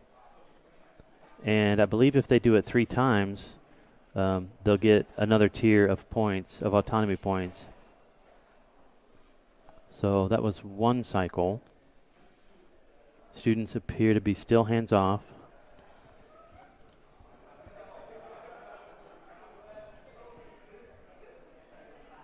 So even if these 3 cycles of autonomous digging, transportation, and deposition, even if they don't end up depositing a lot of material, oh, they're hung up there. They just lost all the material they just dug, and the autonomous system does not realize it. Students are just letting it happen because if they continue, nope, they just took over manual control. It looks like the dumping system was going beyond reason.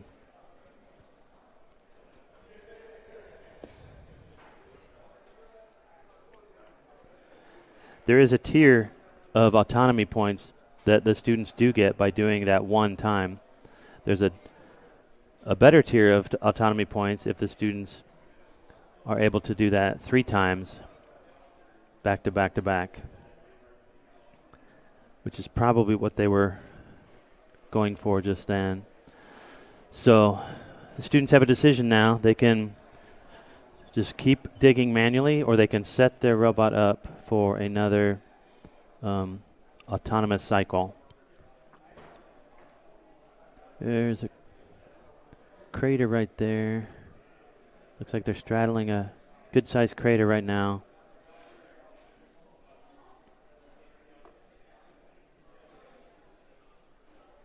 Okay, they're digging manually in this spot, which is, nope, they're autonomous. Student is not pressing any buttons on the joystick right now.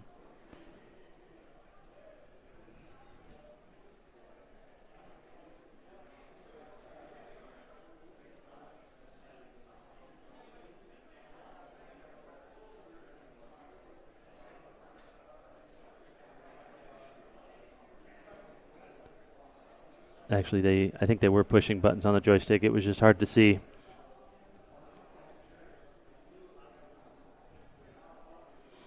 Only the judge in the mission control center knows for sure. Yeah, the student is definitely stick driving the robot right now. So that dig was probably manual also. And look how full that hopper is. I'm not sure that hopper can hold any more than what's in there right now.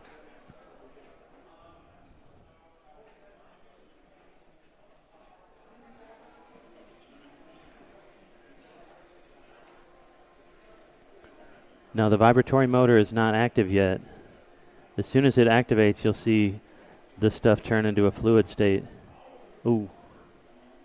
There you go. It also tends to make some dust. It almost bubbles and boils when it's being vibrated like this. Kind of crazy.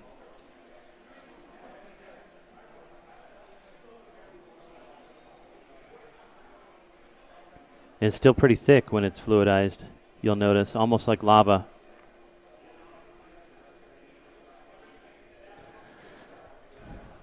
That was a lot right there.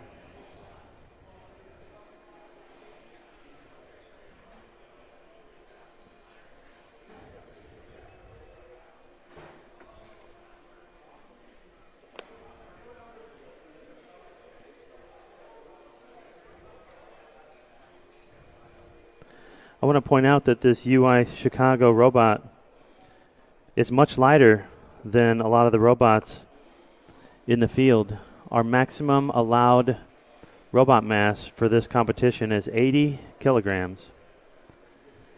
This particular robot weighed in at 53. So this team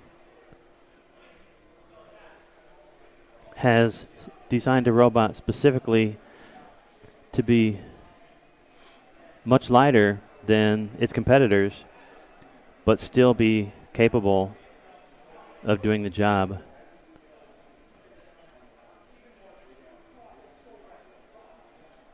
That could give them a scoring advantage when the material that they deliver to the scoring zone is divided by the mass of the robot. But here's the thing, the amount of material delivered into the scoring zone also gets divided by the power used by the robot. And I looked at the score sheet, and turns out this robot uses a lot of power. Uses more power than a lot of the other robots that it's competing with. So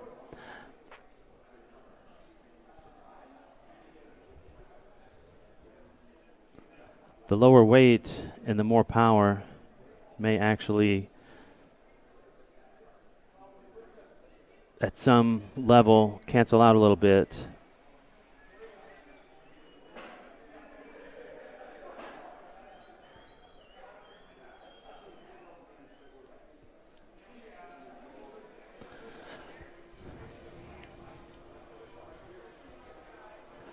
But a scoring advantage for having a lighter robot and a scoring disadvantage for using more power than your competitors can be completely overshadowed by whether or not you have any autonomy points in this challenge. And sadly, so far, I've not seen University of Illinois Chicago team do very much autonomy. They did appear to try earlier.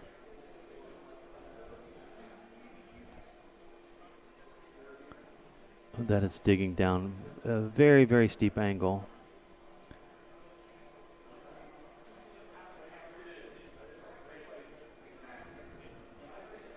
Yeah, I think it just let loose. It was bound up on something.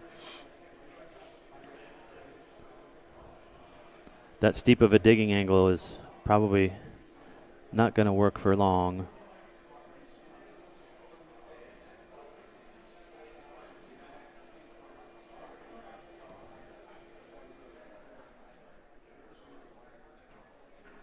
Again, very, very steep digging angle. You can see the robot is not making forward progress. I think that digging angle is a little too steep right now.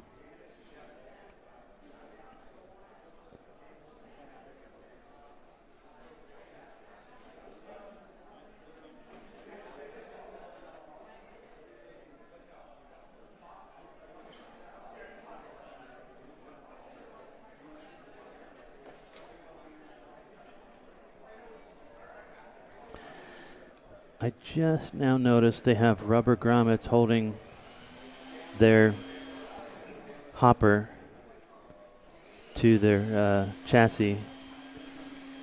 That way they can vibrate their hopper a lot without shaking the rest of the robot apart. You see those rubber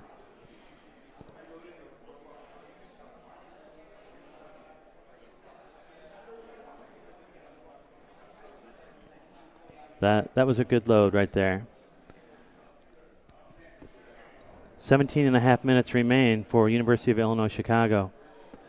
Plenty of time to bring a lot more material into the scoring zone.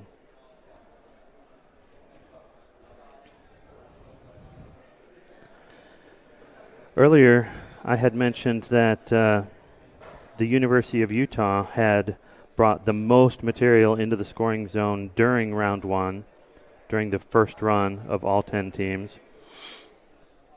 Guess who was second? It was this team, University of Illinois Chicago, in the first round of 10 teams, brought the second most amount of material into the scoring zone.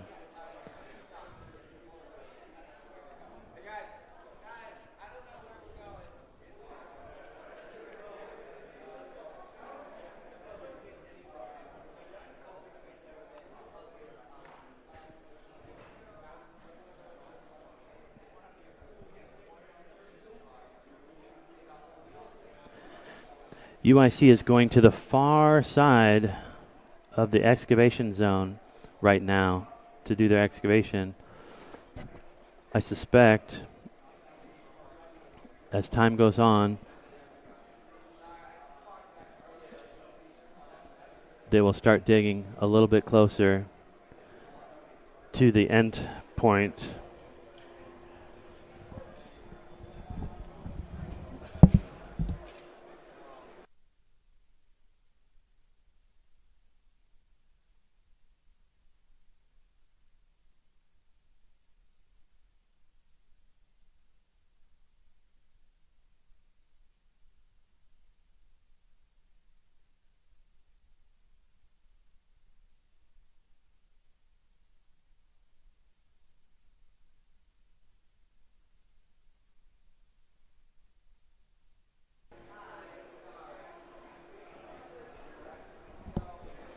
Another really big load being deposited into the scoring zone. Going to get a really nice look at that vibratory action that loosens up the soil and allows it to fall out.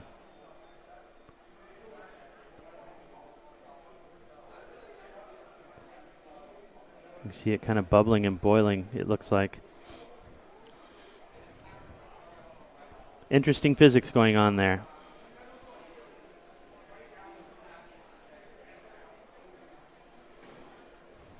Mechanics, I guess. Interesting mechanics.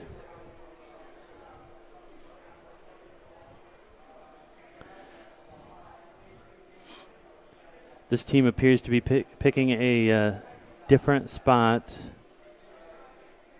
almost every time to dig in. They're making a pretty good-sized hole. The front wheels now, they were in midair.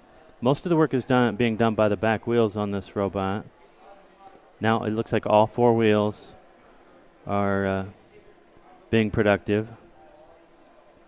As they change the angle, all four wheels end up making contact and helping push this robot.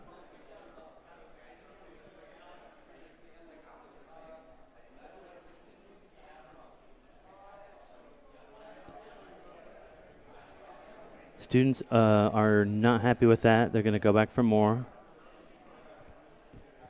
Vibrators turned on, pushing forward.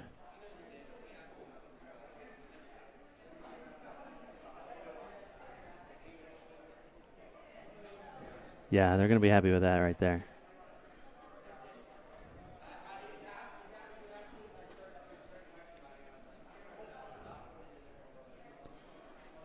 There's a little bit of binding going on in their bucket lift system that's causing them a little bit of issues here and there,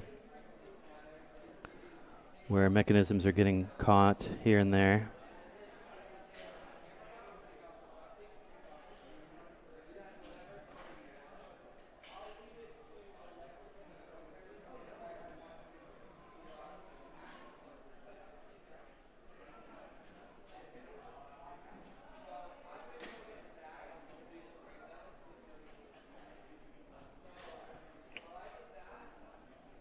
I could watch this all day. But there are only 12 and a half minutes in this run, so I'm only going to get to watch this for 12 and a half more minutes.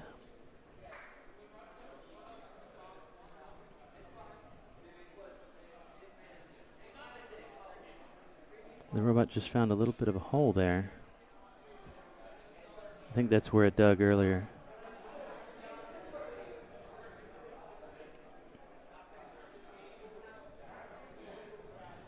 This robot's not afraid of holes by any means.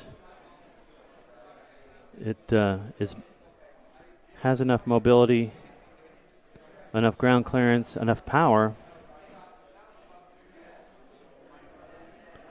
to fall into these pretty deep holes and still get itself out.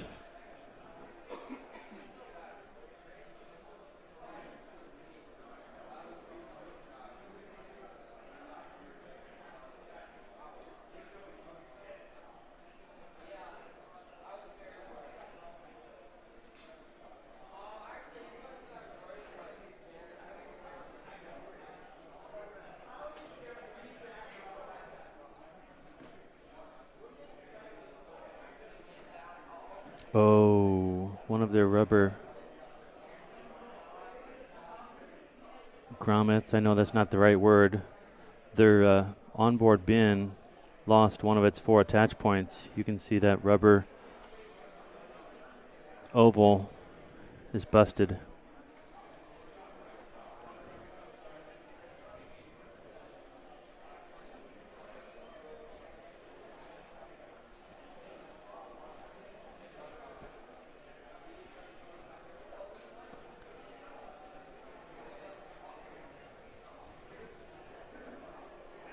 That may not be the end for this robot, though. It's a pretty tough little bot. With a bucket that full, though, it's really cantered sideways. From now on, the student team may decide to not fill their bucket up that full.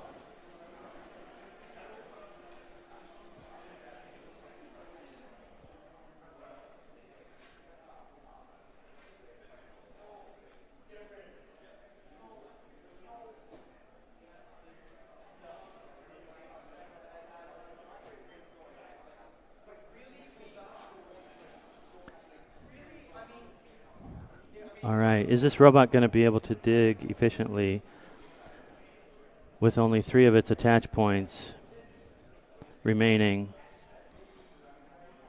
between the robot and its digging implement?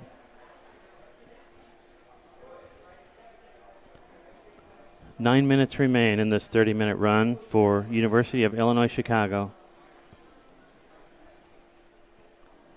They've made really, really productive use of their time.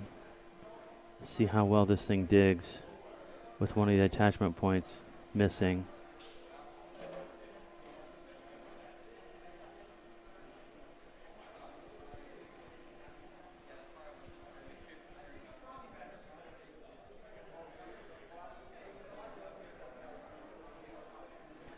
The students don't appear to be digging conservatively. They appear to be going for it.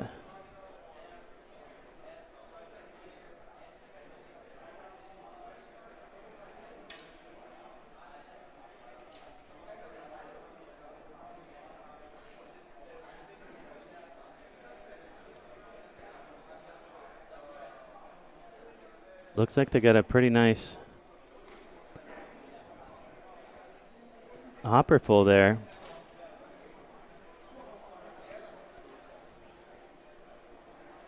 Not quite as full as their earlier ones, but still an impressive amount of material in a hopper that is partially detached from the robot, partially dangling.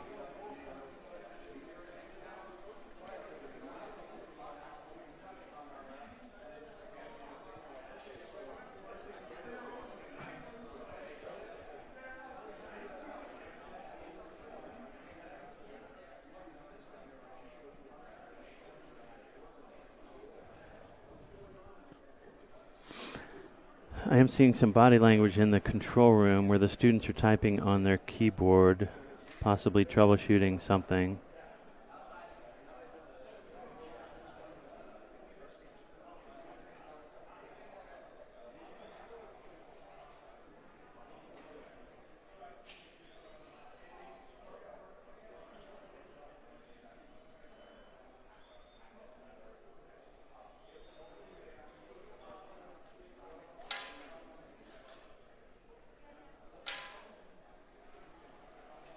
Now we're seeing a little bit of frustration in the body language in the control room.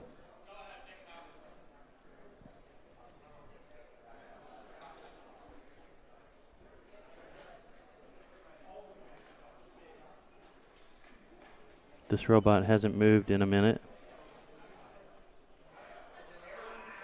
And they picked up the joystick again. And their vibration system appears to be working. Their lift mechanism appears to be working.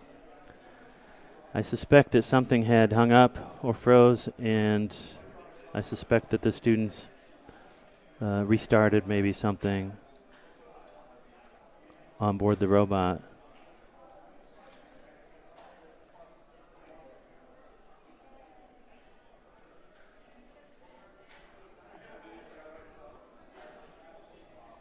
Just under 6 minutes remaining for University of Illinois Chicago.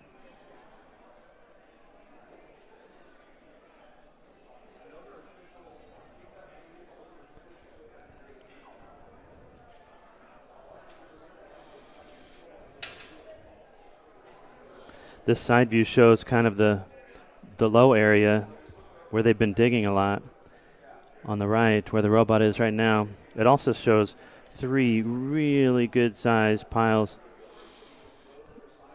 of lunar simulant in the scoring zone. So this team has made a really nice sized berm on the moon to protect sensitive lunar equipment, for example.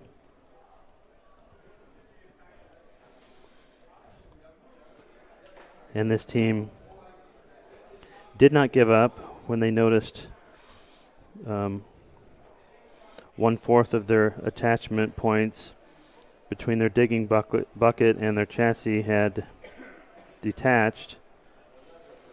They kept going, took a chance, and it has still been performing even with that issue. Appears to be sagging a little bit more over time and doing a little bit of binding, but so it is still operational. It may be limping a little bit, this robot, but it is still working hard. The little robot that could.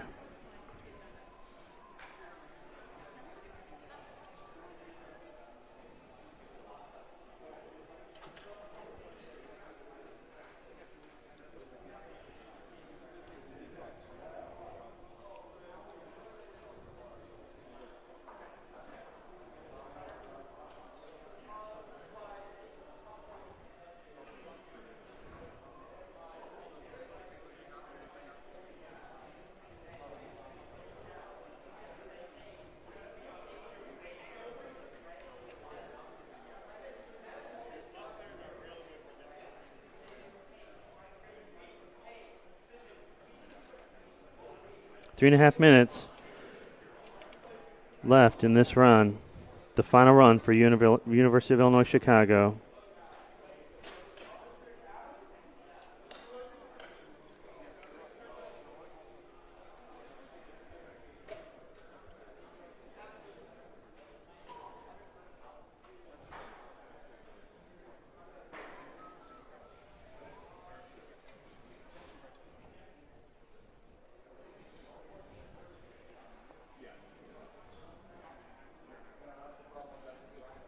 Similar to Utah earlier, I wonder if University of Illinois Chicago is going to be able to actually beat their run 1 amount of material in the scoring position. If this team beats their earlier run, which was already second top of the entire field, while having a robot that is breaking down during its second run, that will be super impressive.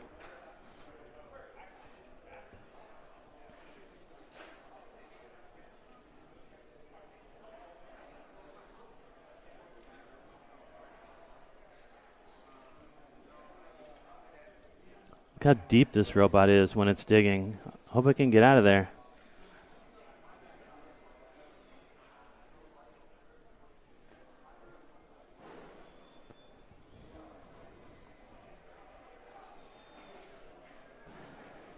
Unlike a lot of other robots in this competition, this robot doesn't have a lot of chassis to get hung up on, to get high-centered on.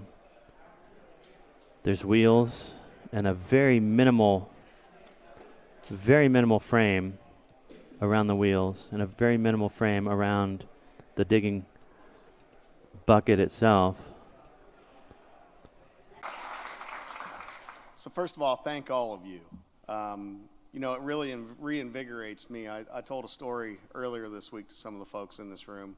In 1997, you know, I was around your age, and in my last year of college, and Caterpillar showed me a video of our first autonomous trucks, and they were pretty stupid at the time, but I saw that and I'm like, that's where I want to go work, and that's what I want to work on.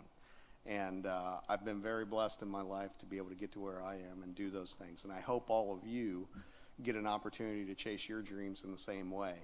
And I hope that you look back on this time, and it's a time that not only was it hard and all that, but that you learned from it and you grew from it. And I think of those of you that did very well. I'm sure there was lots of long nights that went into it, and those of you that maybe didn't perform like you thought you might, there's still learning that took place. There's still things that you grew with. And some of the greatest adventures in life feel like catastrophes while they're occurring. So remember that. But, I really do want to say thank you. Again, it reinvigorates people like me and the rest of our Caterpillar team when we see some of the innovation that you're able to bring forward and some of the things that you can be creative and do. And so it's very exciting for us, and it really makes me feel like I want to go back to work and do some really cool stuff again, So thank you for that. So, and now we're going to go ahead and announce the winner for automation in the program, and just say thank you.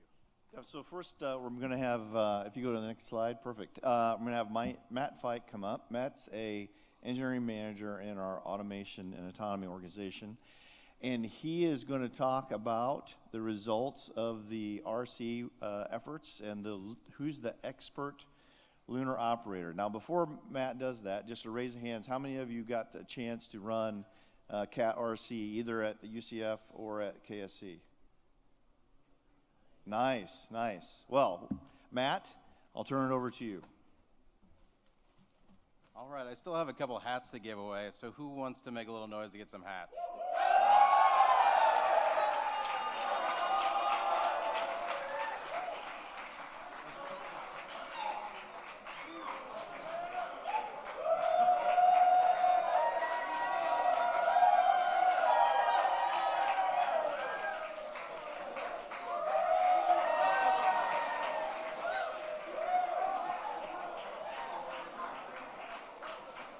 All right.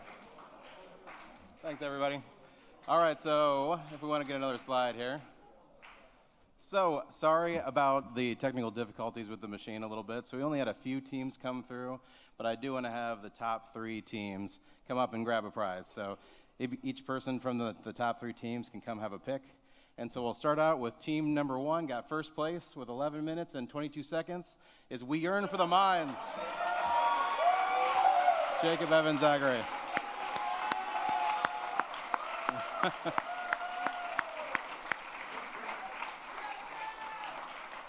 All right.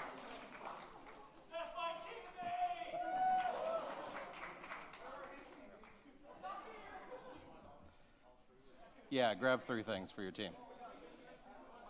Just pick something, it's all right. All right, number 2, just a little bit short, Purdue, 11:56. Go, guys.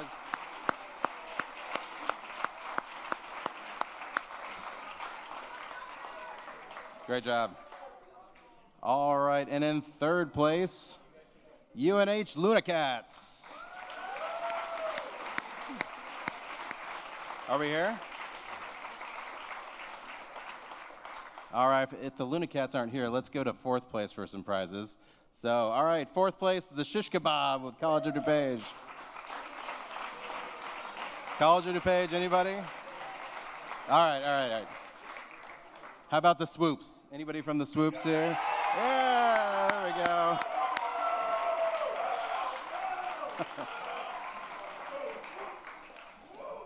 All right, guys, thanks so much. Hope you enjoyed running the RC system. Check us out. Go search Command for Doze in your CAT command station. You can see all about our product. Thank you so much.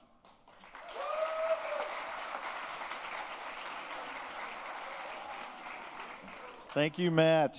The Caterpillar hats are always in demand. That was great. If we go to the next slide. So now we're going to get into the exciting part with the Caterpillar Autonomy Awards. If you go to the next slide. So here are some of the high-level results from this year. How teams, this is just how they scored with the highest level, not their total points, but gives you an idea of the levels of autonomy that teams have been able to achieve. here at UCF and at KSC, because it's the sum of the two. And we had 12 teams total out of the 35 that were able to perform at some level of autonomy. If you go to the next slide. And so, one more. Big celebration, because that's over 30% of the teams. All right, so a big round for everybody.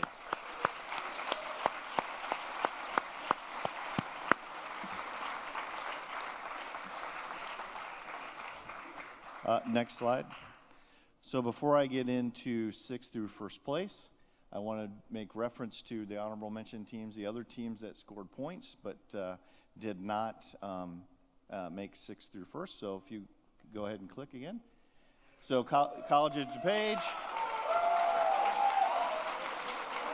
School of Mines, Texas A&M, University of Utah, University of Portland, and the United States Military Academy. So congratulations to all of them for being able to achieve some level of automation and autonomy. If you go to the next slide. So beginning with 6th place at $250 is University of North Carolina at Charlotte.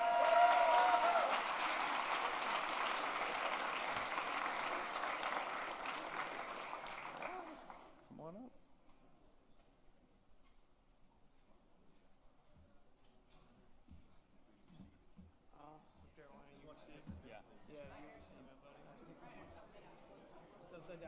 No, he's good.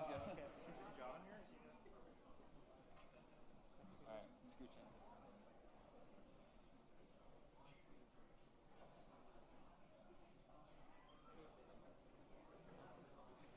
Don't forget your plaque. John, do you want to come up and help me hand out? Next slide. 5th place, also at $250,000. Boy, don't I wish. Yeah. Boy, there goes my, yeah. Wow, there went my bonus check for like a decade. Is University of Illinois, Chicago.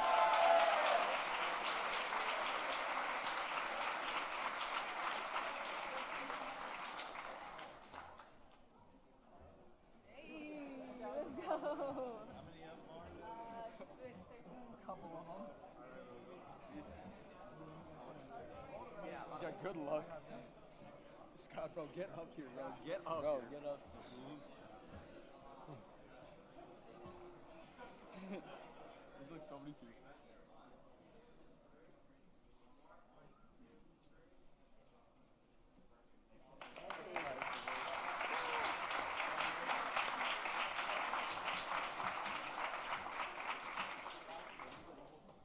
Okay, next slide. 4th place, not $500,000, but $500 is Michigan Tech.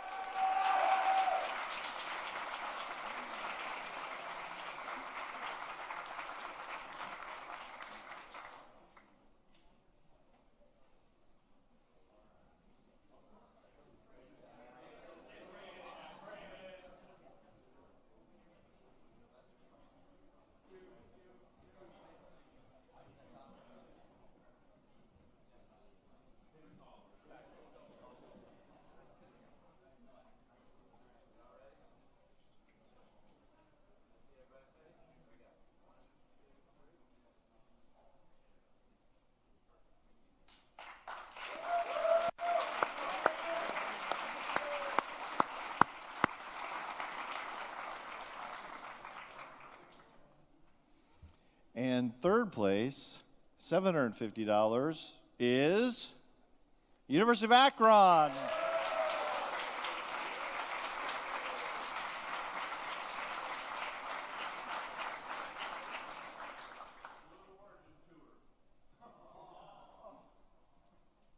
Wow, okay.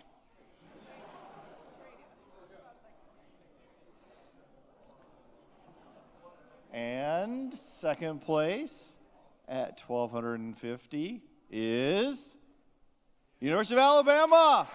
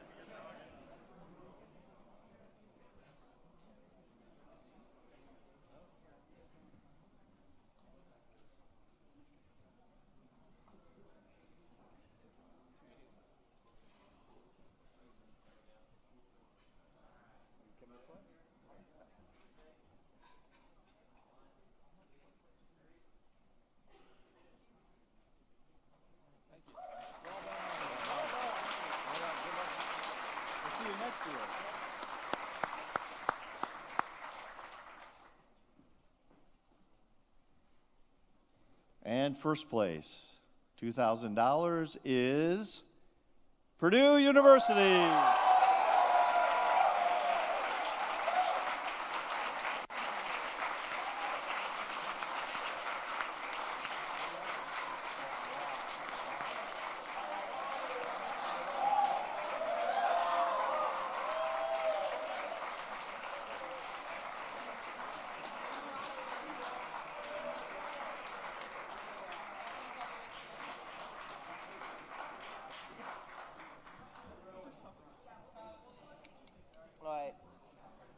We gotta get software up. We gotta get software right up here. Pull here.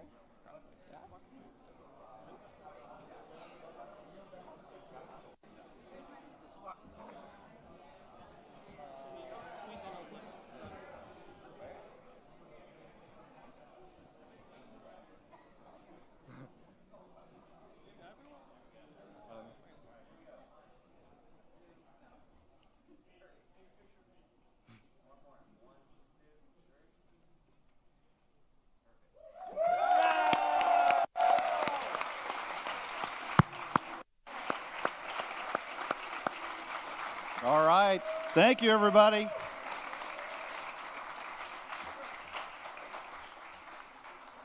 That is awesome. Congratulations to all the teams who won Autonomy Awards. All right, next we are going to give the award for the efficient use of communications power. The efficient use of communications power essentially means the team whose robot did the most on its own, right, without having to communicate back to the students in the control room. And so the team, and we have a certificate and that we'll give you here today, but I believe we also have plaques that will be sent in the mail for most of these awards. The Efficient Use of Communications Power Award goes to University of Utah.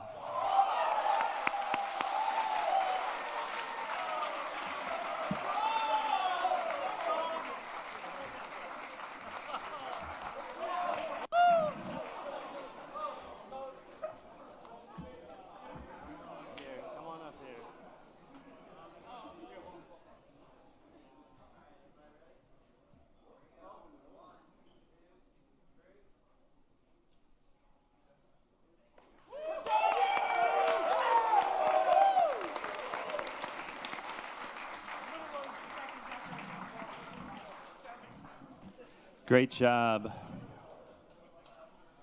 All right. I would like to bring Rob Mueller up to the stage for the next set of awards. Rob Mueller.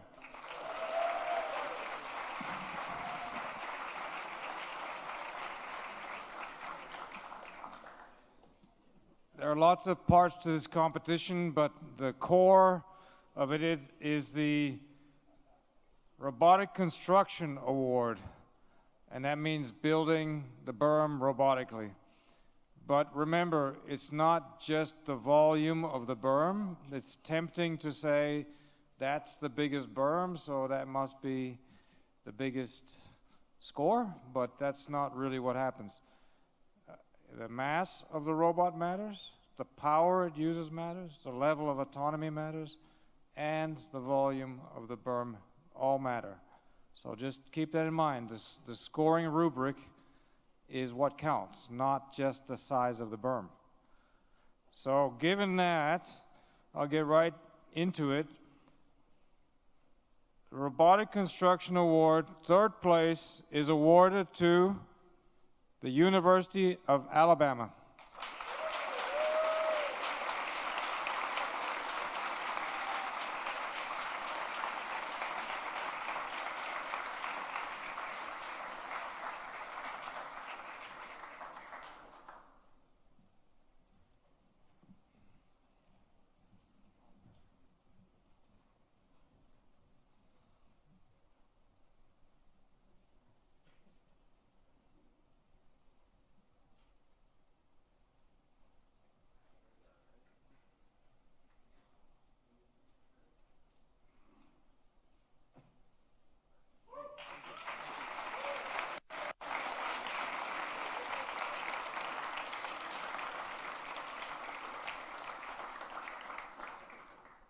Robotic Construction Award, second place is awarded to the University of Utah.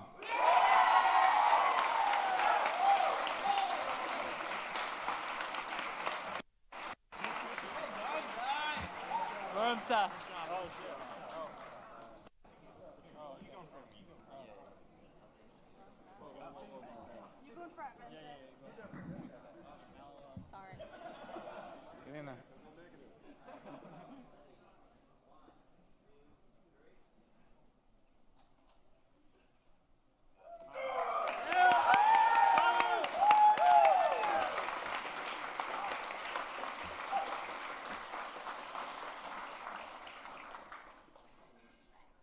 Okay, the top prize for Robotic Construction Award, first place, is awarded to the University of Illinois in Chicago.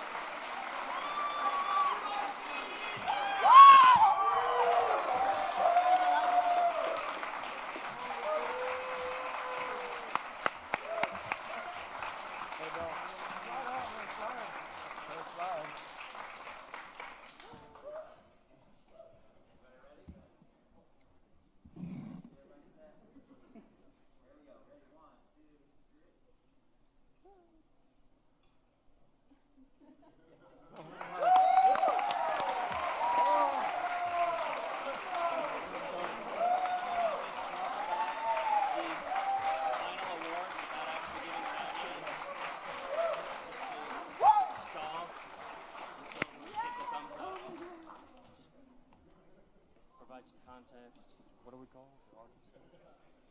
We call it the Artemis Award,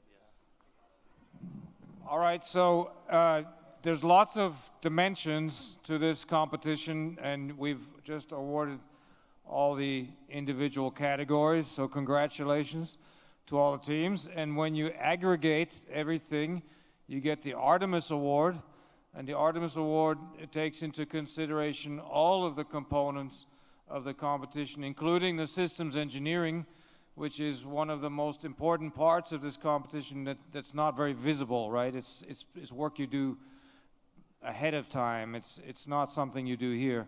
But it is a big part of this competition, and it counts towards the Artemis Award. Okay, late breaking news. We did have the judges team triple check this, because you know how spreadsheets are. So we did check it very closely. And as I was saying, this is the overall prize, so it's everything considered. And that means outreach, systems engineering, and also the construction. So it's my honor to announce to this group here that the Artemis Award for the 2025 Lunabotics competition is awarded to the University of Utah.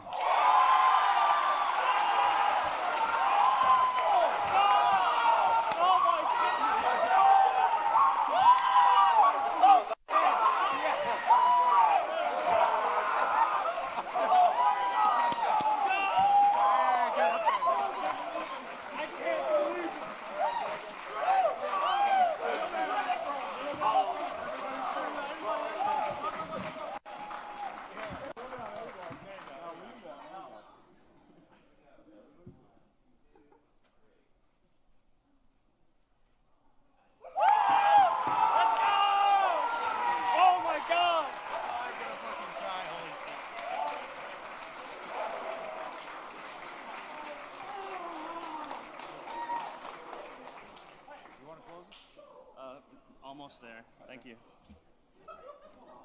Wow.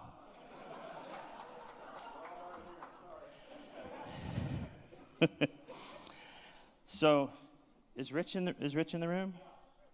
Rich, do you want to come up here and help us wrap up this ceremony? Hi guys, my name is Rich Johnnebeck. I'm privileged to lead a fantastic group of people out here who made all this happen for you guys. All right, these are all volunteers from across the agency, from private industry, Caterpillar, Sisloon, Rigel, all these wonderful folks, the Astronaut Memorial Foundation, who made this happen for you guys.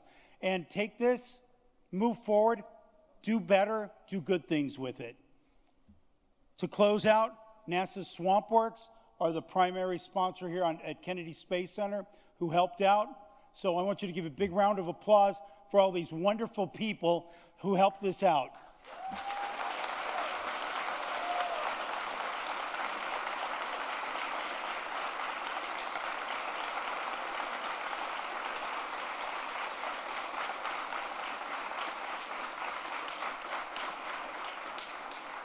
If you took advantage of the seminars that were held here, we had systems engineering seminars held by Atwater, we had Caterpillar, we had the winner of the Australian Rover Challenge out here from Queensland University of Technology from Brisbane. I hope you had an opportunity to talk to these people.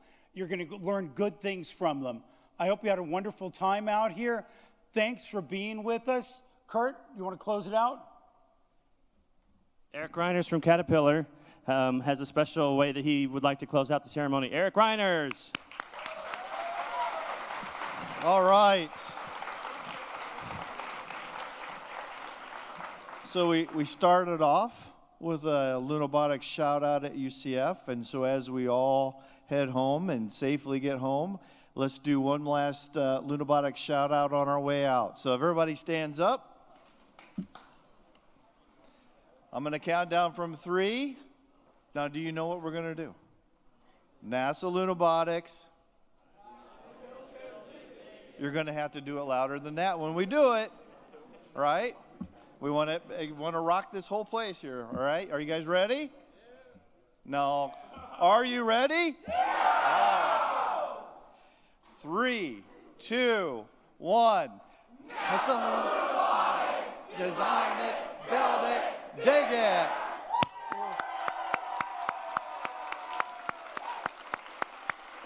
See you next year.